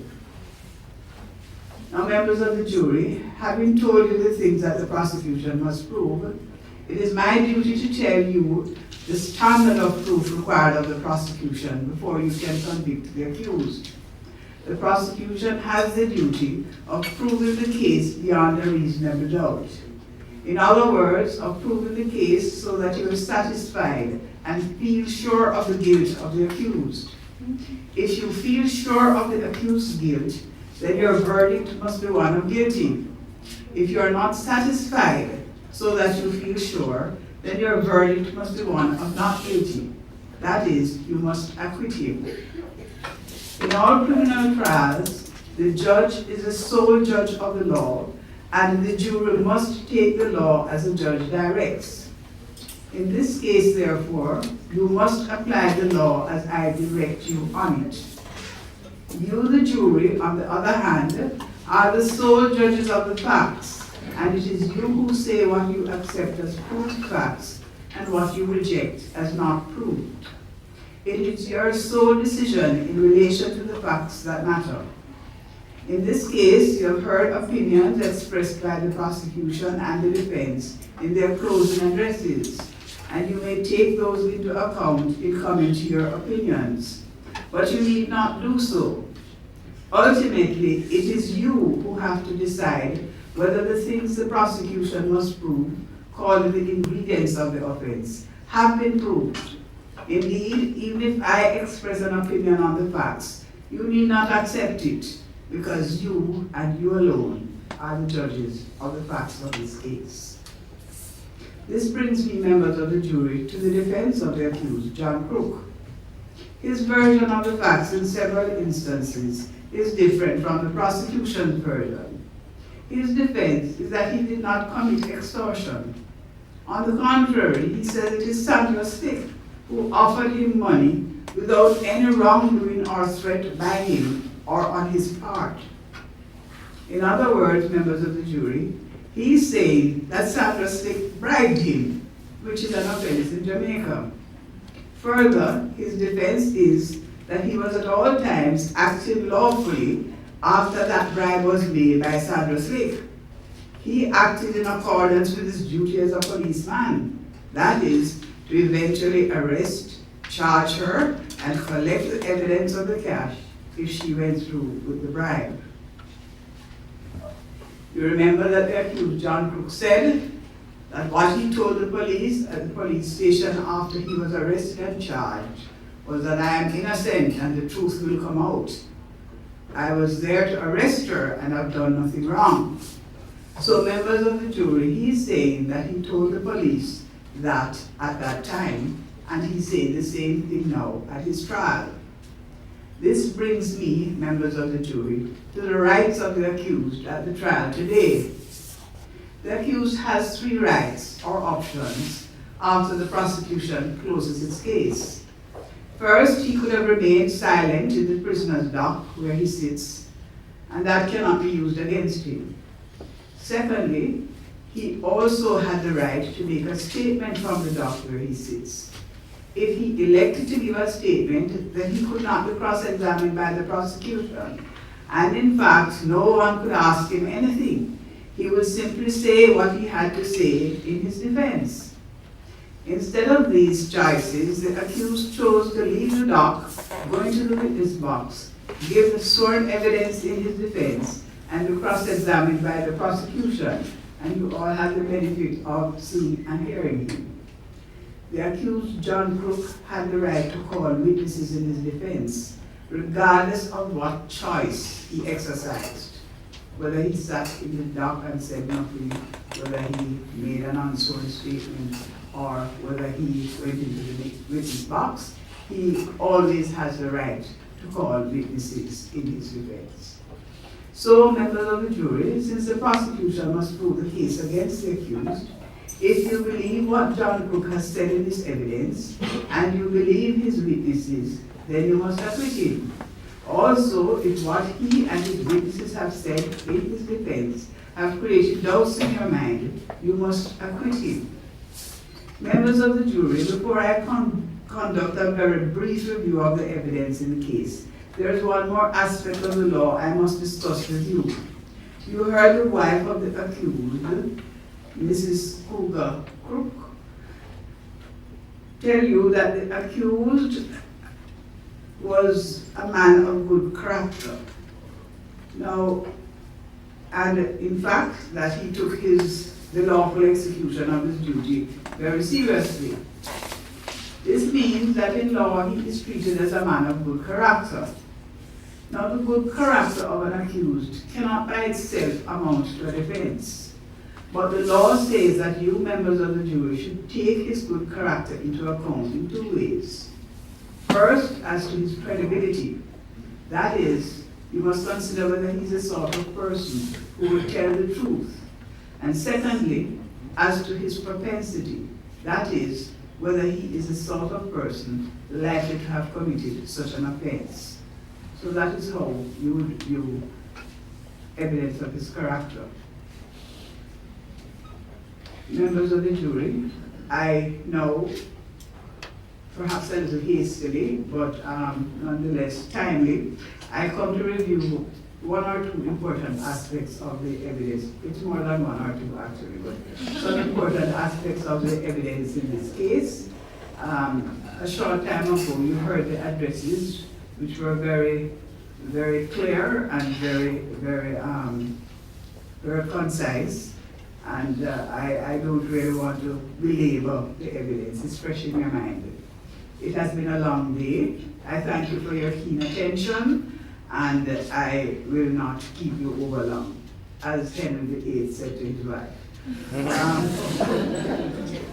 There are several aspects of the evidence of the prosecution which the prosecution rely on in an effort to prove that the accused is guilty of extortion. On the other hand, the defense denied that those aspects are true, and instead there are important aspects of the defense's case which they say show that there was no extortion. Sandra Slick bribed the accused, and he, the accused, acted lawfully with a view to arresting and charging her. Let us now look briefly at the aspect of both cases. Briefly being the key word.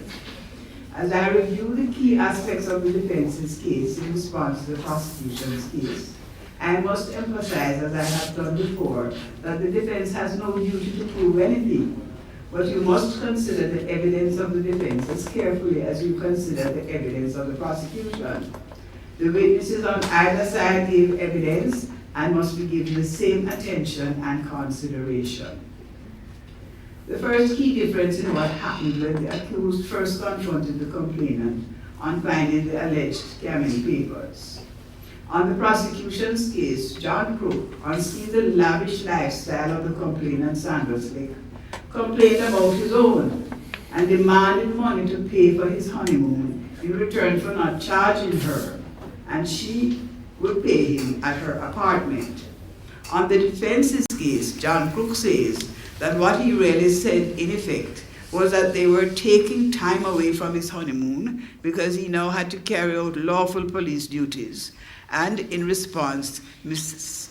Slick bribed him with $300,000 cash. They agreed to meet at her apartment to collect the cash, but he really intended to arrest her and use the cash as evidence against her.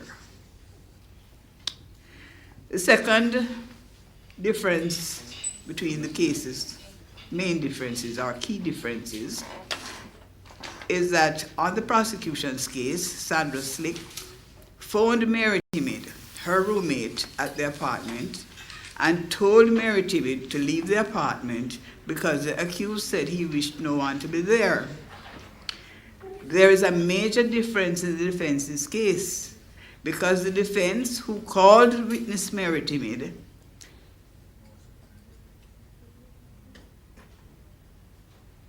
who said, that's very confusing, who said that what she was really told by Sandra Slick was that she should take from the apartment all the evidence of scamming owned by Sandra Slick and leave the apartment.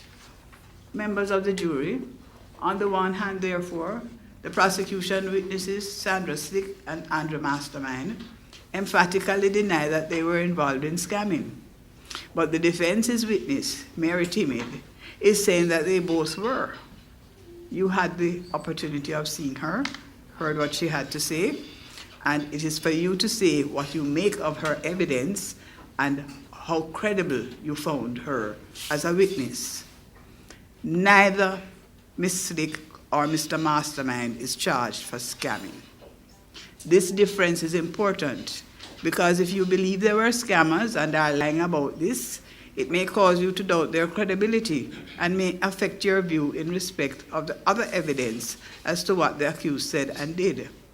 Please bear in mind that the prosecution again is saying that Mrs. Timid is biased against Andrew Mastermind because she was ordered to vacate, or she was requested to vacate the apartment, although she, in her evidence, said she had planned to give up the apartment before this request was made.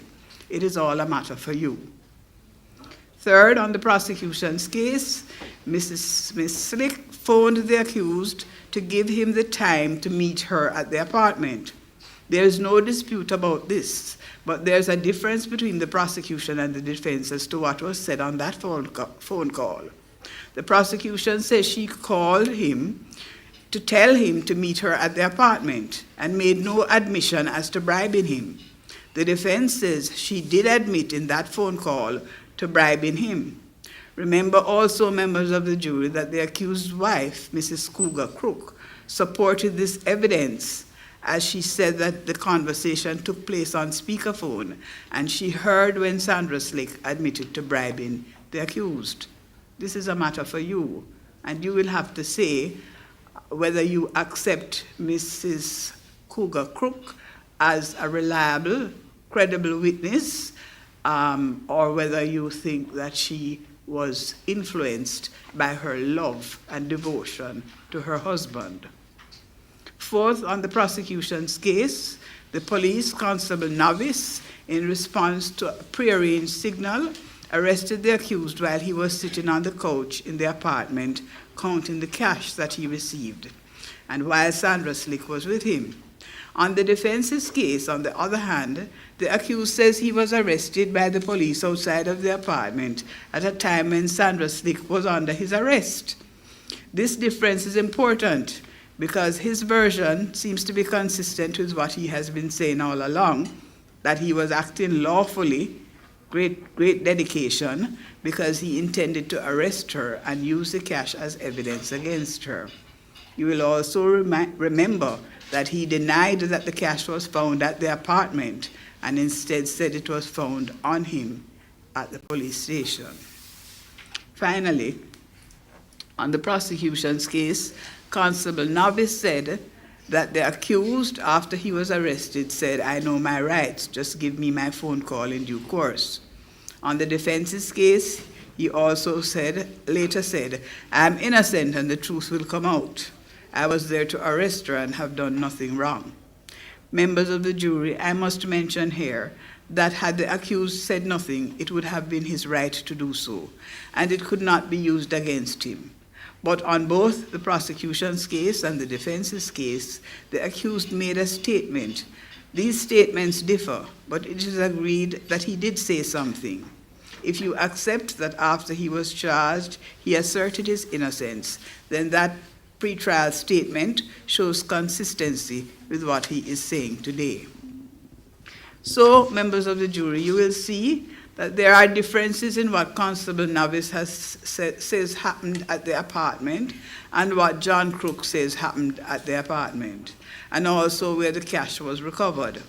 In deciding whether to believe the evidence of the police, you should keep in mind how Constable Navis was examined, because the thrust of the cross-examination by the defense was to show that the police were careless in their investigation and in carrying out their sting operation.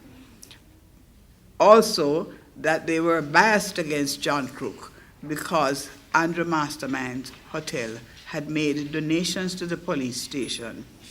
You can take this into account if you accept it in deciding whether you believe Constable Navis. Finally, members of the jury, I come to the evidence. Did I say finally before?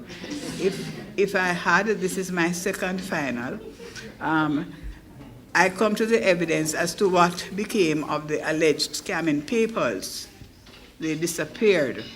Mrs. Stephanie Cougar Crooks says her husband became her client, and he gave her the alleged scamming papers because he did not trust Montego Bay police to act lawfully. Well, she didn't bring the papers. Nobody brought the papers. Nobody has seen the papers. So it is a matter for you what you make of this evidence. The defense is saying that he wanted to prevent the police from using the alleged scamming papers to falsely charge him. And you will have to say what you make of the non-existence or the non-production of these papers at this trial. Members of the jury, I know the evidence is fresh in your mind, and I am not going to go through any more of it. I can hear the sighs of relief. You must consider the evidence in the case, all the evidence, both the evidence for the prosecution and the evidence for the defense. You must decide whether the accused extorted money from Sandra Slick or whether the money changed hands because she was bribing the accused. If you believe the defense of the accused that Sandra Slick bribed him and he intended to arrest her, then you must acquit him. If you are unsure what to believe, then you must acquit him. It is only if you are satisfied so that you feel sure that the accused extorted Mrs. Slick, then you must convict the accused. Please retire and consider your verdict, Mr. Foreman. Lady, with your permission, as discussed before the jury retire. After they retire, you're welcome to the cocktail reception while they retire to deliberate on their verdict, and while the judges retire to deliberate on their decision as to which team is successful. But you're about to have this cocktail reception with the support of National Integrity Action, who has sponsored that today. And so,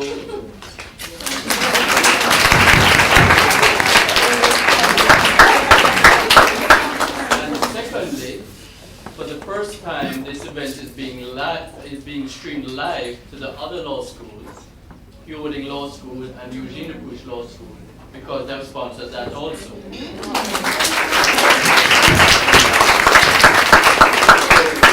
Before retiring, a representative of National Integrity Action will come up and speak for 3 minutes, and we will have a photo opportunity. Then 2 officers will, which happens in practice, will swear the jury to stay in the jury room and discuss their verdict and escort you. So quickly, Mr. Burke. Mr. Lenworth Burke is an attorney at law. The company secretary for National Integrity Action. Ladies delighted to go and I shall be brief, very brief. The NIA is really happy to be a part of this move this afternoon. We support the entire justice system in terms of building capacity, and we have worked with prosecutors. We have also had sensitizing sessions with judges, and we do a lot of work on the ground with students and so on. In addition, we have what is called an ALAC Center, which is an advocacy and legal advice center inside our offices.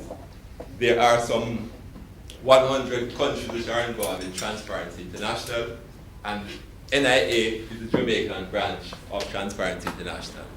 And of those 100 countries, about 40 of them have ALAC centers, and we have one with 3 in-house attorneys, so we can listen to complaints from members of the public and to support the general anti-corruption drive. So we are very happy to be here and look forward to further association with the law school. Thank you. And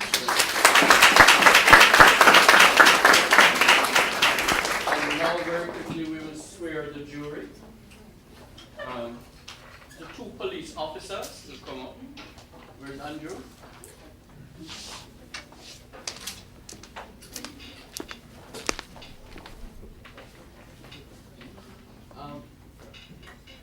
Photo op. No, after the jury is sworn, we'll then take 2 minutes to have the photo op, and then everybody will rest. I swear by Almighty God that I will keep this jury in some private and convenient place. In some private and convenient place.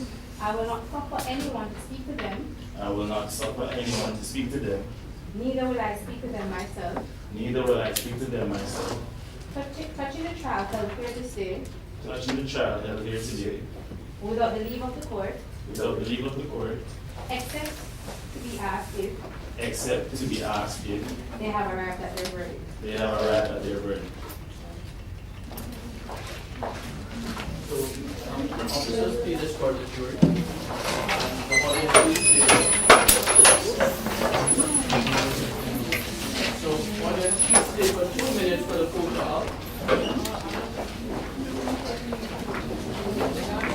Team. Only one.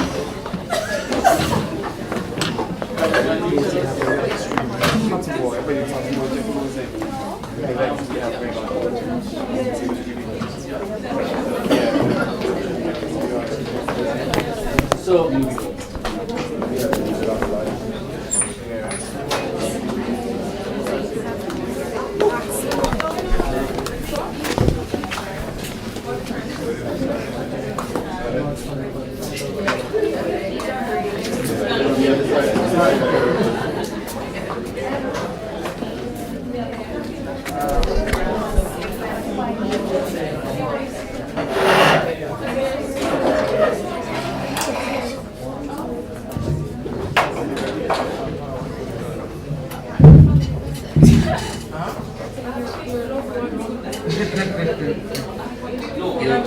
there is reasonable doubt. Okay? Doubt.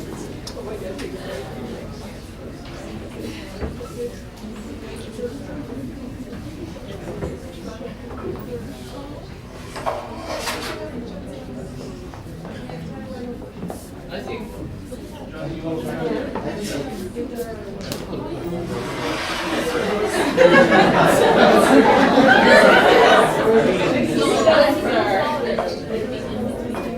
That's all right, no?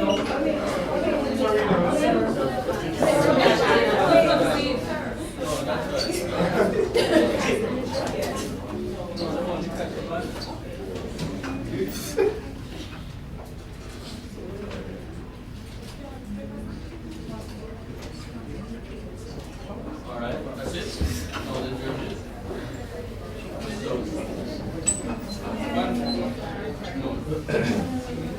All right, okay.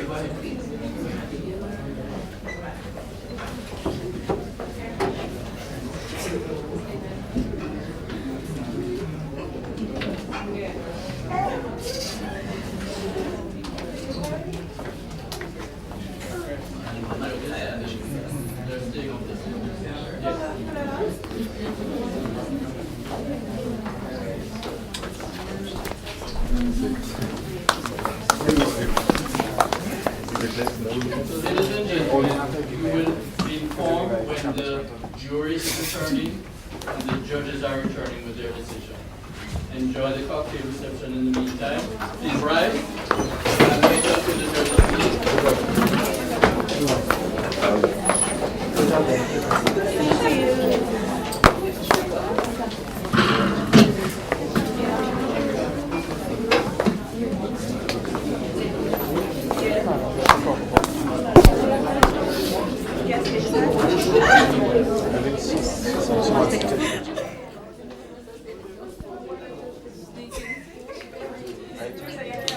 I hope you all are as tired as I am.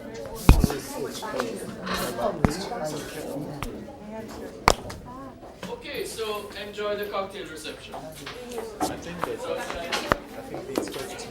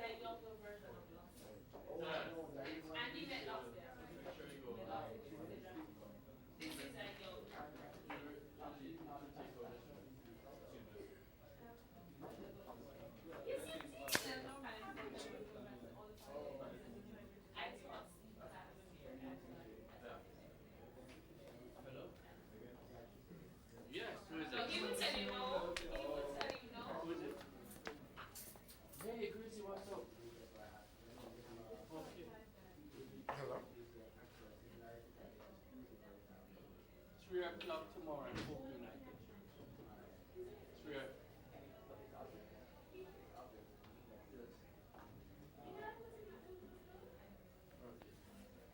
Okay.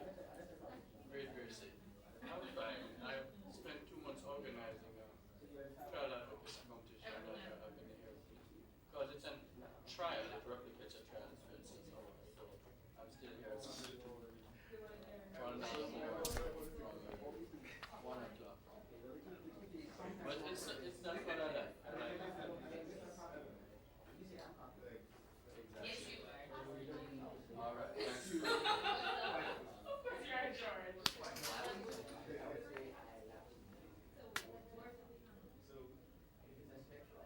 Oh, sorry.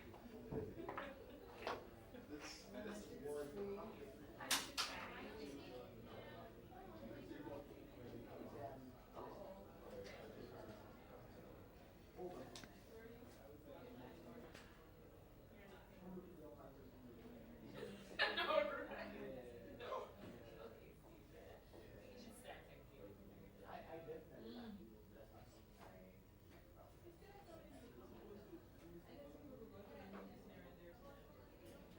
There are quite a few.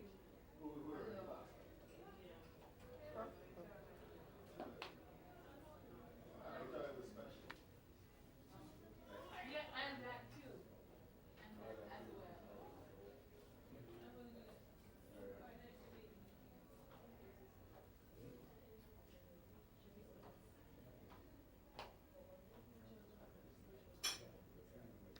Hello, Safi. How are you?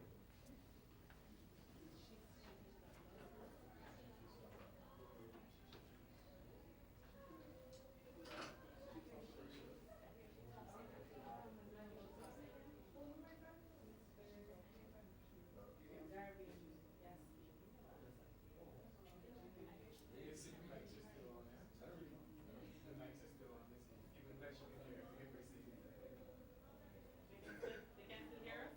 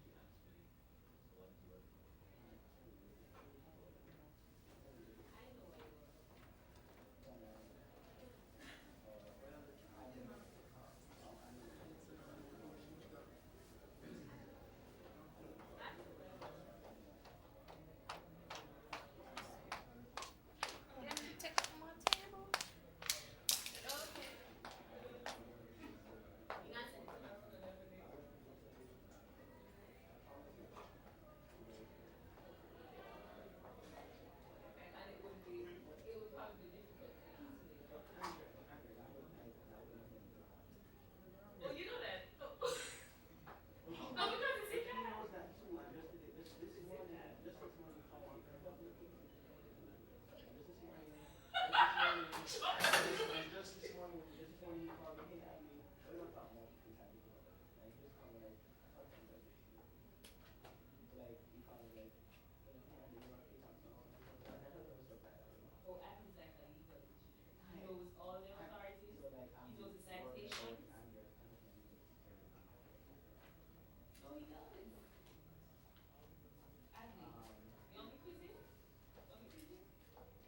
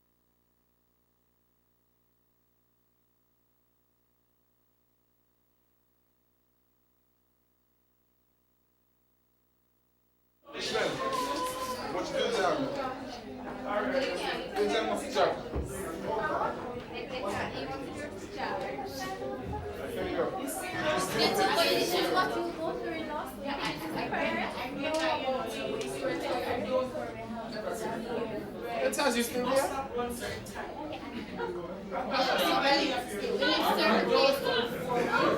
like look in your face right now.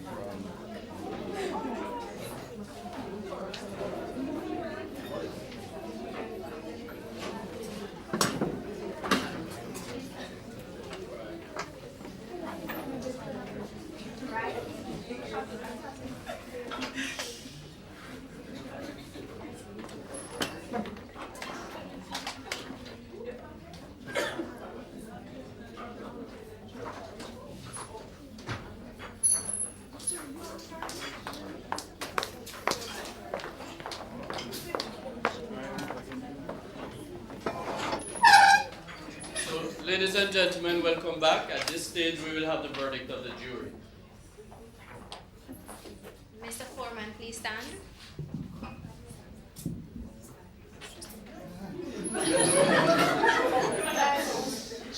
Members of the jury, have you arrived at a verdict? Is your verdict unanimous? That is to say, are you all agreed?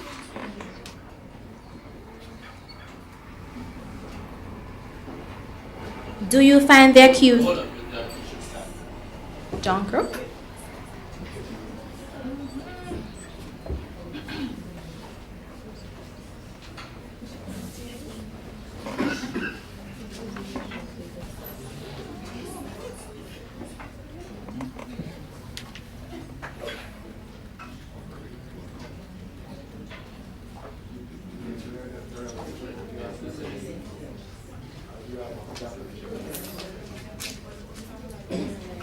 Members of the jury, do you find the accused, John Crook, guilty or not guilty of this indictment?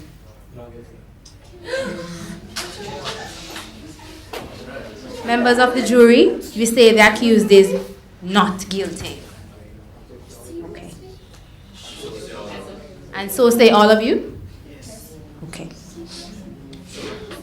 Congratulations, Eugene de Bruce Law School, on the verdict. Justice Maggie, just before I introduce you, anything you wish to say to the accused?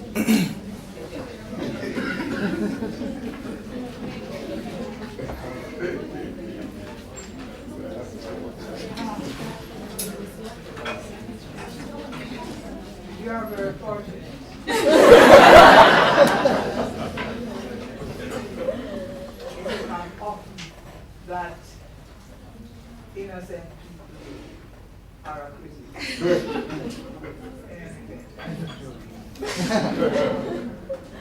You're a lucky man. You're a very lucky man. And I think your team did very well. And always bear them in mind.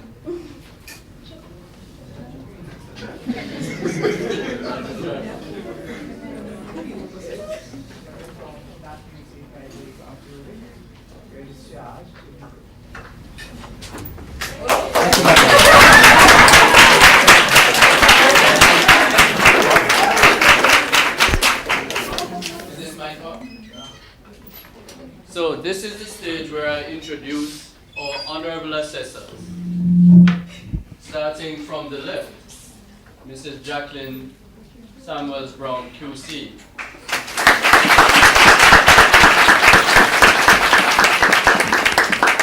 I need only say three things to highlight her credentials. One, former president of the Jamaican Bar Association, Queen's Counsel, and also chairman of the council, former chairman of the Council of Legal Education, which is the organization which governs the three law schools, the Eugene Cruz Law School, the Mooting Law School, and the Norman Manley Law School.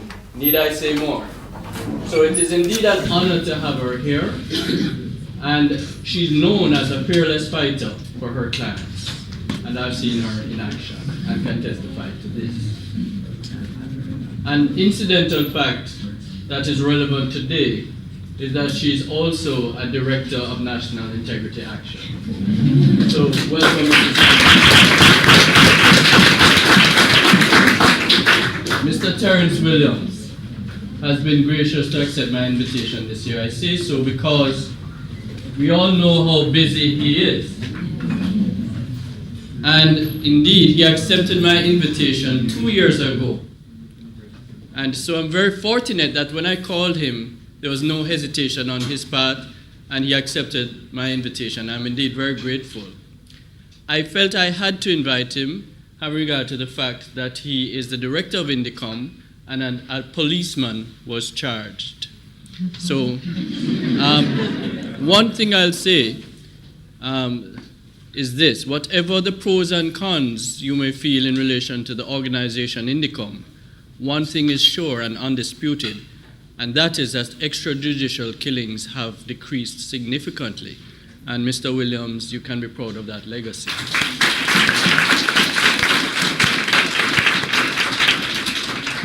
And now to Justice McIntosh.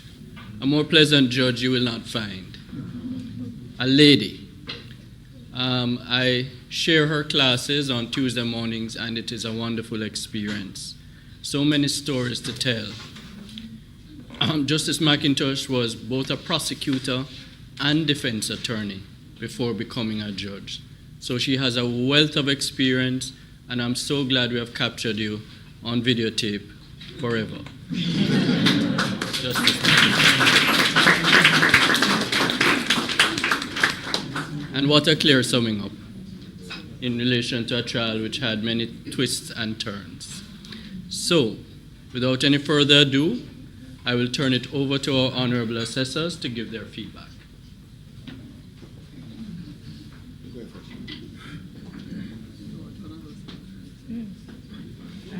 I'm not saying anything. Am I saying something? Thank you very much, Mr. Davis, distinguished attorneys to be, all the persons who have taken time out of their busy schedules to be here this evening.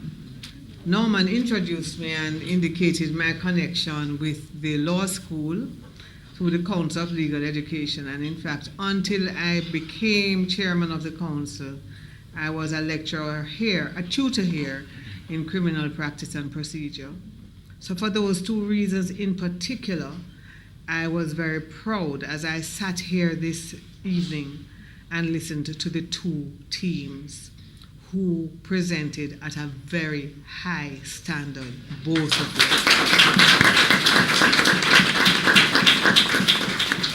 One of the questions I asked when we were deliberating together outside of this room was how many persons, how many other students become involved in the process.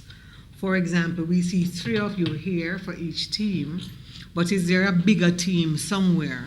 Something under the iceberg, some persons under the iceberg, under the tip of the iceberg who worked with you?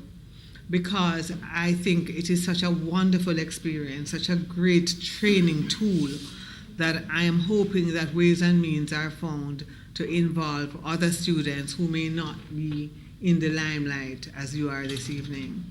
It is very clear to me, and I know my fellow assessors share that view, that you prepared very comprehensively, very thoroughly.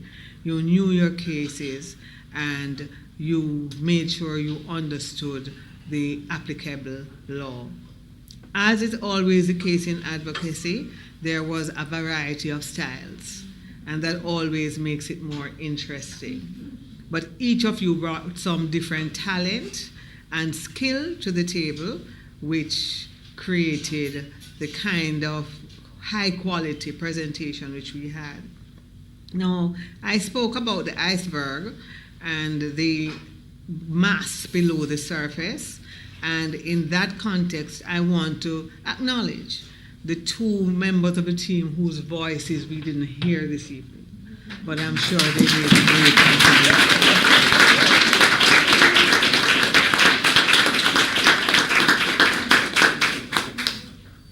There were times when your objections were upheld, and there were times when they were not upheld.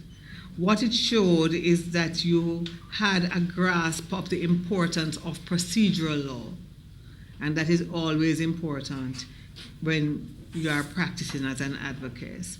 What is to be allowed and what is not to be allowed. Similarly, even in relation to your re-examination, some of your questions were allowed, some were not.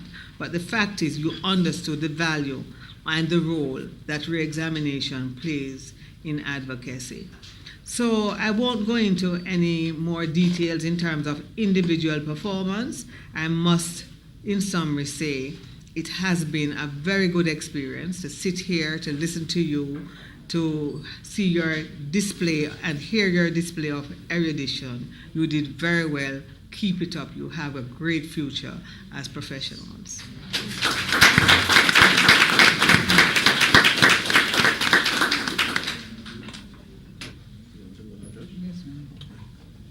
I don't want to go at all.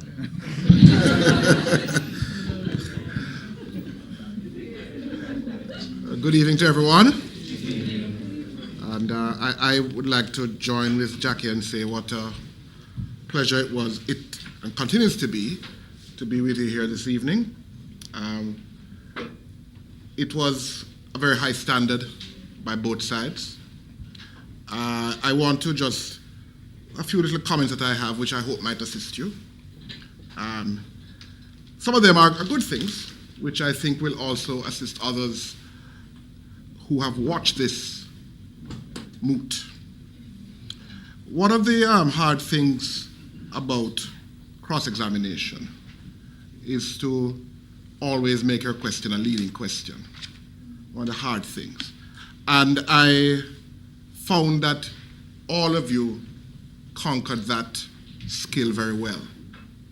I was particularly pleased to see the device that Miss Ferguson from the Bahamas used, where you kept on saying correct or not so at the end of every question, to ensure that you kept to that rule of making your questions all leading questions.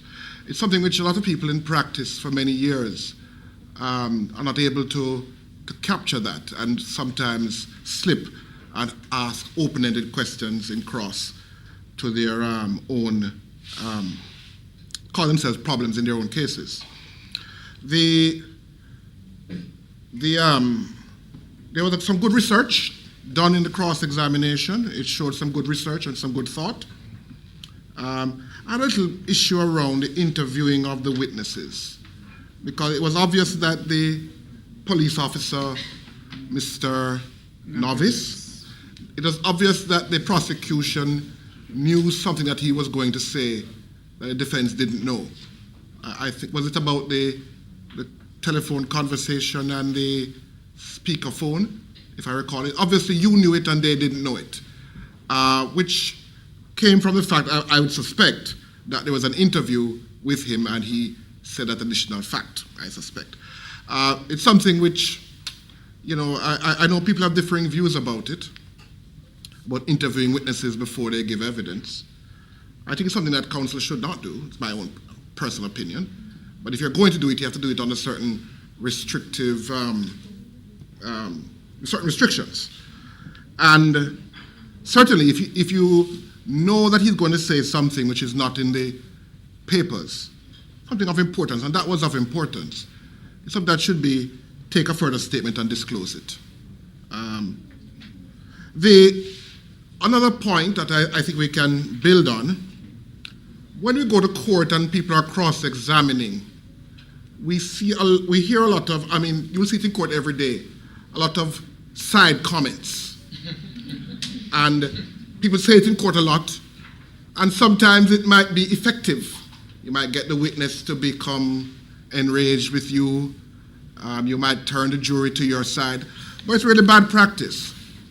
And since at the law school we are teaching good practice, we should avoid it. So, for example, the comment about woman husband, and comments like, you would expect the jury to believe that, which is really an argument, something that we must avoid. I say it because I know you go to court and see it happen every single day. But it's wrong when they do it in court, and we must also not practice it. But everybody had a very calm and courteous style, and I think that tells a lot. If somebody had come in and had viewed it, they would think that they were seeing counsel who had had many years' practice. I think that they would have thought so. So it was really very good.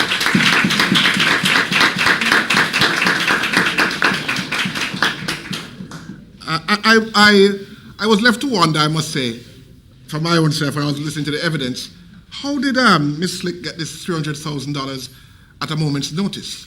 I wondered about that. And I thought somebody was going to touch on it.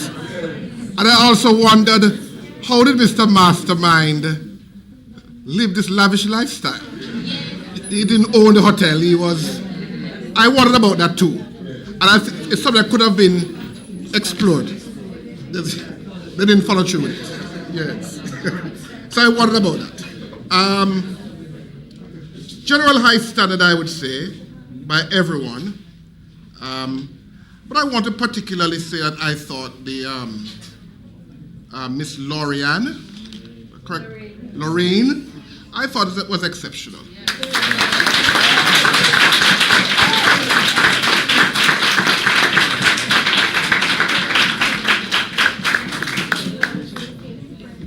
And those are my comments.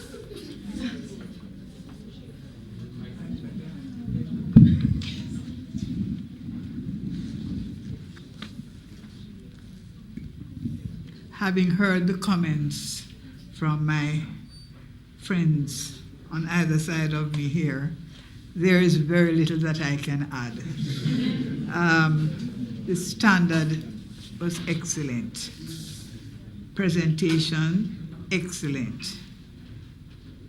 Everyone controlled the witnesses very well, both in examination in chief and cross-examination. I was very pleased, particularly at the examination in chief, because it is an art that I really enjoy when it is properly executed. And I noticed nobody led any of the witnesses. The evidence was properly elicited.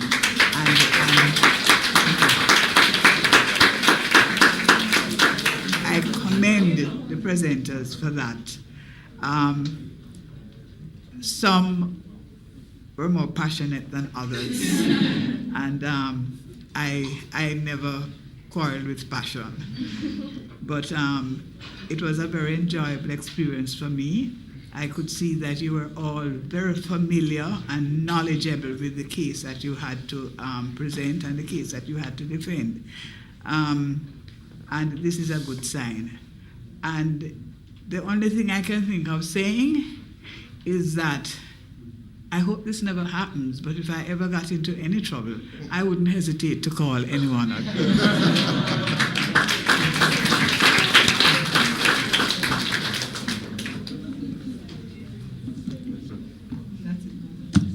Oh, the decision. You going to announce it, Jackie?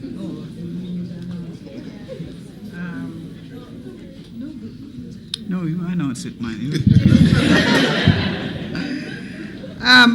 As we indicated, we thought the two teams did very well, both in terms of preparation and presentation, and the scores for the two schools were very close. In fact, when we do an average of it, it's about 3 or 4 points difference. But at the end of the day, we gave the winning score to the Hugh Wooding.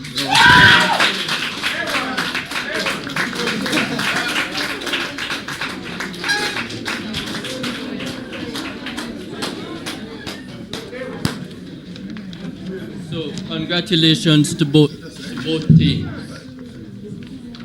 There will be a vote of thanks, but I wish to acknowledge a few persons and their contributions before that vote of thanks. First of all, my student moot chair, Ms. Alicia Lawrence.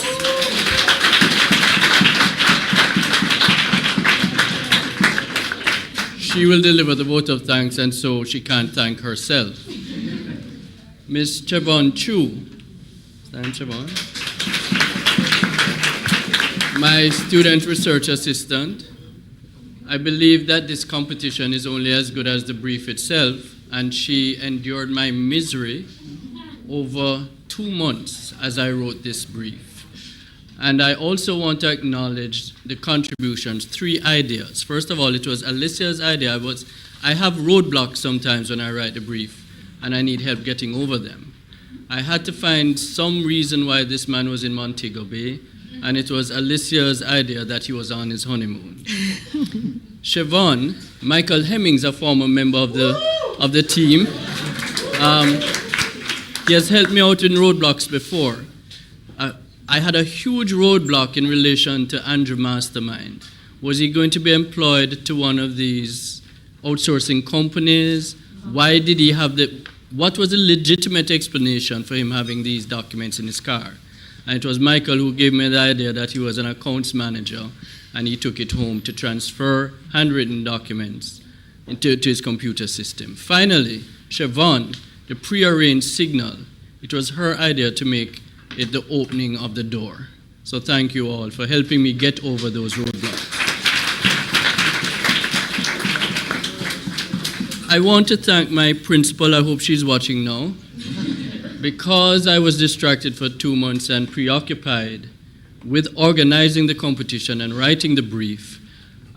Some of my acting senior tutor duties were not being adequately addressed, understandably so.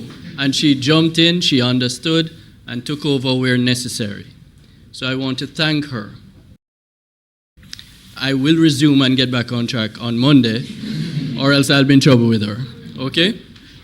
I want to welcome specially the coaches for both teams, Mrs. Carla Card-Stubbs for the Eugene DePruge Law School, and Justice Brown Antoine for the Hugh Wooding Law School. And the only other persons I wish to I just came up with the Margaret Ford family. Mrs. Samuels Brown asked if there's a team behind the team. Certainly in our case, past members of the Margaret Ford teams come together as a family to support present teams. And there's a family right in the back row right there. So we actually send emails regularly to the family, and the team sends emails to them regularly, and they come in and support the team through thick and thin. So I want to acknowledge the Margaret Ford family. And our present team will become part of the family next year. It's growing and growing. I also wish to thank the consultants to the team. Mr. Peter Champagne for the Eugene DePruge Law School team. I invite persons who I know will give it their all, and I knew Peter would give it his all. And the reports I have are that he did give it his all. Mrs. Andrea Martin Swaby.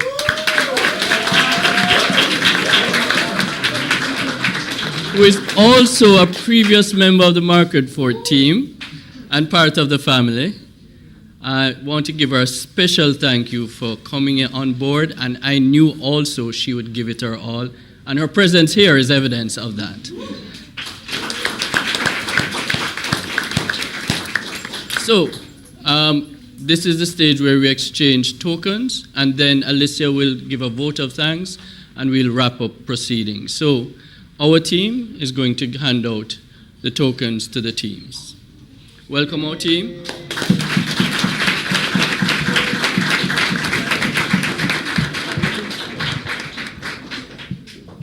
And let me depart for just a minute from being the hard taskmaster and acknowledge that my team has tried and has given 100%.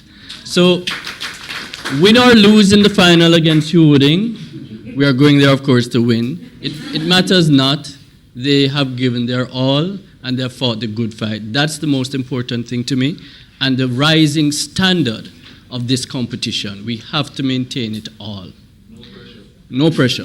No pressure. And Mrs. Carla Card Stubbs.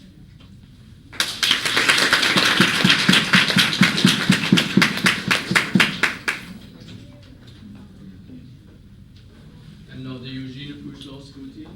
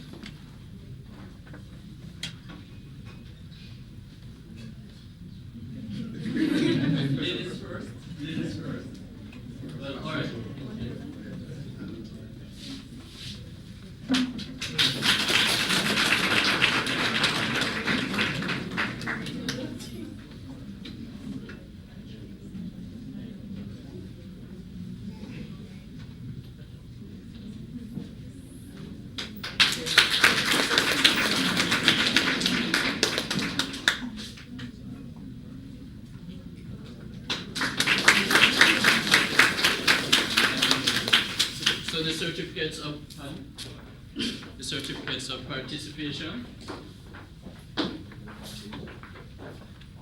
This is purity.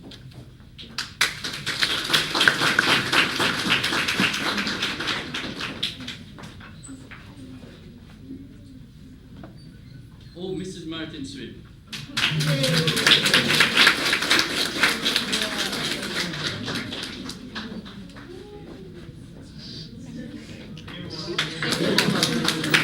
And now, Ms. Lawrence, the vote of thanks. Thank you. Ladies and gentlemen, my name is Alicia Lawrence. I am the Mooting Library Chairperson, and it is my job this evening to deliver the vote of thanks. The semi-final of the annual Margaret Ford Inter-Schools Trial Advocacy Competition is now at an end.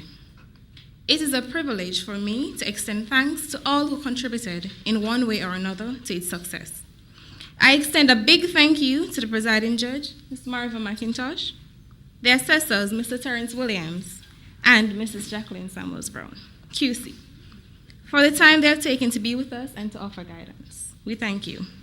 To our sponsors, National Integrity Action, a big thank you for your support in this year's competition and for getting involved in the fight against corruption.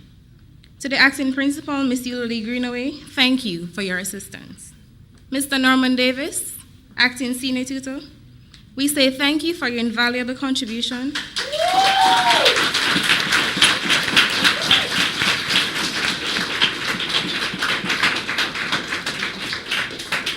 And for all you have done to ensure the seamless execution of the semifinals. I say a big thank you to the assistant registrars, Mrs. Salmon, Mrs. Aarons, for accommodating and anticipating my requests. I extend heartfelt thanks to Ms. Georgia Johnson, executive assistant to the senior tutor, and Ms. Chavon Chu, student research assistant to the acting senior tutor, for your assistance. To our videographers from MITS, I say a big thank you for capturing the proceedings. Mr. Antoine Cottrell, thank you for designing the program. To Ms. Smith, Ms. Buchanan, and the rest of the support staff, thank you. To the caterers and the various providers, thank you. To the administrative and the library staff, thank you for graciously assisting the teams as they prepared. To Mr. Jackson, thank you for your transportation team. To the jurors, witnesses, liaison officers, bailiffs, and the ushering committee, thank you for your dedication to this exercise. It is greatly appreciated. To our teams, Hugh Woodin Law School and the Eugene DePuge Law School, we applaud you for a splendid display of advocacy today. We say congratulations and a job well done, for your hard work is evident.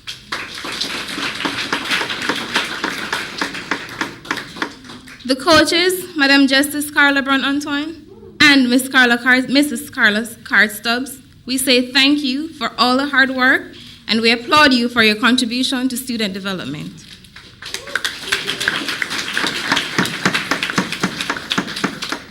To the consultants, Mr. Peter Champagny and Mrs. Andre Martin Swaby, thank you for the role you played in assisting the teams as they prepared for the competition. Finally, a warm thank you to the audience for those who showed an interest and stayed until the end. Thank you, thank you, thank you.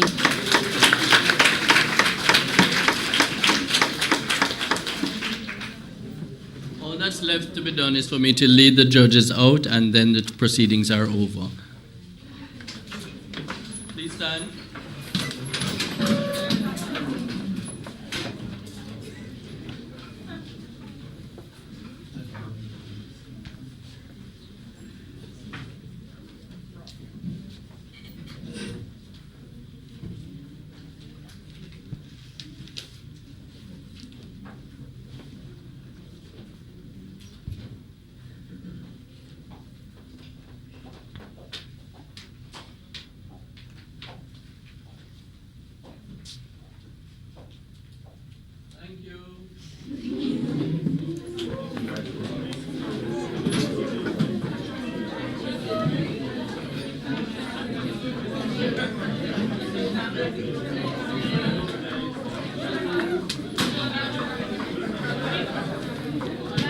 My squad.